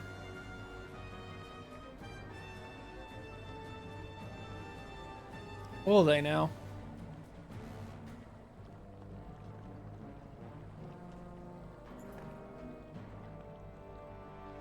Shield wall, you say, or you think you say. Fatigue hinders your every thought. No one forms up as a large group of humans approach from the buildings near the old fort. A small, stout man leads them.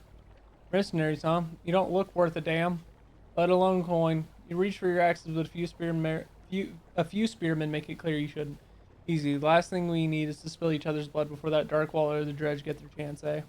Dredge, the word echoes in your head. They don't know what they're doing.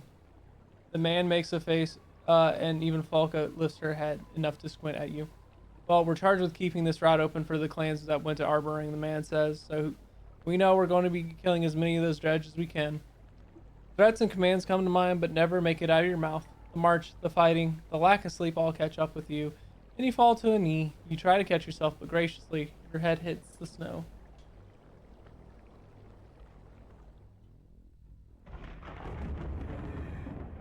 Darkness. Purple lightning and a dark sun. What in the depths? Oh, those are Bellower's fucking hands. Why is Bulwark seeing Bellower's hands and shit? Sensing you're being watched, leap to your feet and reach for Claw and Fang, but they're missing. You roar in anger. The short man by the entrance takes a step back. Easy, Bulwark. No one's trying to harm you. You get to your feet, head pounding. Where are the ravens, you ask? I woke you first, he says, but the others need to get up too. I let you sleep as long as I dared, but we're almost out of time. You motion to a side table and you find your axes undamaged. Who are you and what do you mean? You ask. My name's Hatter. But that won't matter in a few hours, man says. We come from a cure. We're the rear guard of the clan's army that went to challenge the king in Arboring. With axes in hand, yes, then what do you want from me? Well, I'm no battle leader, Hatter says, but I'm just a skirmisher like the rest of us here. I'm proud of myself for not running off already. Plain and simple, you know how to fight, so tell us what to do and we'll do it. We've got fighters who could use some tips or encouragement, Hatter says. Maybe we could build up some stake walls with parts of the building. Up to you, but you don't have time to do much, and no one's expecting miracles. Regardless of how this plays out, I'm glad you stumbled in here when you did. Stepping out into the cold air refreshes you. You look around and are surprised to see stragglers crossing the bridge. Can't believe it, can you? Krumer says, walking among the dozen fighters you sent with him. One of these days, all of you will realize there's only one thing together. There's only one thing to get tougher than an old Varl war leader on a mission. The ravens look around tired, but happy to have made it.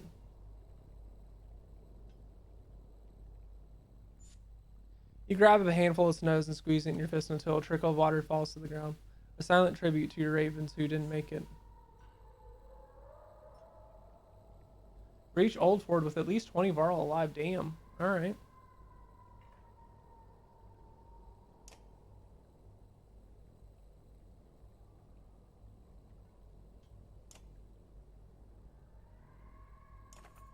Walking among the buildings, a few ravens introduce you to a carpenter from the town. Easy enough to bring a few of these homes and barns down, he says, pointing with a hammer. If you and your ravens help me cart some of the materials from them, we'll make it so any force coming across that bridge will pay dearly.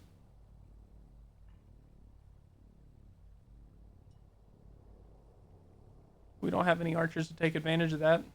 Not to worry, the man says. We got a few. They're not the best shots in the world, but they can help. What do you say? Right away, the carpenter says. We'll start here. A few hours later, stake walls are in place as the dredge arrive. They might not save us, you tell Folka, but we'll be able to kill a few more than before.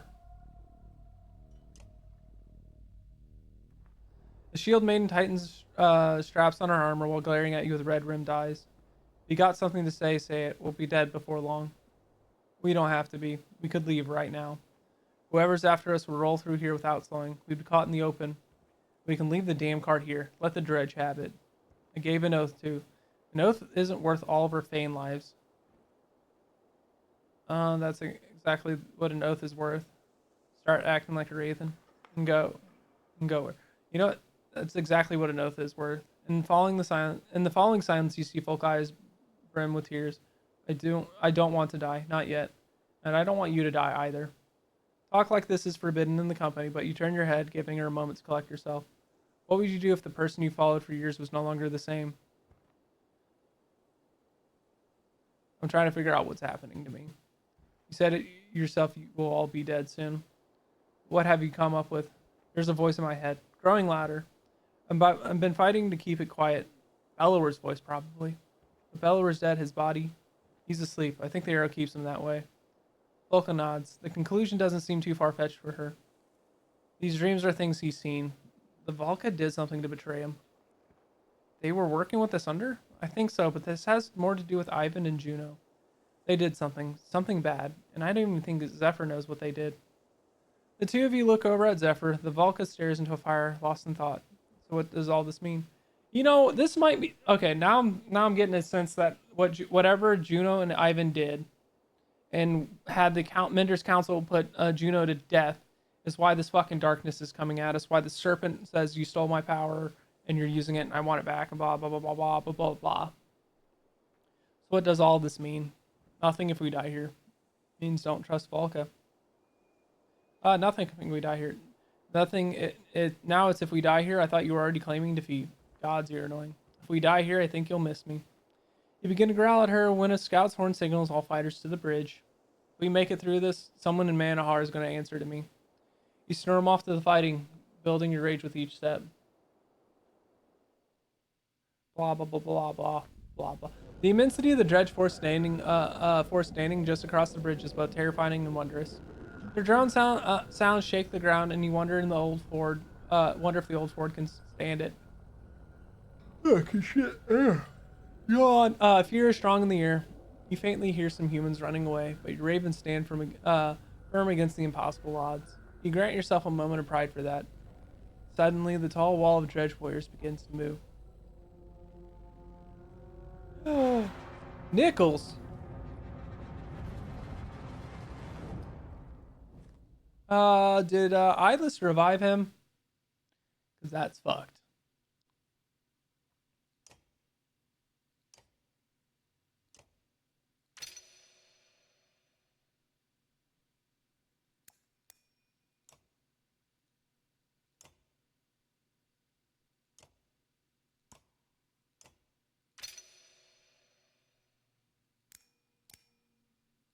Alrighty.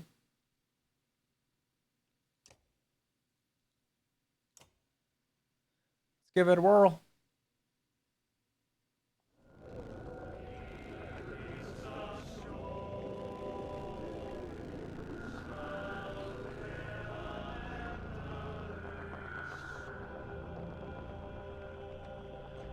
So, Nichols, what you doing here being all revived? Is that Nichols? But he's dead.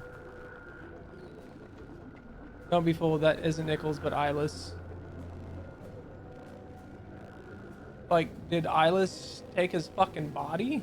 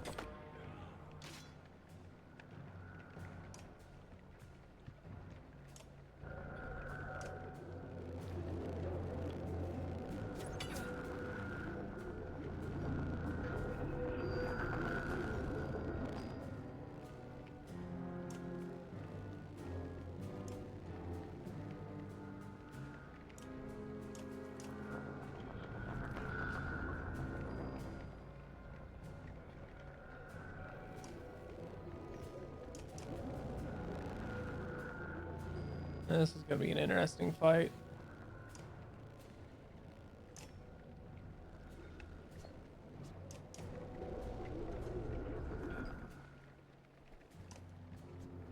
no fucking room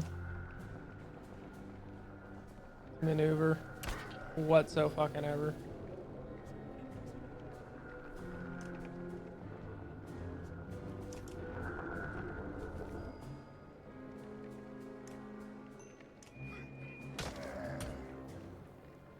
Why did it hit him of all fucking people?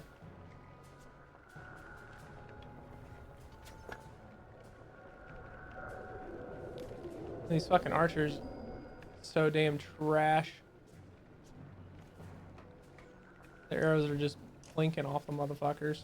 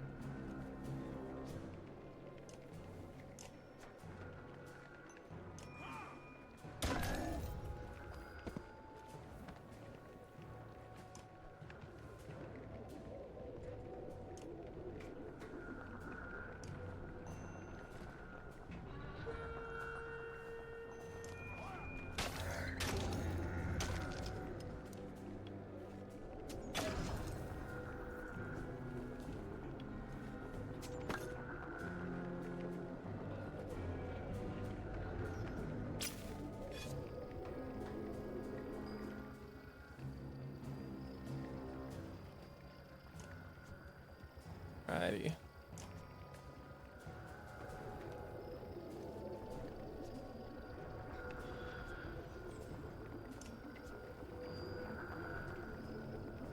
I think I just blocked Pharisee from getting out.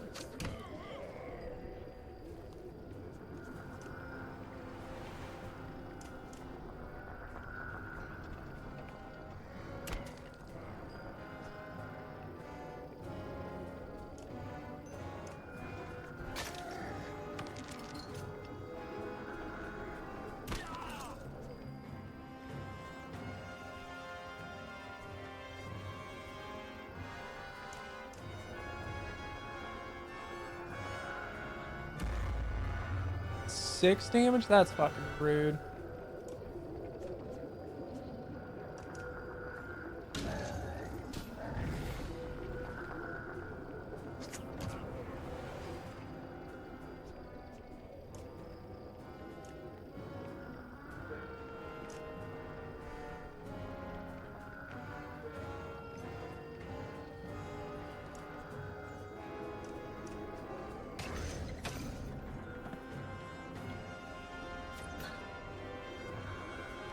I think the thing is, I think I gotta risk bulwark a little bit.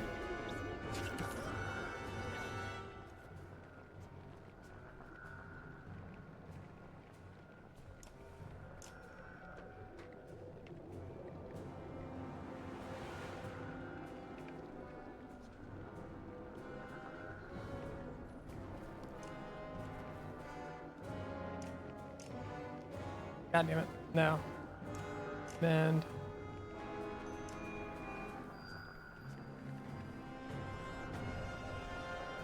Night, Zorky. Have a good one.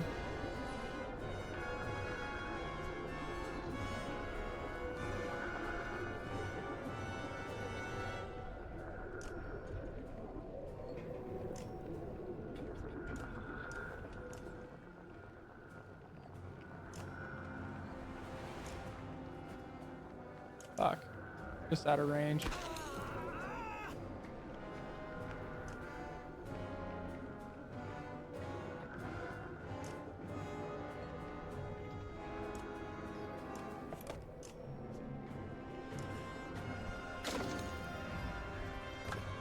God damn it. That deflection is bullshit.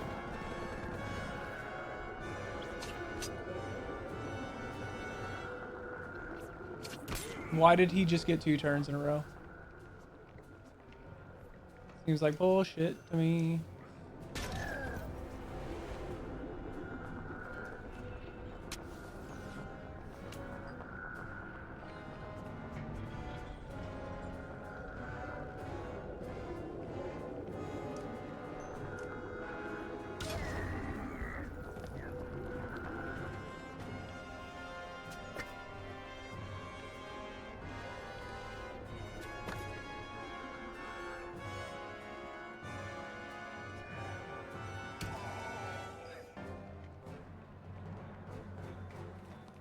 Oh, this is a fucking pickle.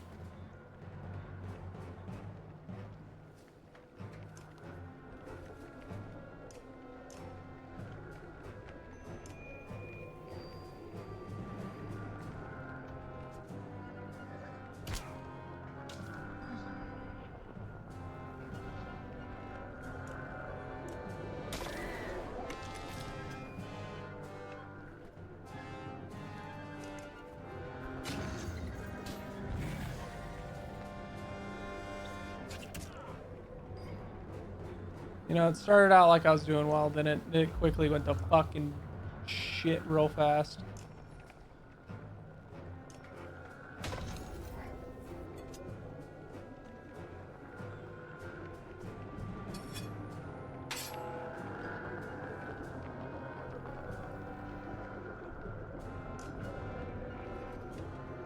Well, that's cool. I fucking moved somewhere I couldn't do shit because I didn't realize it was going to be invulnerable. Lovely. Fucking lovely.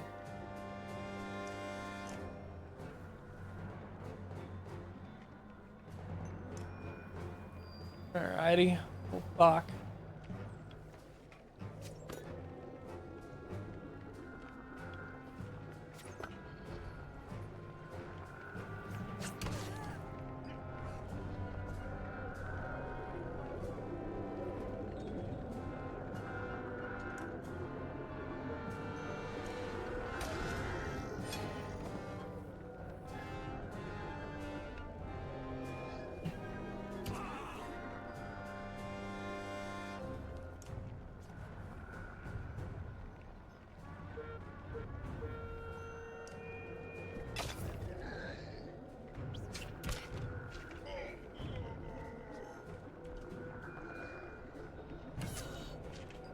Yeah, I think I need a do-over, which is unfortunate. Because we were doing so well for so long, and then it just fell the fuck apart. Like, it legitimately just fell apart so horribly.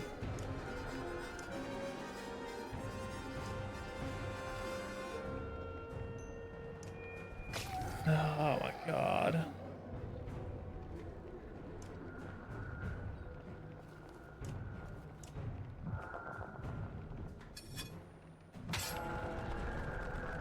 Oh good, you revived my own fucking guy. Fucking lovely.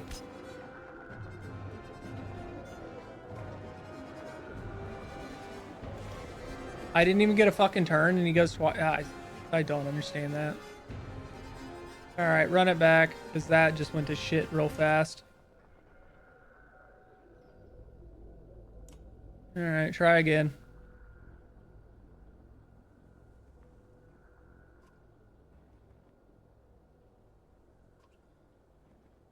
Wish I didn't. I wish I could just start it from the fucking beginning of the fight. I really fucking do.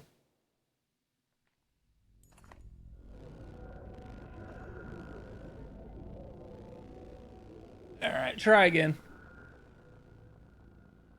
I unfortunately think I had too many big guys on the field.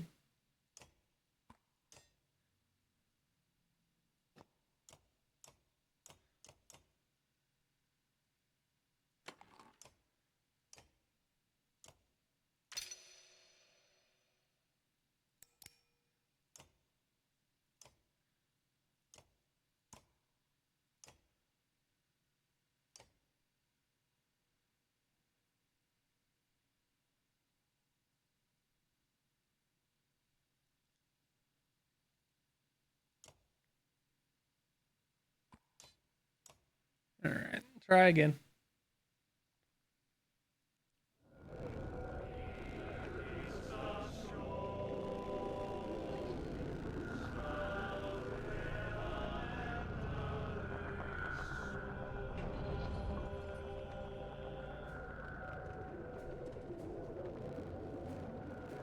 Yada yada yada.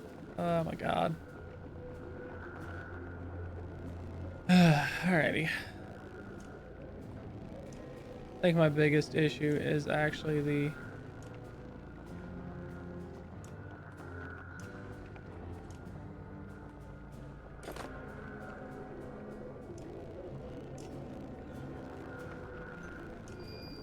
the fact that these fucking stakes exist.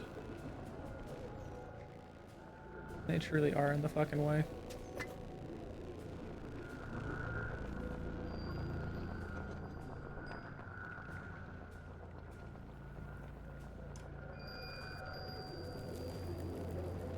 How long does this work? Until next use, until next attack. Next attack, okay. I'm wondering if that'll stay even if I don't use it, because if it does, I can just sit back here and for a fucking second.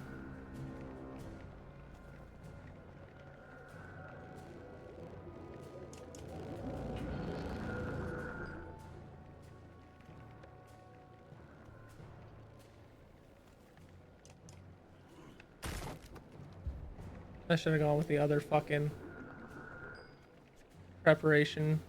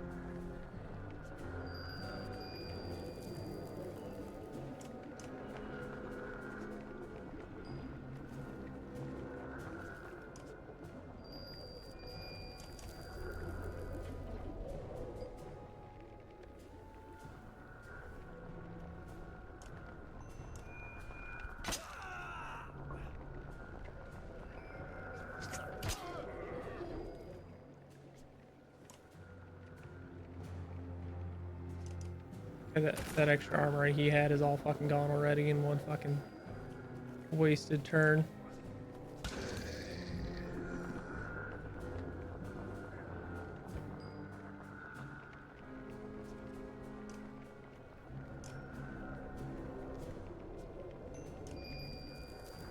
Okay.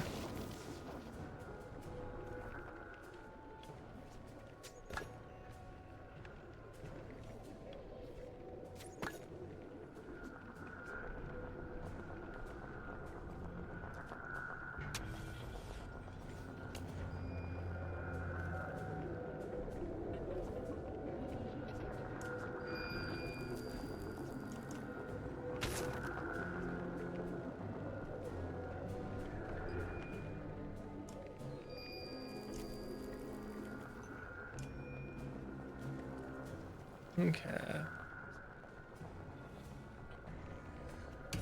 Honestly, better than my guys.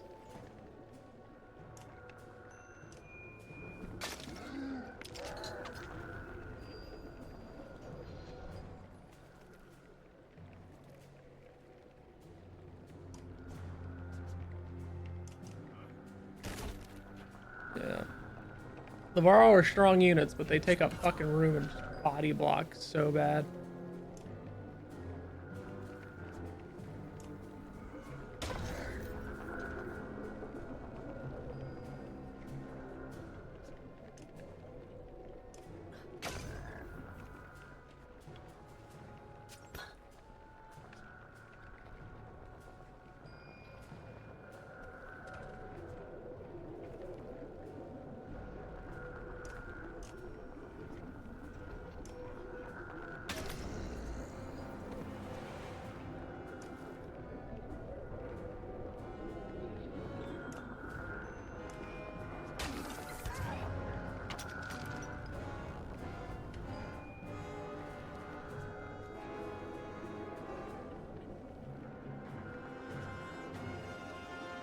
Dun, dun. It's ditch that's going. I was like, who the fuck is...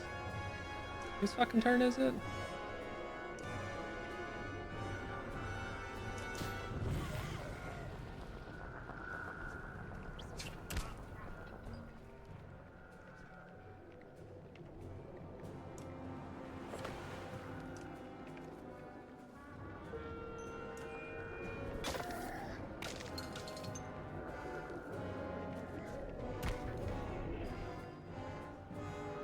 And still getting body blocked. Damn.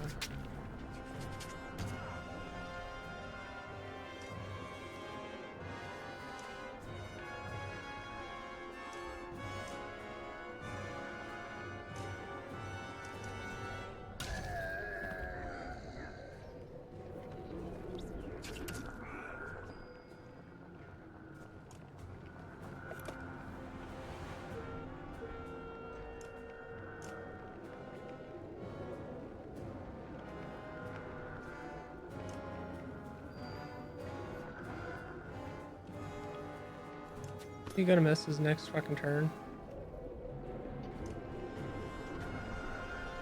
Any willpower for a turn.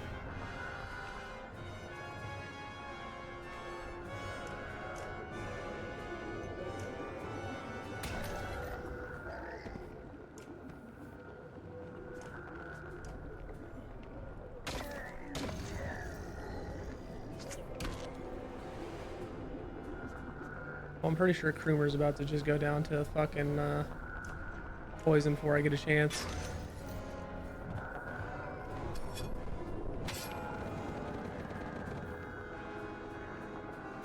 That's a wasted turn.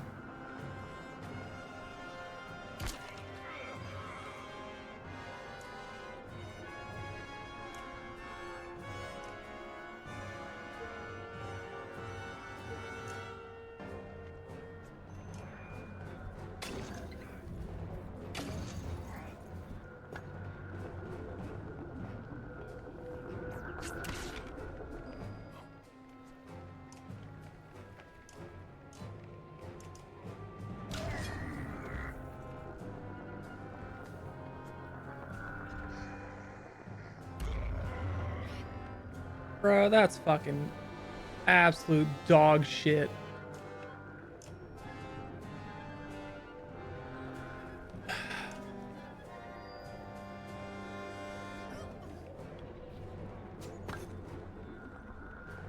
Oh my fucking god, dude. Oh, look. You're fucking serious.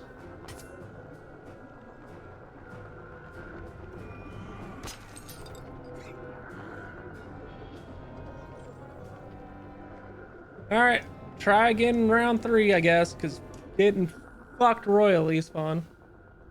I gotta fucking do this conversation again. Alright.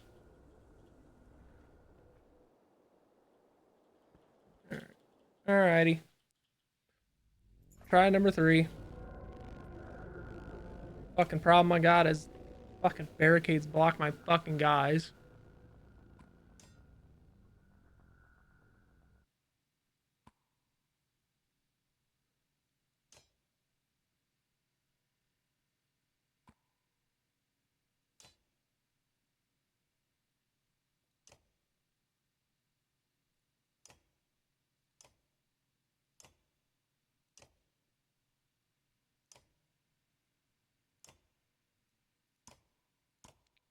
Oh yeah, I get no choice in the ability if I level her.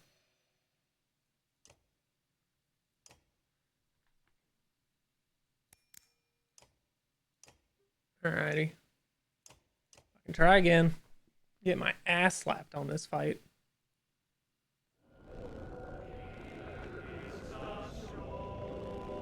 I have to watch this fucking again. I get it's like a game from about roughly 10 years ago. And you know, it wasn't as games just have become a lot more lenient and friendly in terms of just options to quickly get back into the game, or like, you know, quickly retry something. But holy fuck stickles. This has been fucking incredibly brutal. And I keep forgetting to fucking change the goddamn turn order. God damn it.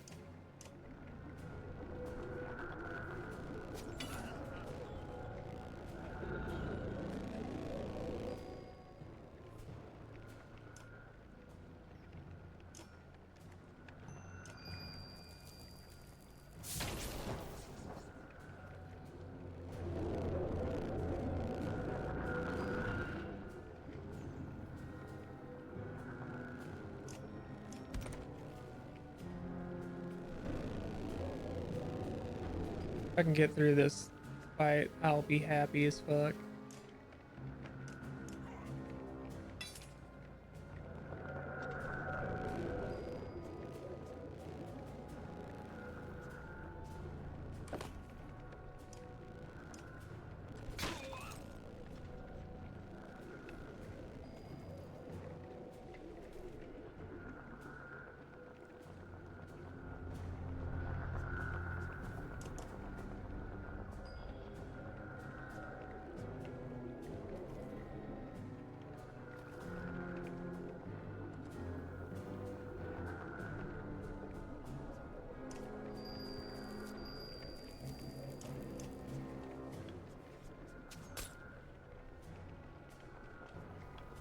Alright.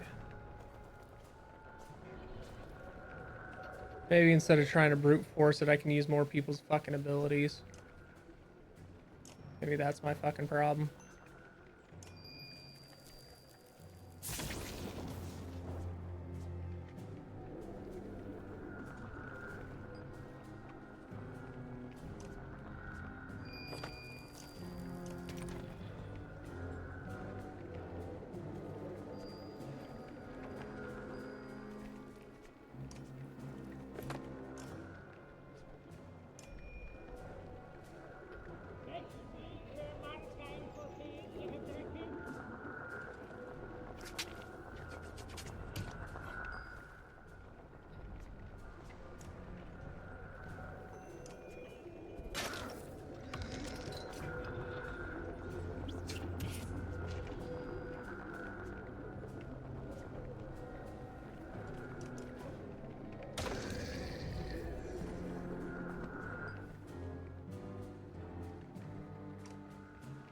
God damn it.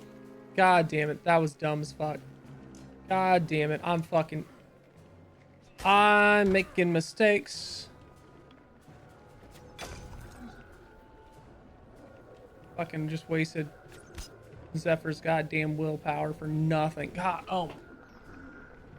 If I can get my head out of my fucking ass, I could get through this goddamn fight. Holy fuck, dude. That's just another fucking dumb mistake that it's been dumb mistake after dumb mistake in this goddamn game today, and it's getting frustrating.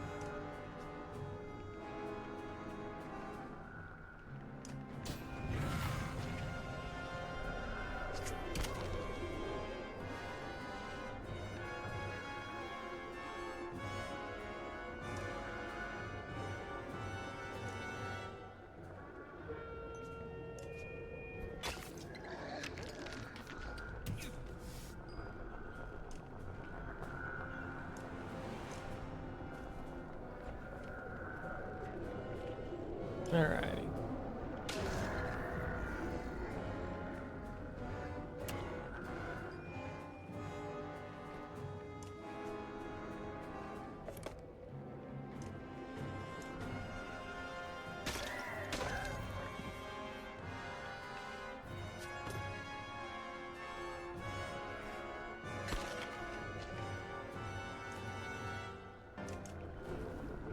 I shouldn't have moved her, god damn it. She should have just stayed still and gotten fucking rest for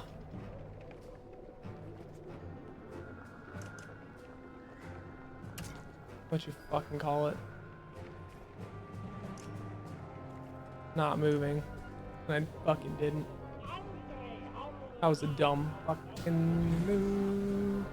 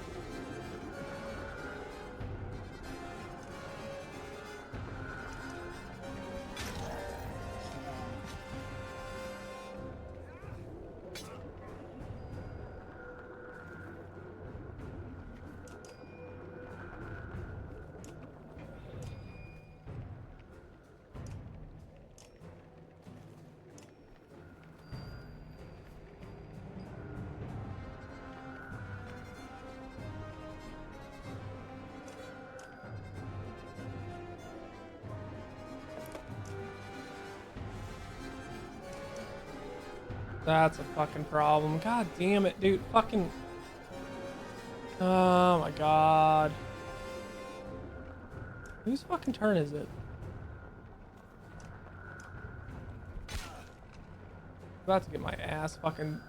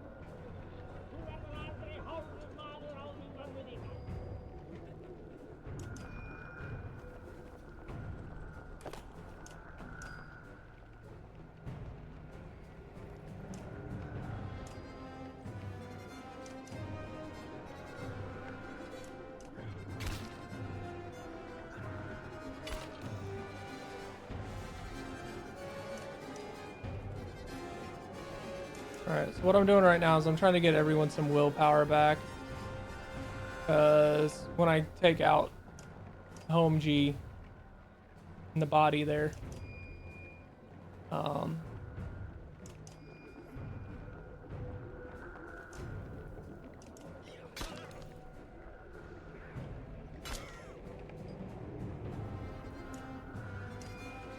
I will want to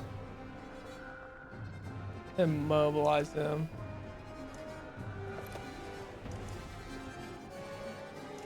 Or at least be able to fucking heal up. And right now, since they're super fucking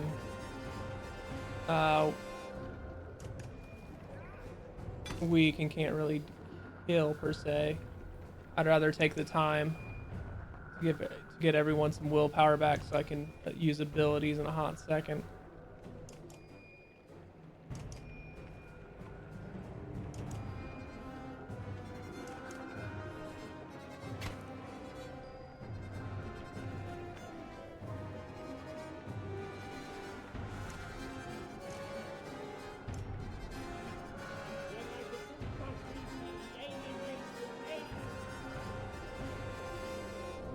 So right now is my best opportunity to rest.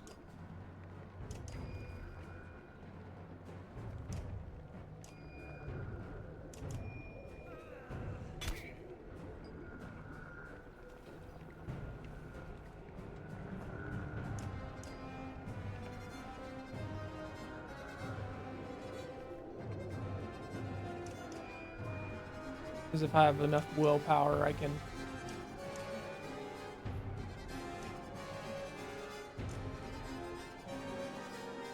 hopefully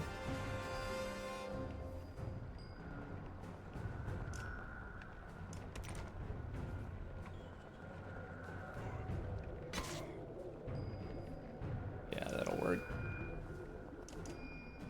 If he keeps focusing on Krumer, actually ideal.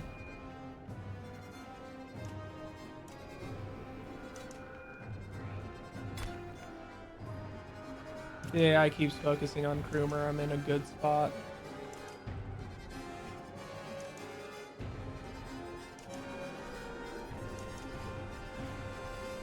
Yeah, cool.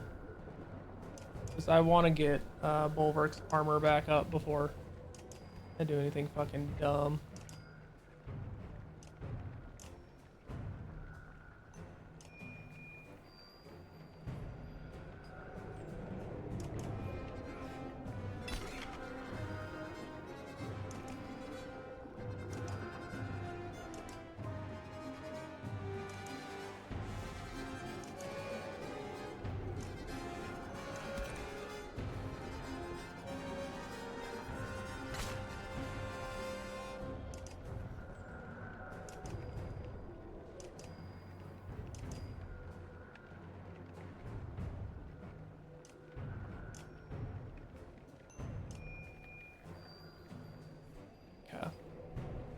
All right, let's take a swing at it.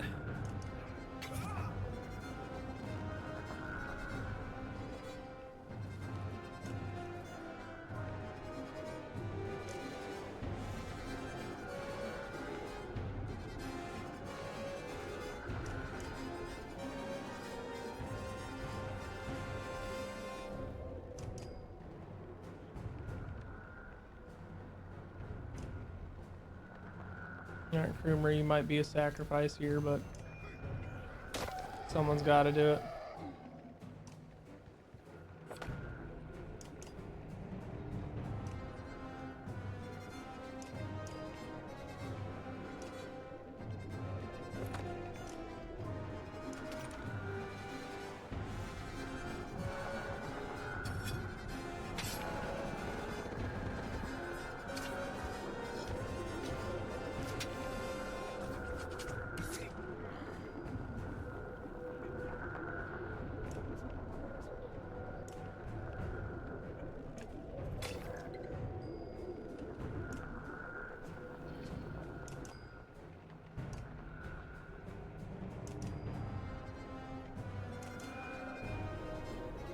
Alright, this is gonna be more annoying than I'd like.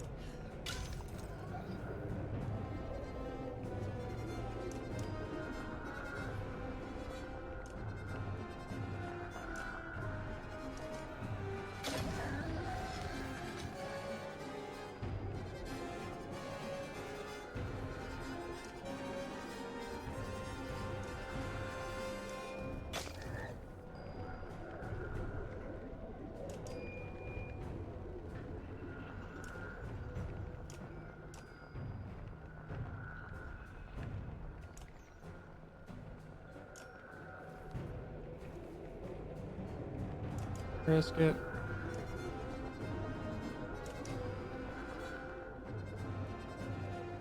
You have no way of getting to her.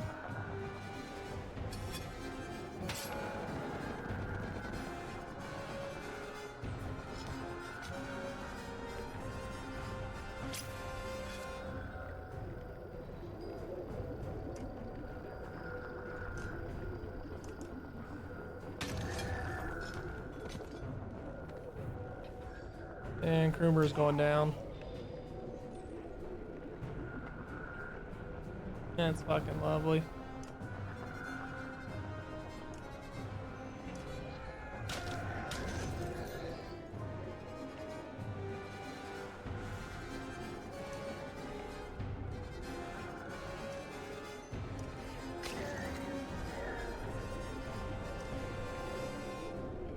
I think this is our best case scenario, if I'm being honest.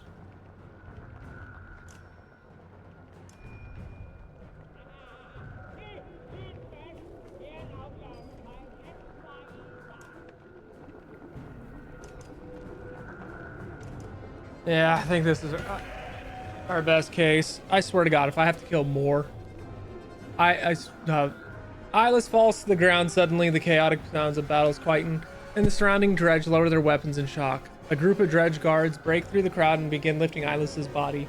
Then you see her arm move. The Sunder is still alive. There's a chance to finish Eyeless if you and a few others are willing to risk charging the dread. There's no telling what will happen if she's allowed to recover, but you feel a pang of sadness at the thought of killing her. The ravens wipe their blades and their tunics. I'm in dog ass of a spot.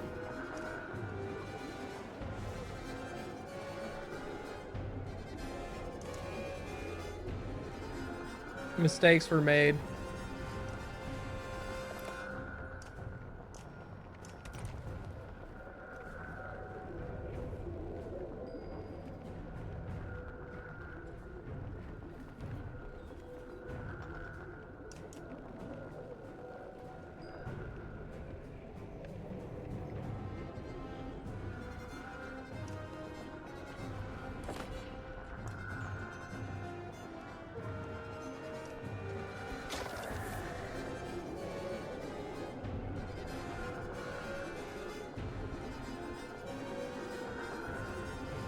This is not gonna go well.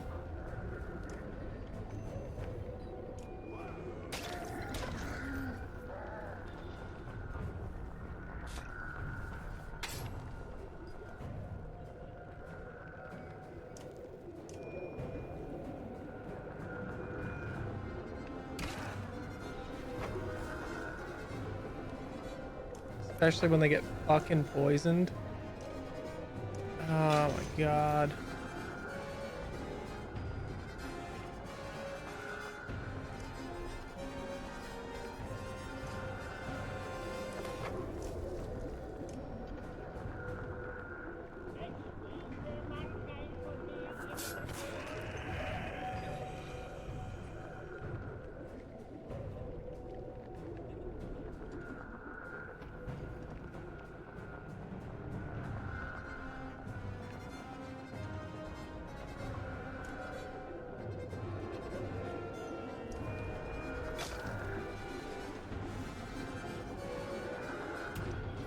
Are you shitting me on this?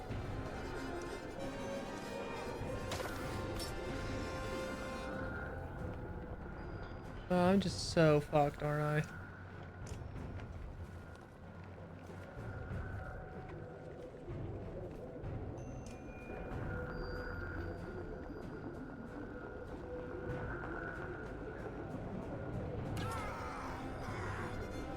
I? I do be fucked.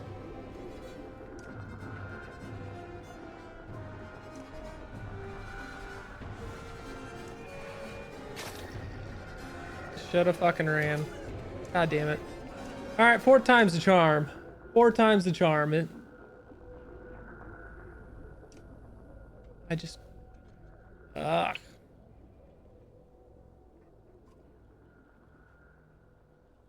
Alright. 4 times the charm.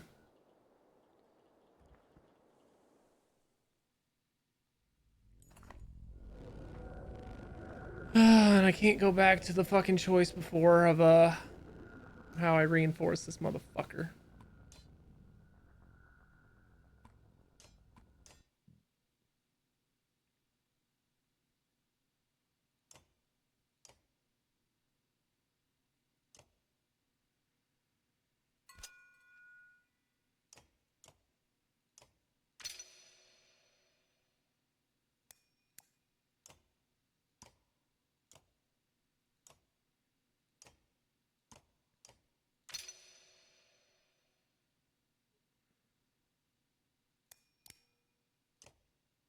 Okay. Ugh.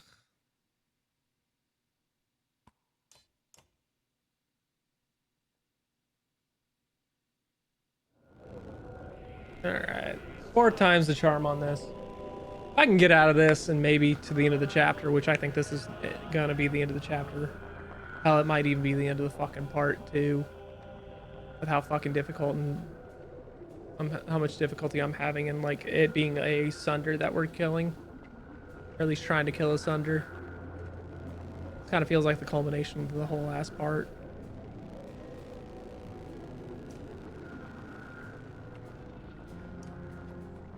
Alright, so let's approach this a little differently.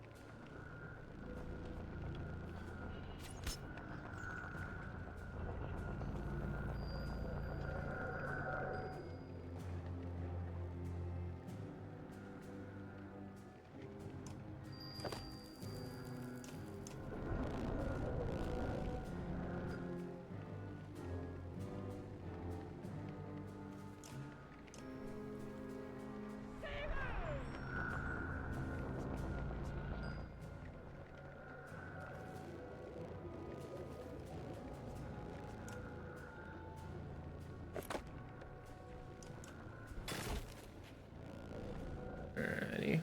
What I wanted to do was send fucking Ollie to get some of this shit.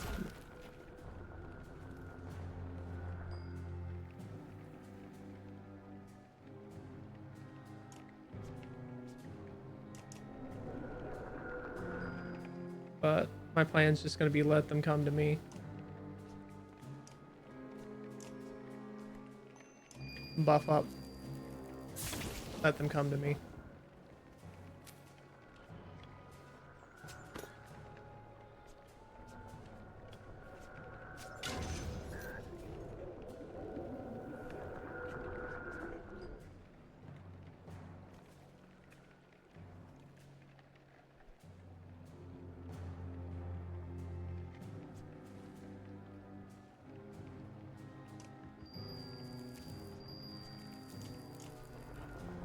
Down, down, down.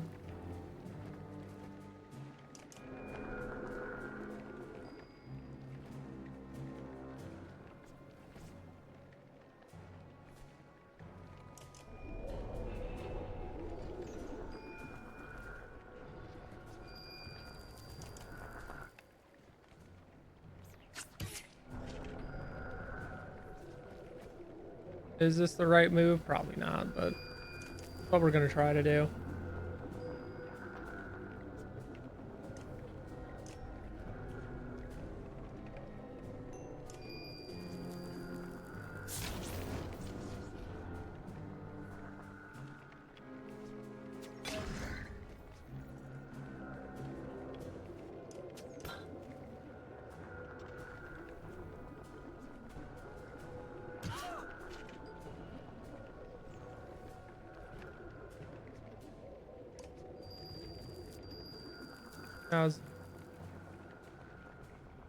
Stacks with each additional buff and says next attack, so it does seem like what I'm attempting to do is a thing.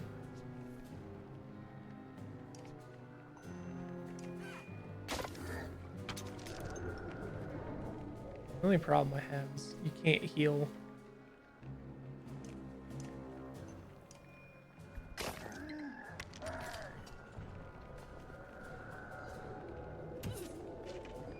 strength damage.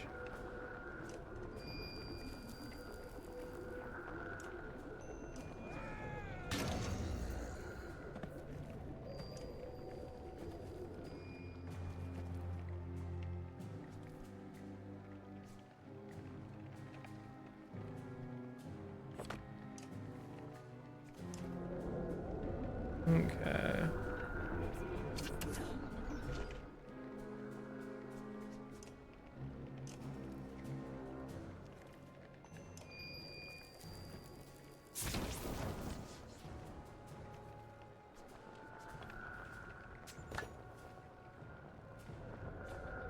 Alright. Good deflect. For Barcy.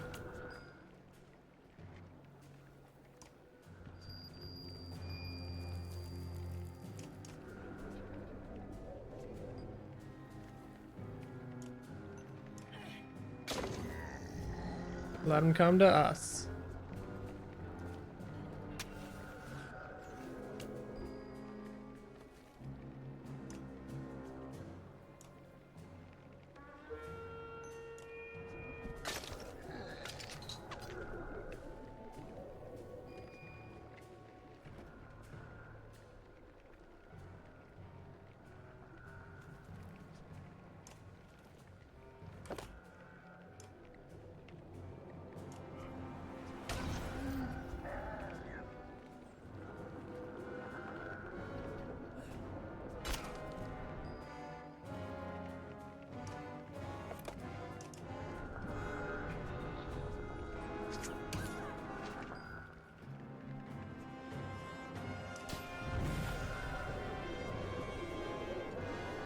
It's probably still gonna hit at Barcy and probably Folka.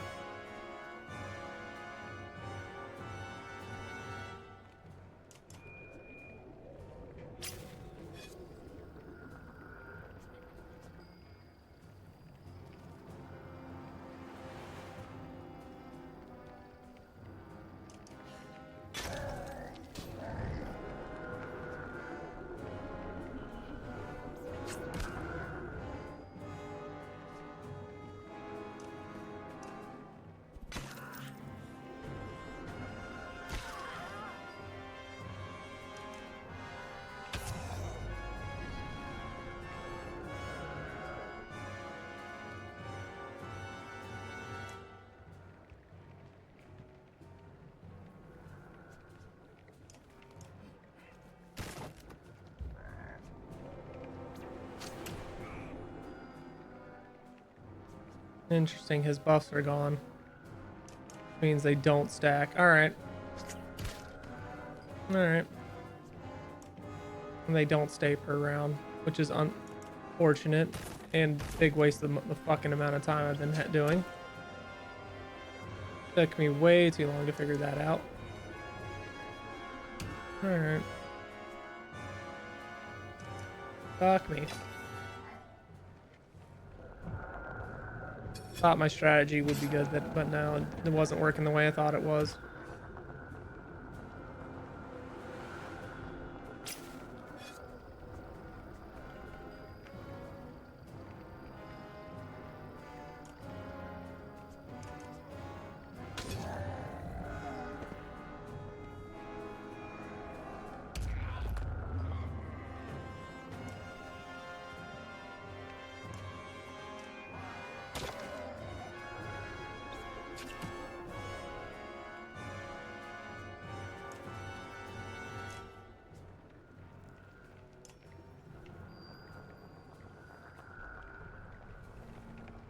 Yeah, waste my...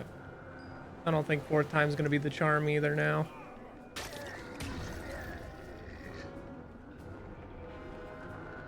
No.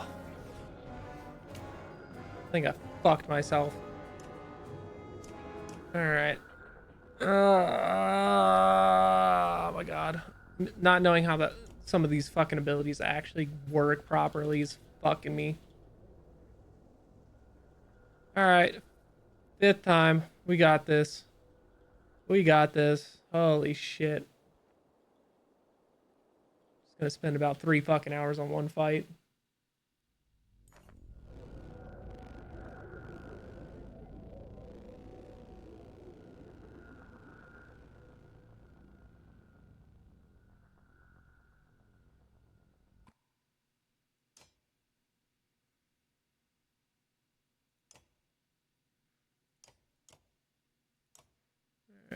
I kind of want her to have her breeze ability and see if that helps me get around, because a lot of the issue I was having one of the times, well, part of the issue I'm having is that I can't reach Eyeless before she moves away.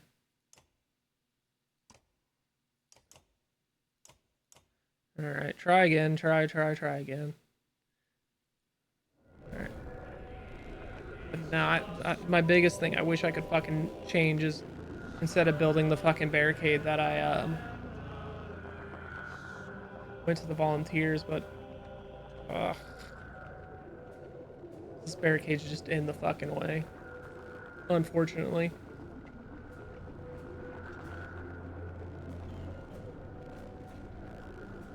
Okay.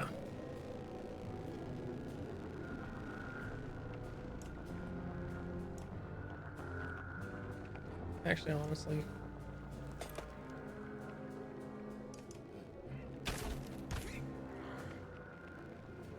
Well, that's already gonna fuck me. God damn it, dude. Oh my fucking god.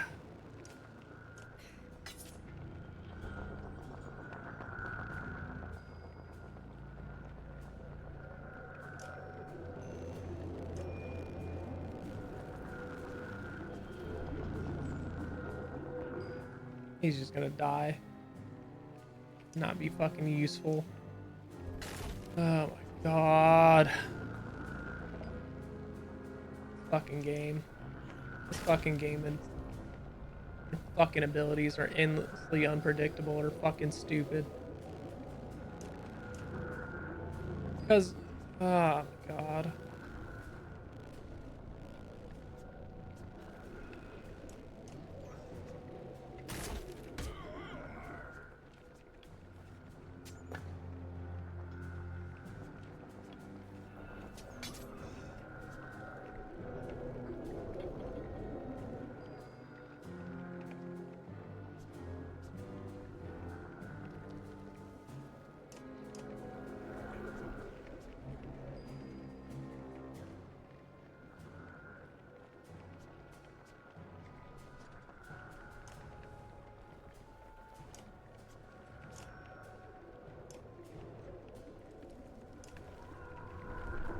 Out of curiosity, is that going to stack multiple times with itself? No. Okay.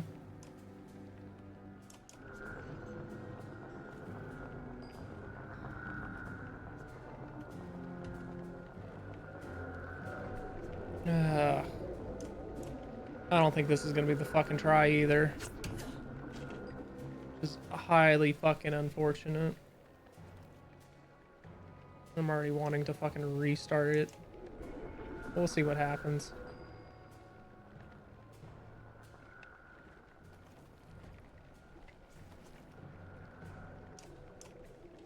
Why are you not invisible anymore? Are you not invisible? Or are you... I'm confused as fuck. Why is he... he better be fucking invisible. I don't understand this fucking game.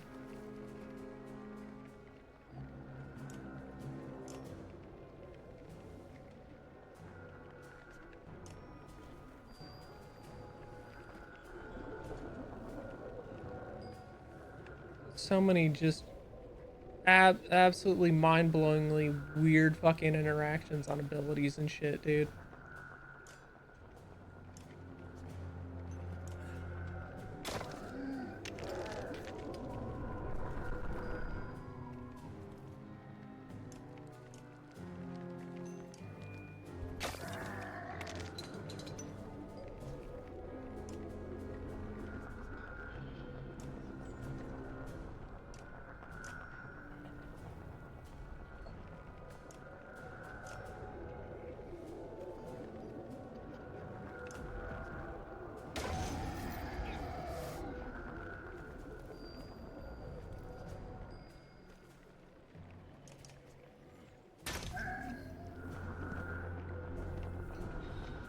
Yeah, I really don't like the fucking people that are in this fucking party for fucking Bulwark, dude. Why? Why is that the fucking option? You fucking piece of shit game. Why is it the barricade and not the guy you just fucking attacked like so many other fucking times? Even when there's 2 fucking things to hit. You can eat a fucking dick.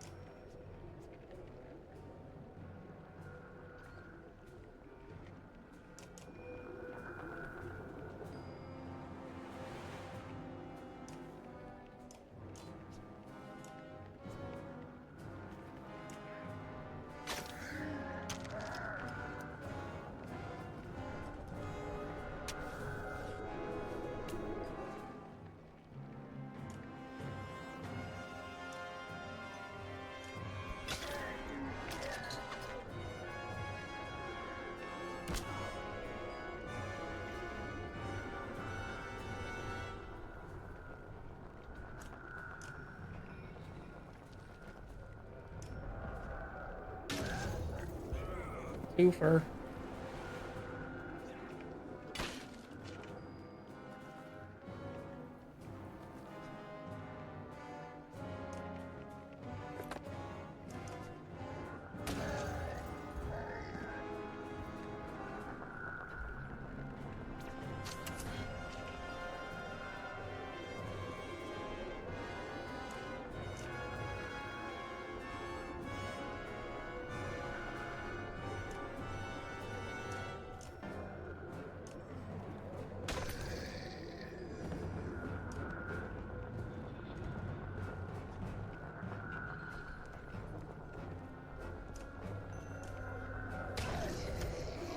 Why him?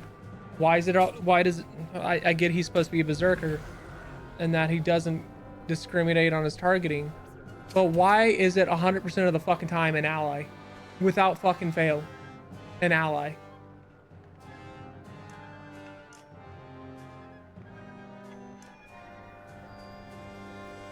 God damn, dude.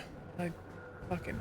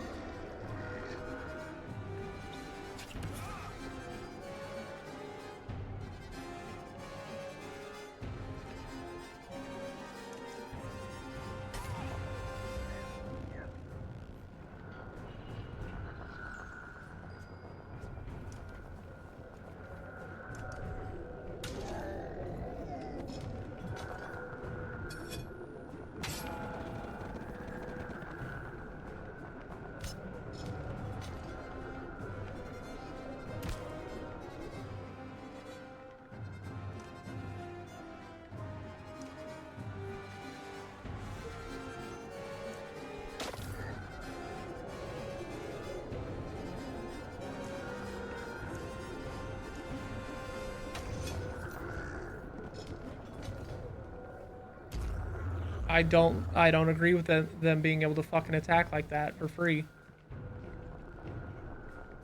I don't. Seems such bullshit.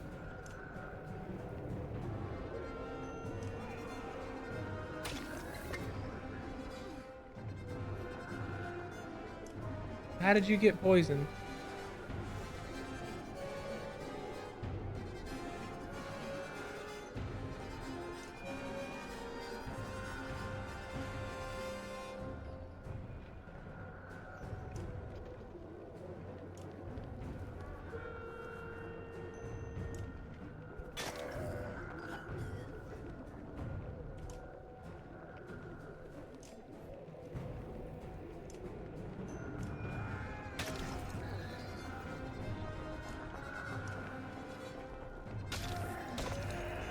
And now we gotta deal with more fucking people.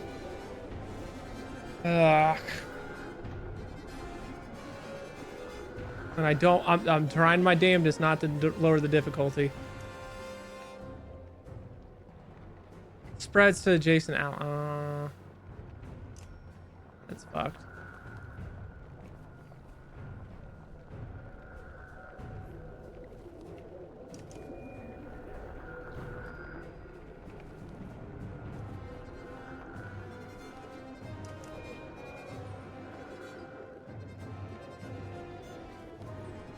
Oh, I have to kill her body. Fuck.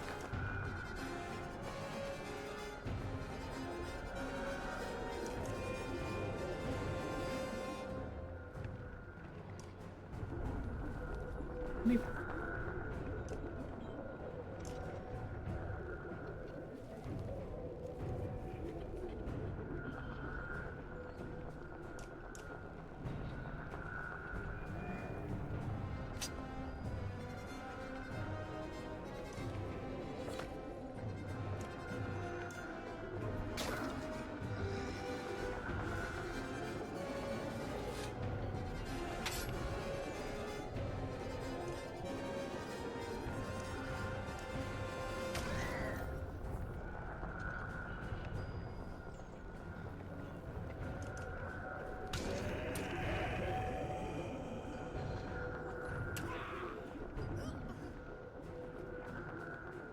I would love to know why in the fuck they can do so much. Oh, because they have 25 fucking strength. Jesus Christ. That's ridiculously bullshitly high. And he's dead. Lovely. Why do you have to go the... Oh my fucking blocked path bullshit.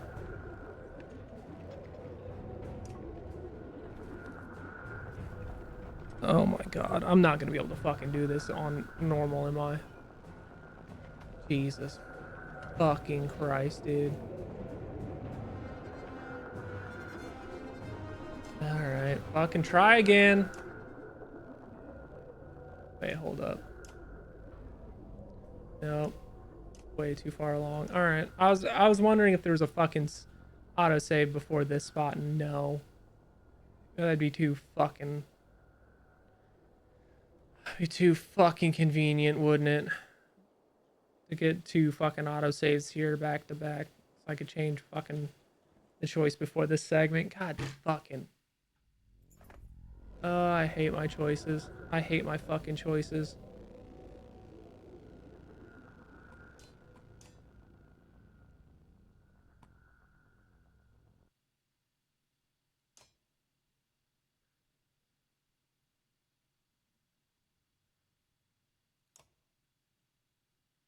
Alright. And it's not like I can fucking sit back and just let them hack at my armor and repair it, because they don't fucking go for my armor only. They have enough strength to just say fucking absolutely ruin me. God, this is fucking brutal.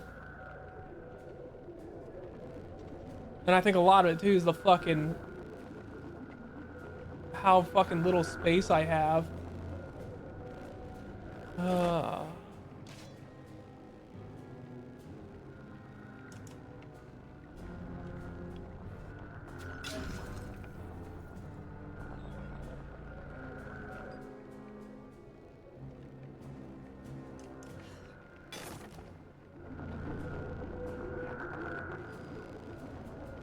I gotta figure out how the fuck I'm gonna...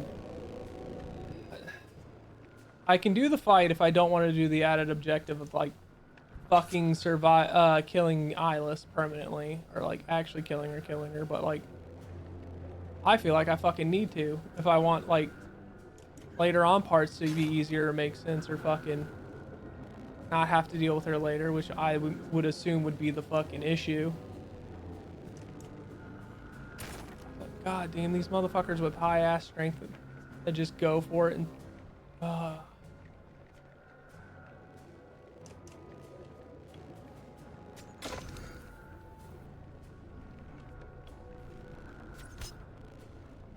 and I don't have shit for good ranged attackers other than Ollie.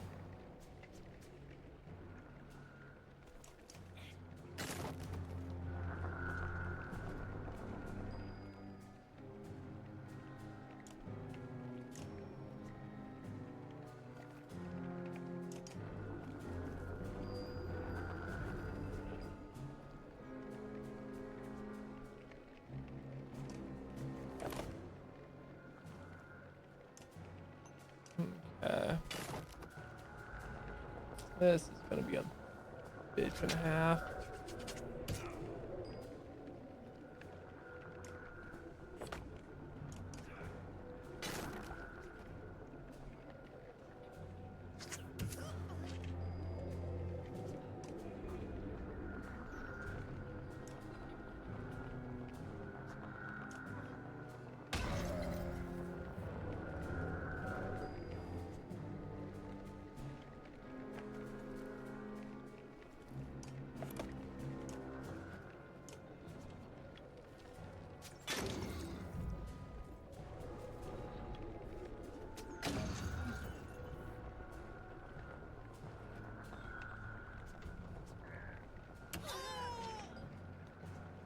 And the archers aren't worth a fuck.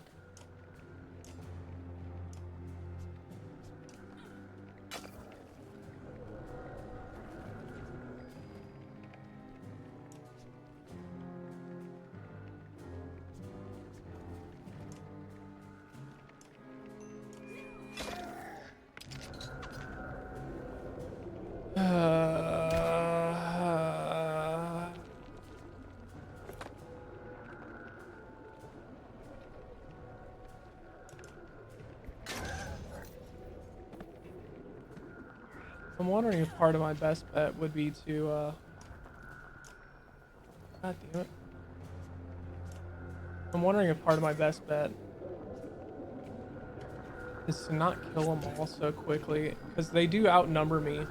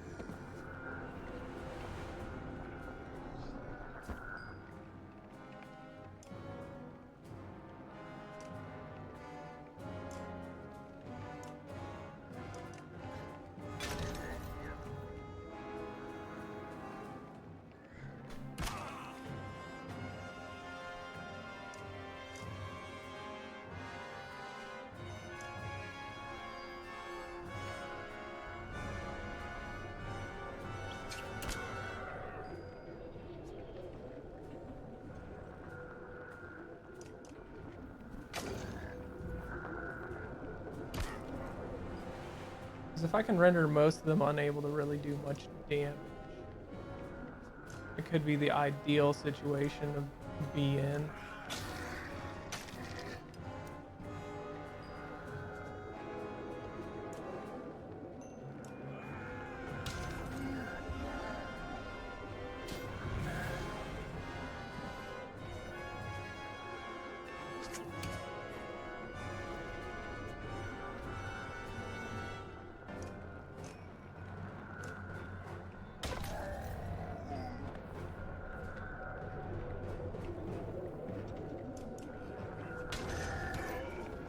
God damn it. Oh my fucking god. Damn it, dude. I keep fucking hitting my own goddamn teammates with him. Fucking Christ. Dude, it's fucked me royally. Again and again. Fucking hell, man.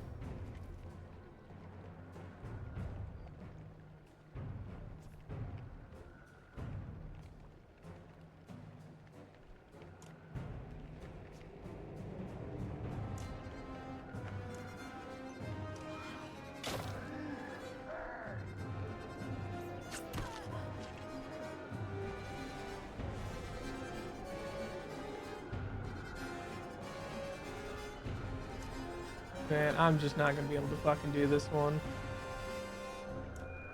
in the way I want to.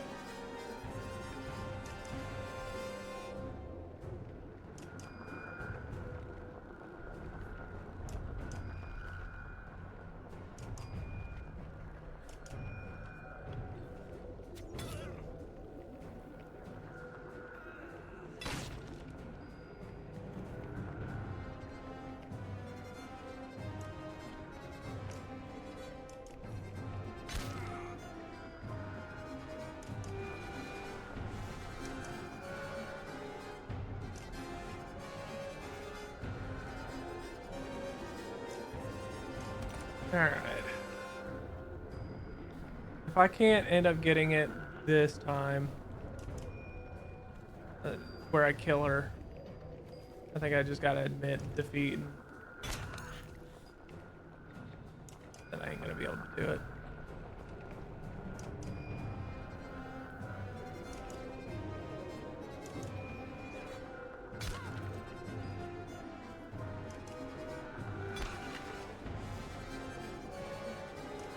And then I'm probably just gonna have to take the easy fucking win and not the complete victory.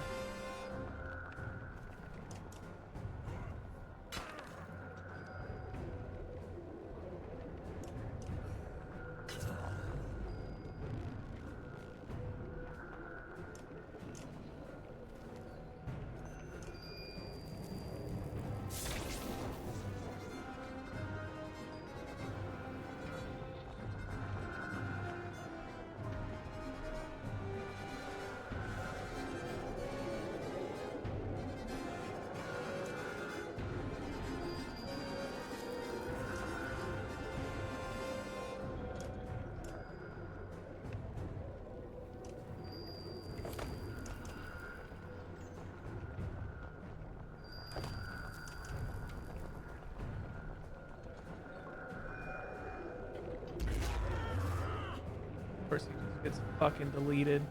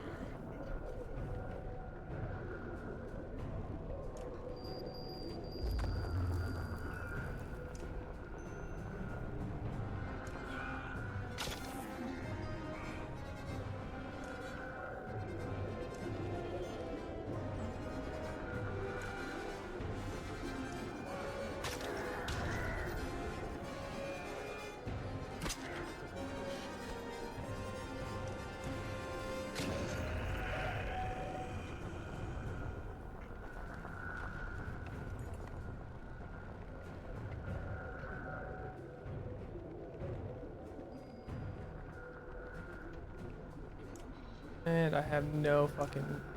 Oh my god, alright.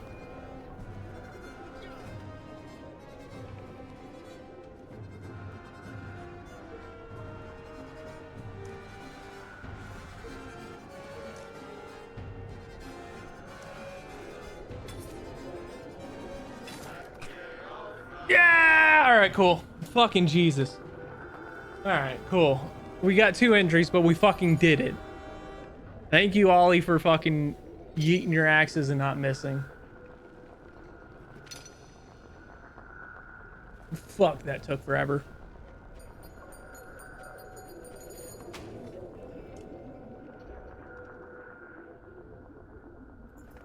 We just killed Fane Sunder, Folka says. You know it had to be done, but you find yourself unable to speak. Are you crying? You shake your head trying to clear your thoughts, but the scared faces of so many dreads left on the battlefield pull at you.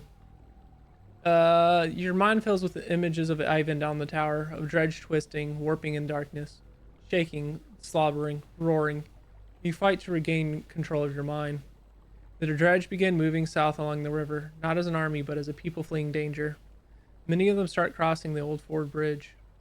Bulwark shouts, "Take the cart. We can get to Manahar. We'll hold them here as long as we can." The shield maiden's voice clear in your head for a moment.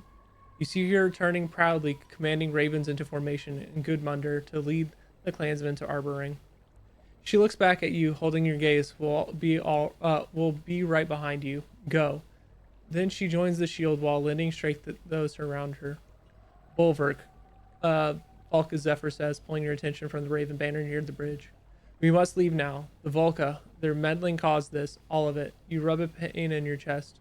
Zephyr flinches at the look in your eyes, but you forget her and begin marching toward Manahard, toward vengeance. Brothers fight and kinship stain. Chapter 14. That fight was fucking brutal. But we're holding fast to not dropping difficulty, so we'll take that. Oh, they're almost arboring. Seems like everyone's headed for the capital these days, the small village baker says. I figure it's just as well to stay put. We've got enough around here to survive, even with the king cutting off trade. You're testing your bowstring and only half listening to the man when a Hakan walks up. The baker, unaccustomed to Varl, falls quiet and backs up. The capital's only a few days away now. I know. I'd like to believe we'll make it without any more problems, but it hasn't been our luck. No sense in thinking things will change now. You laugh a little, but notice the distant look in Hakan's eyes as he looks towards the Varl tents. I wonder what the old kings, like Thruster and Skrimir, would do in my place. They would have kept their people alive the same as you. I just lost half of my people in the old wood. It's like Ifer told me, you can't prepare for a giant serpent attacking. Not even ancient kings could do that. Just keep them alive no matter what happens arboring. Protect your people. The Khan looks at you, the confusion leaving his face. Let's get what we need and get going. Maybe it'll be as easy as you make it sound. You give the Varl an encouraging smile. It's the best you can do.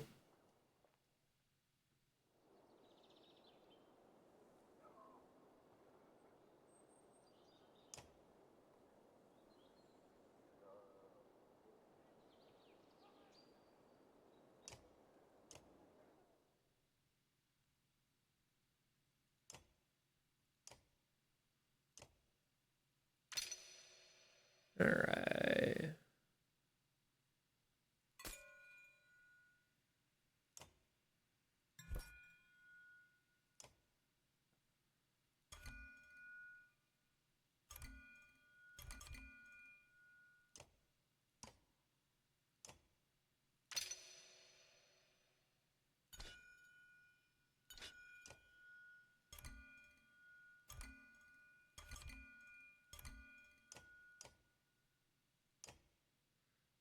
All right. What else?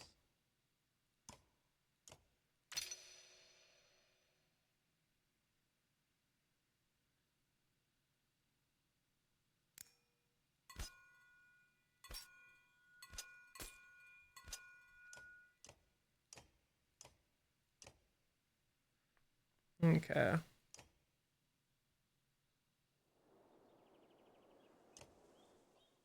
What's Nid have to say? Nid's boys are just finishing eating and starting to play when you approach her.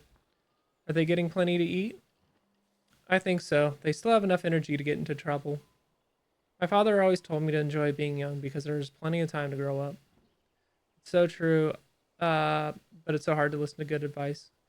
Without allowing you to refuse, she puts a spoon and bowl with cooked eggs in your hands. You have to try these. It's my family's recipe. You take a bite. They're good, but you don't taste anything special. What do you think? Really good. I think your family's onto something here. Really, you think so? Yeah, maybe you can set up a shop in Arboring. The archer suddenly looks amused. I'm glad you like them, but they're just eggs cooked like any other. My mother used the family recipe story on each of us kids at one time or another when we wouldn't eat. She tried to guilt you into eating. She tried anything and everything to raise us, feed us, keep us from getting into too much trouble. Now with my boys, I understand why. I bet your father had to do a bit of that with you, and now that you have you to do with this, god damn it, I can't read. I doubt there's anything you wouldn't try to keep everyone alive. You think back on all the choices you've made. Just know that we understand and appreciate it eventually. Thanks, Ned.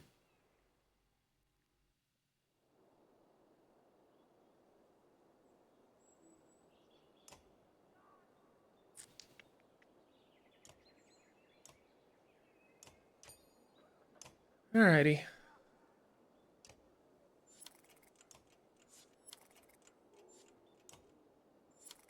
Alright. The carts just start moving away from the village when you hear a girl shout, Papa! You turn to see where she's looking and gasp. From the east, over ground you recently crossed, comes a large number of missing clansmen, fighters, and Varl. Is that Ruga? Someone asked. At the front of the group is the former governor of Borsgard. Husbands run out to their wives and children scream in excitement for the parents they believe to be dead. You make your way out to greet the group as well, but Ruga holds up a hand as you near. Oh, he's going to be a dick about this. It's hard. It's as hard as ever to read the governor's face, and Dagger naturally says nothing. I wasn't sure I'd ever see you again, but my father taught me a good deal about survival. But didn't your father? Never mind. You're not sure what to say next. I bet you're tired. We can wait if you want. Sleep. I'm happy you found the rest. I can't make that call, and neither can you. The clansmen tell us what they do. It sounds like something he has rehearsed along with a smile. I think you should all get food and a few hours sleep. The others will make up their minds. A leader's guides. What happened to you after the serpent attack? I might ask you the same. Dagger and I were scattered like the rest, but we tried to help who we could. The old wood was like a maze, but we finally escaped, picking up others along the way. We looked to the guard for confirmation, but Dagger gives you nothing. We waited for others as long as we could. Any longer, we would have starved. I started to push everyone hard, only sending a couple men to Tolier for supplies.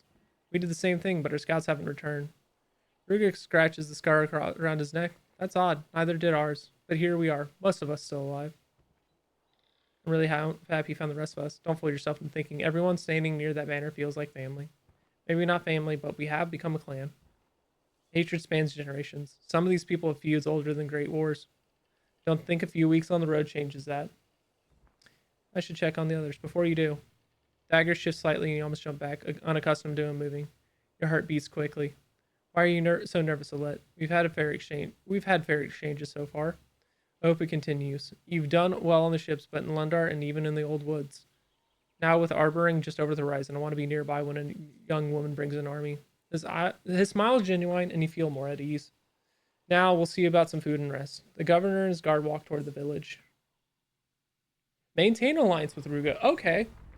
So he's not pissed with us. Okay, so the achievement just kind of spoiled that he ain't he seems to at least be on our side.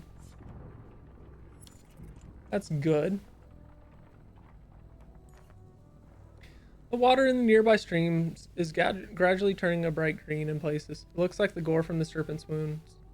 Dead fish are spotted in dozens, floating by in faster moving sections. Some clansmen have fallen ill. Others are feeling the effects of only drinking mead.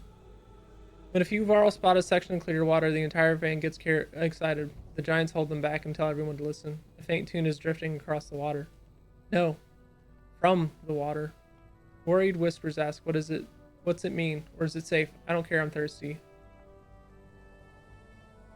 Still a few barrels will boil at first. People complain about having to wait. The Varl support your caution. Fires are started and water is boiled. The result is quite a few barrels of clean, fresh water that satisfies most everyone's thirst, but not enough to bring cheer. No one seems to know when the tune from the water stopped playing.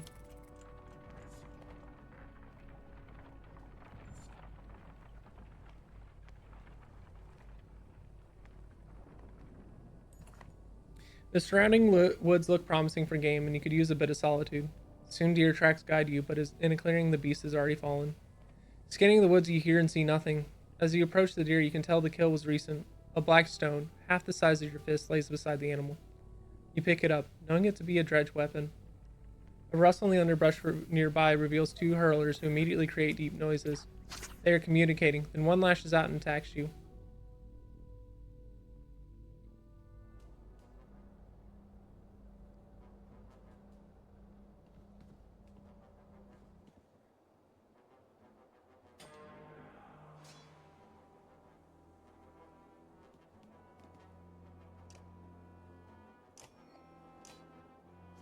Oh, hey, she can mend now.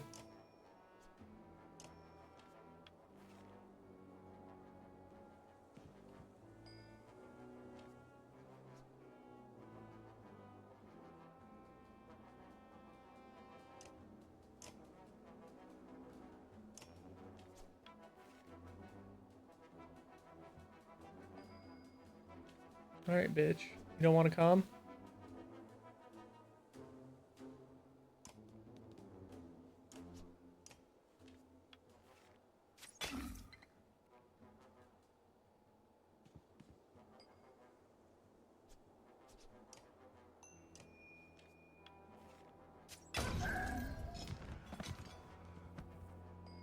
I mean, pillage ain't really gonna help me in a one-on-one.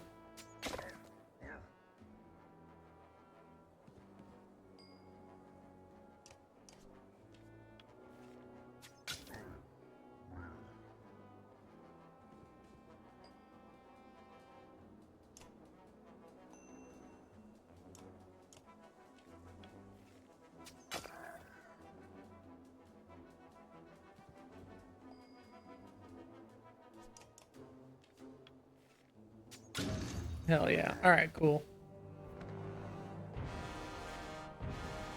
All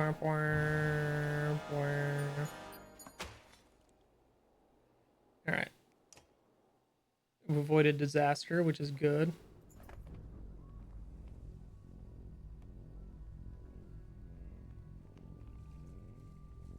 As the dredge fall, others from your clan arrive. Not bad, a woman says, booting one of the dredge bodies. A child runs up and does the same. Say nothing and return to the carts. You and another hunter grab the body of the deer and walk away. While most of the others follow you, few remain behind. Kicks and curses are delivered at the dead dredge bodies, a release of anguish for those who have lost loved ones.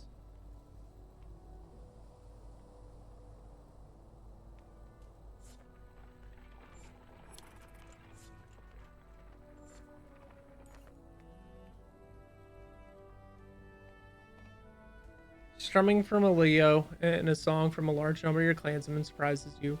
Varl stands in the center of Unblushing. It scurries to 100th year. Varl beside you shouts. The rest of the caravan is slowing to check out the commotion. Make a toast to the Varl. Tuscari, you start. You've already lived longer than any human here will. May your bravery and strength continue so that you share drinks with the grandchildren of our grandchildren. Skari looks at you and nods. I'll tell them of your bravery and strength. Everyone drinks and laughs and continues on.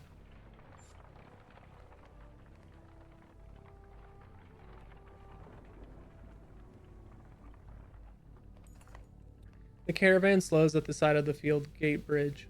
In front of it is a large army of horseborn in formation, weapons drawn. Scathach, are these your people, your clan or herd? Scathach shakes his head but does not speak. His eyes scour the new herd. The Khan calls for shield walls as precaution. Just as shields lock, a single javelin flies from the center of the horseborn army. Everyone watches it arc through the air and stab the ground only yards from you. The ground rumbles as the horseborn charge.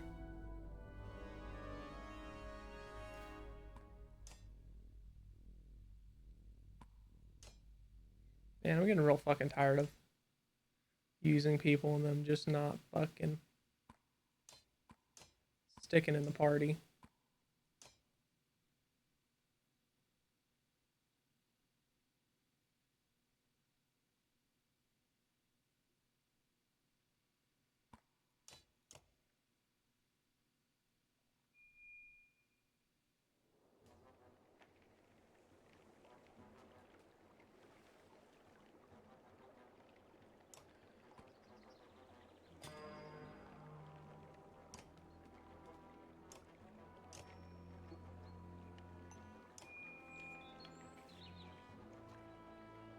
You learn we are strong.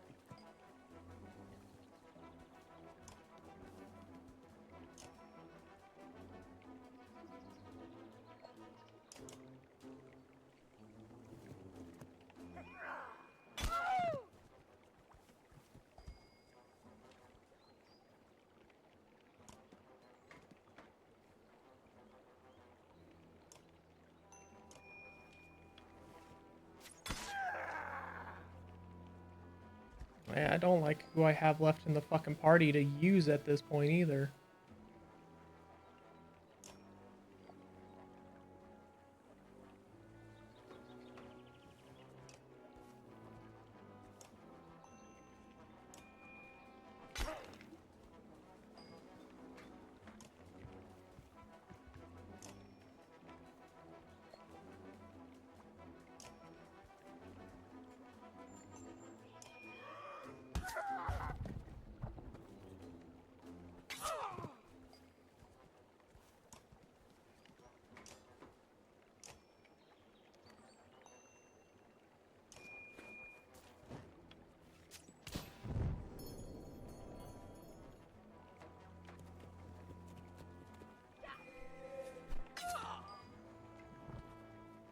I'm a little confused on why the fuck she doesn't have her poison arrow attack.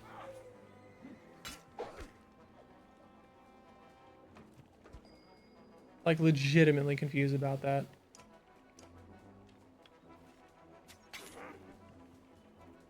Like, I'm probably gonna have to fucking reload, but like, she's literally missing an ability that she's had the entire fucking time.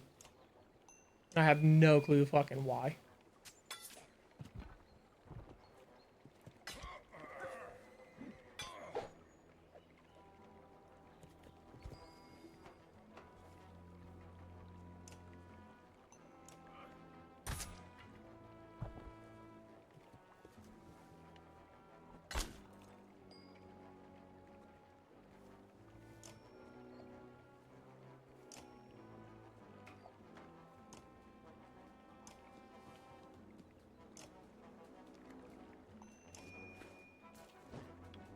Yeah, her not having the fucking poison arrow ability that she's had, or poison javelin she's had the whole fucking time. Mind-boggling.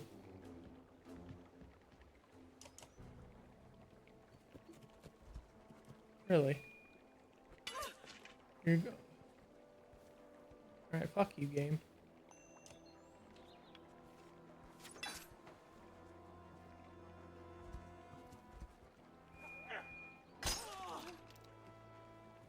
It does not make any fucking sense who these motherfucking enemies end up targeting, dude.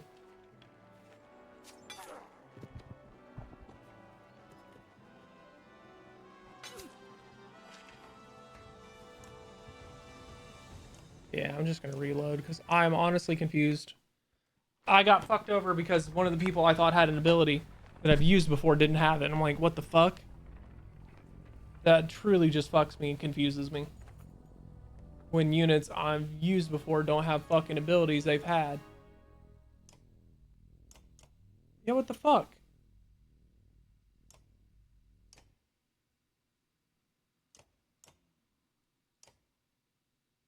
Okay, that makes no fucking sense. Alright.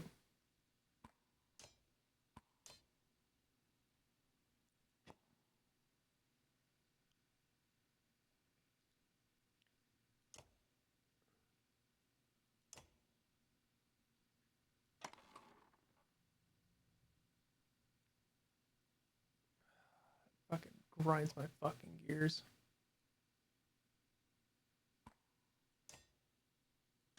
I'm wondering if it has something to do with an item.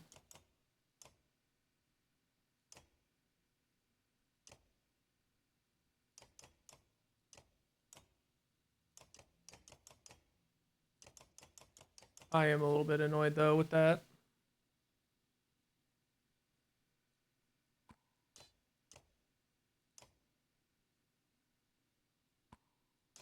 Makes no fucking sense.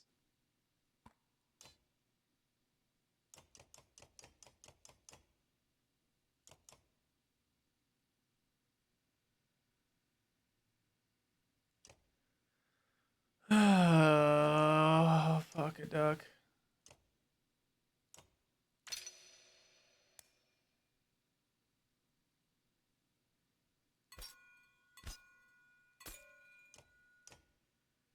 Alright, try again.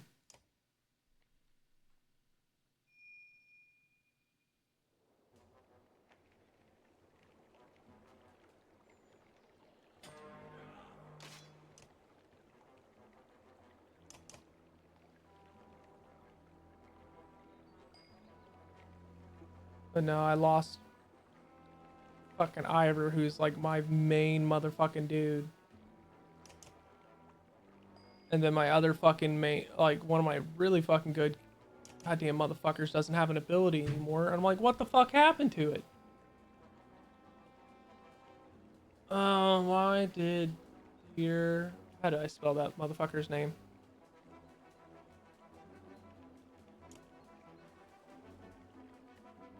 For you lose poison tip.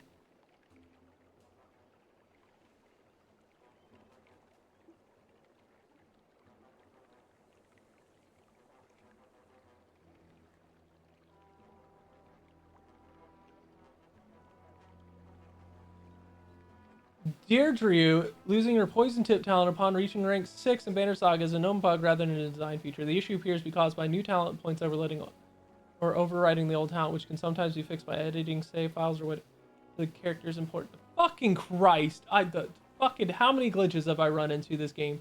And it's 10 years fucking old. That have fucked me, like not being able to place units. Oh my fucking god, dude. This game's been more difficult today than it should have been for a number of fucking glitches that have happened.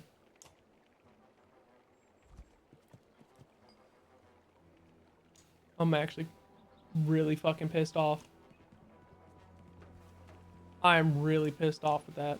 That is fucking insane.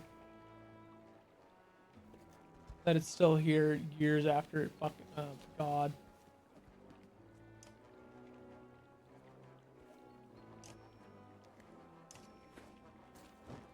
It's actual fucking bullshit.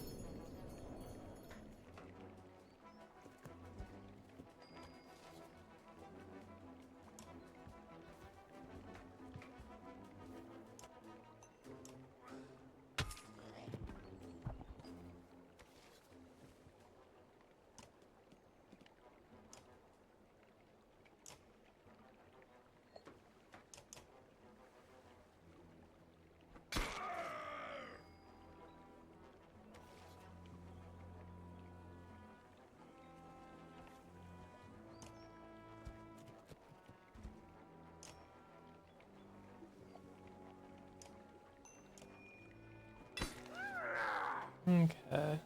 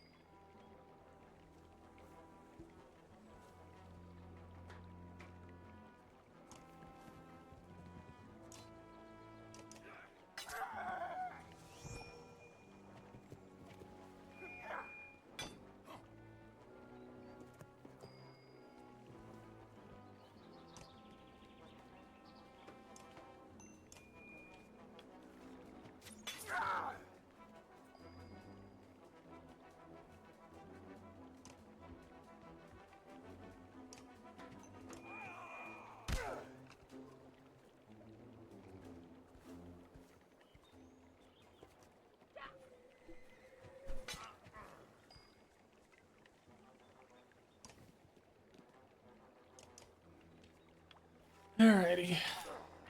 Well, see if we can pull it the fuck off this time. Although Hakon's about to fucking go down.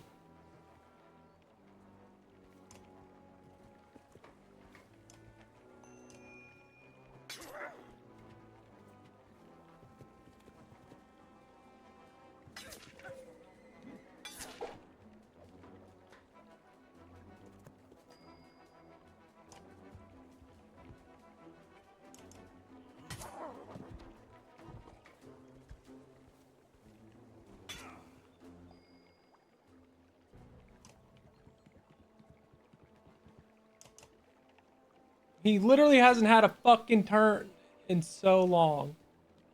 And he's just gonna fucking die for it. That sucks.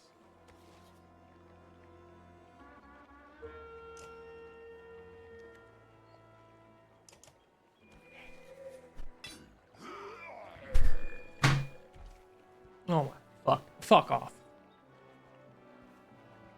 The fuck am I supposed to do about that other than just there's a reason I don't like the way the fucking turn order shit works in this game, and that's one of them.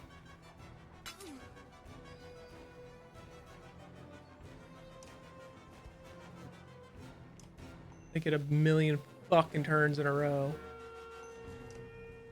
and I can't do a fucking thing about it.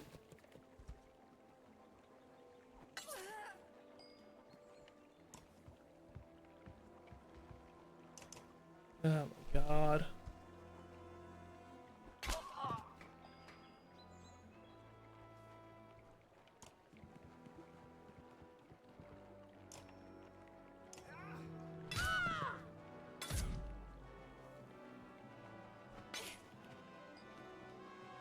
It's fucking bully.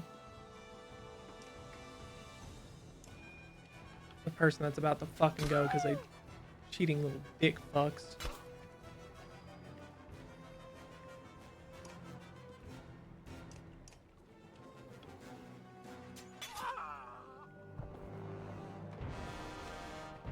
Alright, Hakan took a fucking injury, but didn't have a fucking choice, really.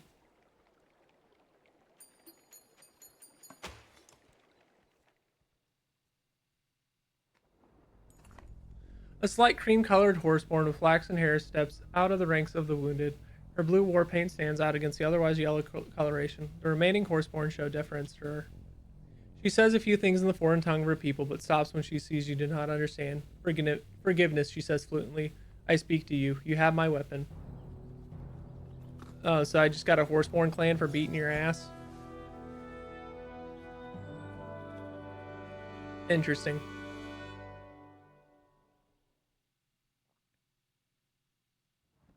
Sorry for a fight, not know it to you. She speaks your language with confidence. What do you mean, and who are you? I lead herd. I am. The next word is long, shrill, and confusing, but certain sounds stand out. Canary.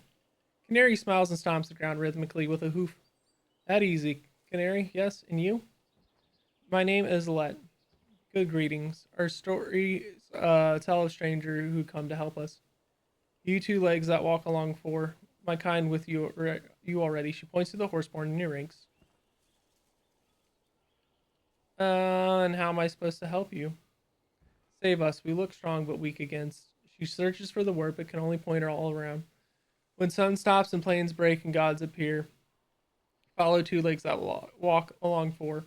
This is our story. We hold true. You see these things. The sun has stopped and I've seen the ground breaking, but what god are you talking about? Large snake, not from this plane. The serpent could certainly be a god. You've seen it, the god too? You know these signs. You lead us, we follow. Canary looks at you with a steady gaze of the constant movement you experience of Deirdre. Warn her that not everyone likes Horseborn. Most of the Horseborn we've met have caused us harm, including you. Many of my people won't want to be near your people. Not today, but different day. Herds fight, but forget. Humans remember things a long time. Borrow even longer. Herd believes leader. We follow you. Herd grows strong. She bows again and motions to her people, and all the Horseborn join your ranks at a respectful distance.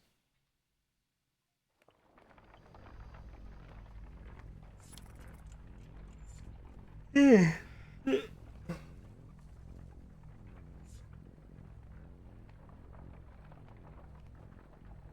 say the moon and stars are always visible when you look at Lauga's godstone. How can that be true?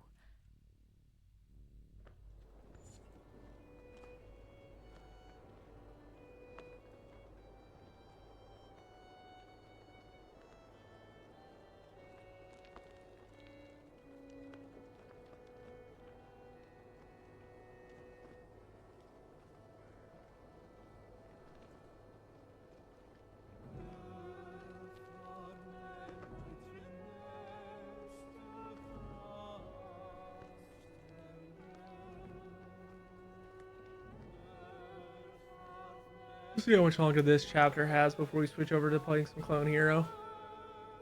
The moon, her spirit, the star, her eyes, Elio says, plucking a few strings of his instrument. Lauga, the god of beauty and of, well, the things that happen in the night. The skald smiles. The gods may be dead, but my wife still prays to Lauga. I am thankful for her piety. The skald is not the only one smirking. A quick look around reveals grins throughout the caravan. I see why arboring has grown so quickly over the years, you say, and the skald laughs. A truth spoken in front of Lauga's stone is supposed to ripple through the night, either strengthening a lover's resolve or carrying away undesired affection. Alio skips away to find his wife. The sight of so many of your people showing each other affection warms you.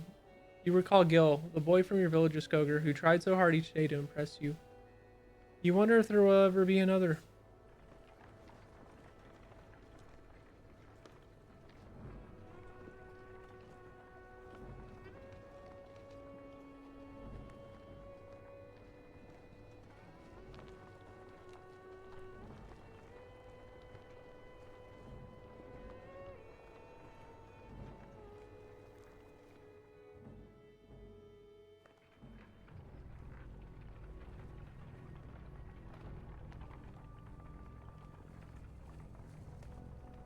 Finally, we made it.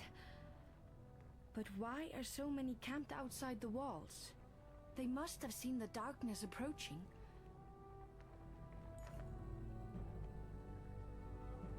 Wind ripples across tents, which multiply the closer you get to Arbor Ring. Dung litters the path, and it is clearly not all from the yaks.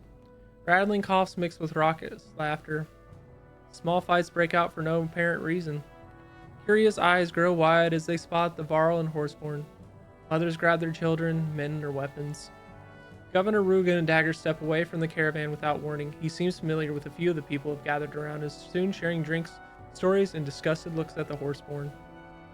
Various clan banners snap and whip in the wind. You recognize the heraldry of the Karlshush from Elio's tales and Strand's banner from previous talks with Ubin. There are even a few Cragsmen banners by their muddy appearance. You also notice the division between each clan. There is no mixing or unity. I'll push ahead, Prince Luden says. My father will want to see me, and I'll be able to find out exactly what is going on here. Ursa and a few fighters escort him through the crowds towards the walls. Old Atakan's people are here, you hear a woman from your caravan shout. I have to check on them. Others find familiar clans and kin as well, slowly drifting from your banner. Bring them here, bring Atakan, say nothing, let them choose. Many more invited to the rest around the warm fires with friends, taking their food with them. Your numbers dwindle, the idea of your solitary clan under the Skogar banner begins to gutter.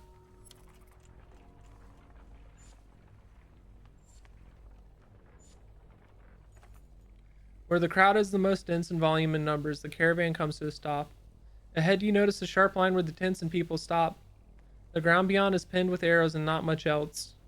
A few hundred yards of empty space between these people and Arbor Ring's walls. What is this, you ask, confused by all you are taking in. That's the peaceful bit, an older fighter says near you. He looks the type who has seen enough things to lack enthusiasm for much of anything. The King's men can't kill us from the walls, and we can't kill them from here. But what caused the fighting? The man smiles, his face unaccustomed to action. Come on, Sunderslayer, he says. It's the same damn thing that causes every fight. They've got something we want. King's got food and protective walls. We're starving with our asses facing that rolling darkness. His words deal you a heavy blow. So Arbor Ring's at war. The man laughs a wicked laugh. That's putting it lightly. He says, from what I can tell, this is the rest of our kind. You brought the last of the Varl and even dragged in some worthless horseborn. This fight's for survival. Winner lives, loser's gone forever. His laugh turns into hysteria, and you leave unsettled.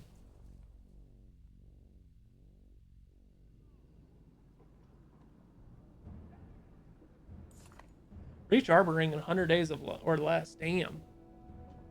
Sounds like a fucking hauled ass. The yaks are tended and the tents aligned as best as possible. Some are repairing their armor, others look anxious to talk to various clans. The Varl King's eyes scan the fields as he approaches. I want to know what's going on here as much as you, he says. But we better find a way to defend our gear and supplies. These other clans could form a mob if they discover we have food. Seeing the hungry eyes around you, you agree. We've got an issue, Oddleaf says. I don't know why, but the other clans don't like the Horseborn, or the Varl for that matter. They're starting trouble, and I'm going to stop it. You decide what to do. Let's go beat ass with Oddleaf. Scathichin has his weapon drawn, and a few Varl are standing near him with shields up. Humans in growing numbers are hurling every sort of curse at them. Walk back to your fires, or we'll make you wish you had. The fighters do not respond well to your threats and immediately charge. Fucking bitches.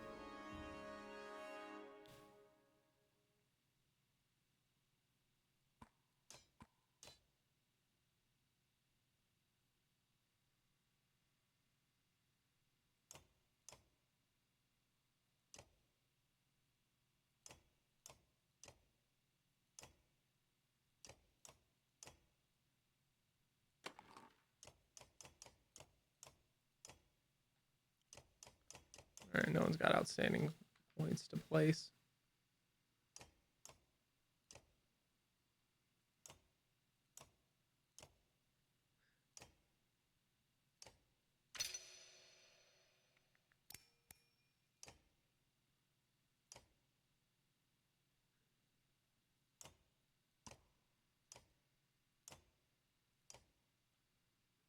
I think a lot of what I'm struggling with too is the fact that a lot of the people I've lost are a lot of the people I fucking put in renown into for leveling.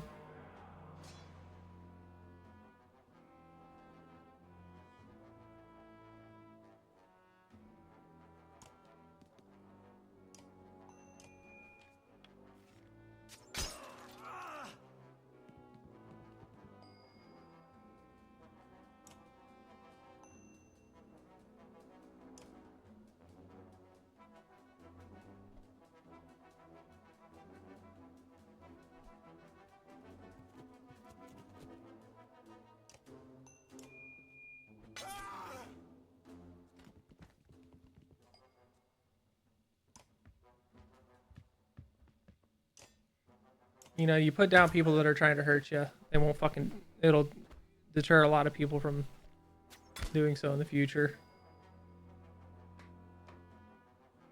Can't look weak around people. Not now.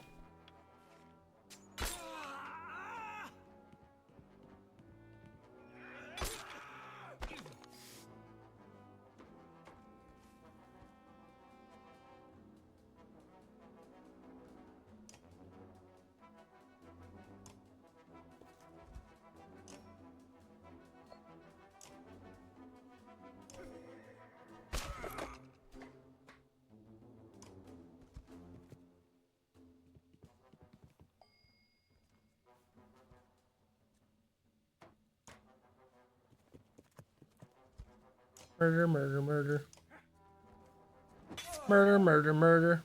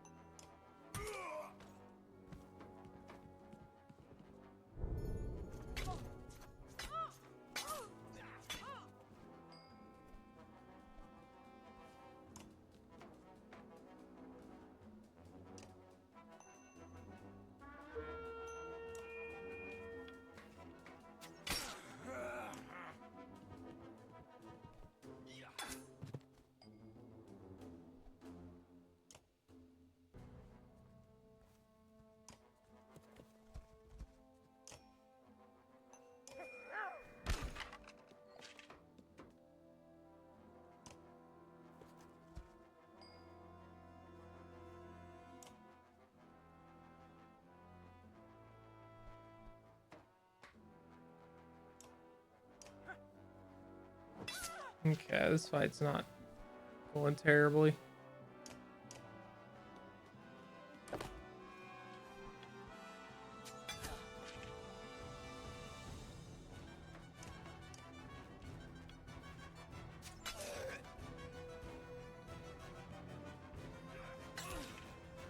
Oh my god. Ow, fuck. God damn it, kitty. God. Ow. Love you, but fuck, that hurt.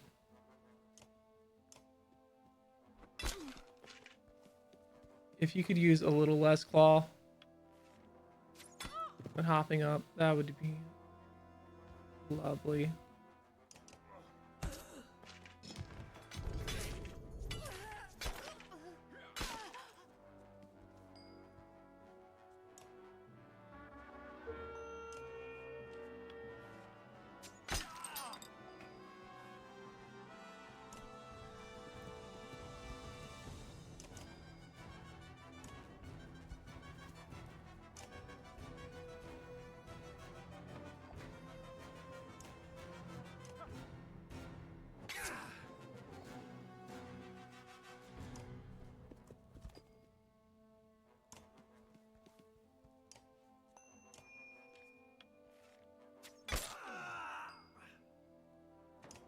All right.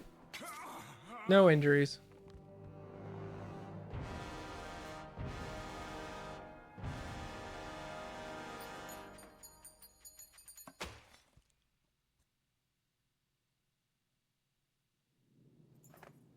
The fighters fall and others nod their approval of you defending your clan. You're tired and irritated as you shuffle back to the caravan. As soon as you find a stump on which to sit, you spot Ruga coming towards you, backed by Dagger and nearly 50 fighters. Everyone watches out of curiosity more than concern. I've discovered what these battle lines are all about, Ruga says. The king shut his people out. These clans are here to see that he feeds and protects his people as he is supposed to, and they've chose me to lead that cause. He laughs at your incredulous look. I'm just as surprised, but I need to talk to you in private. You nod and two of you enter a large empty tent. The tent flaps closed, leaving you and Ruga alone, both armed. This is insane, isn't it? Can you believe what's happening here? I'm not clear what is happening here. I wasn't making the stuff up about I wasn't making that stuff up outside about the king. He really has shut us all out. Started a few months ago when he started stockpiling food and slowing trade. Once the wealthy families were all pulled inside the walls, he shut the gates. The only thing he said is that he can't feed everyone. Oh, and his archers fire on anyone who gets close. You watch Ruga closely while deciding what to say. So you plan to break down his walls? That's the last thing I want to do. We need those walls to stop the dredge and whatever else is coming behind them. But if we have to destroy them, we will. Maybe the menders inside can repair any damage. There might be ways past these first few walls, but the black wall, the governor just shakes his head.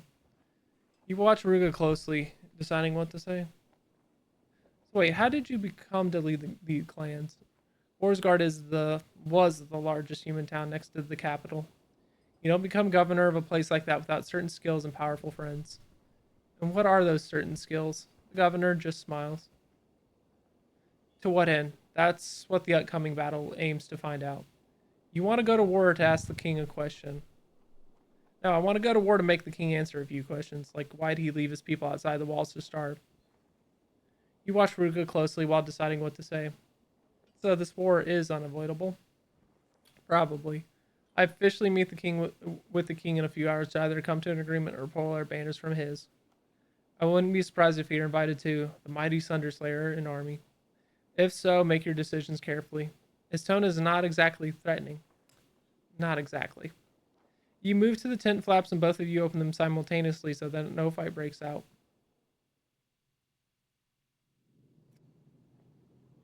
Damn. Alright, I think this is actually a pretty interesting spot to stop for a second and switch gears to set up drums, take a quick pee break, top my water off.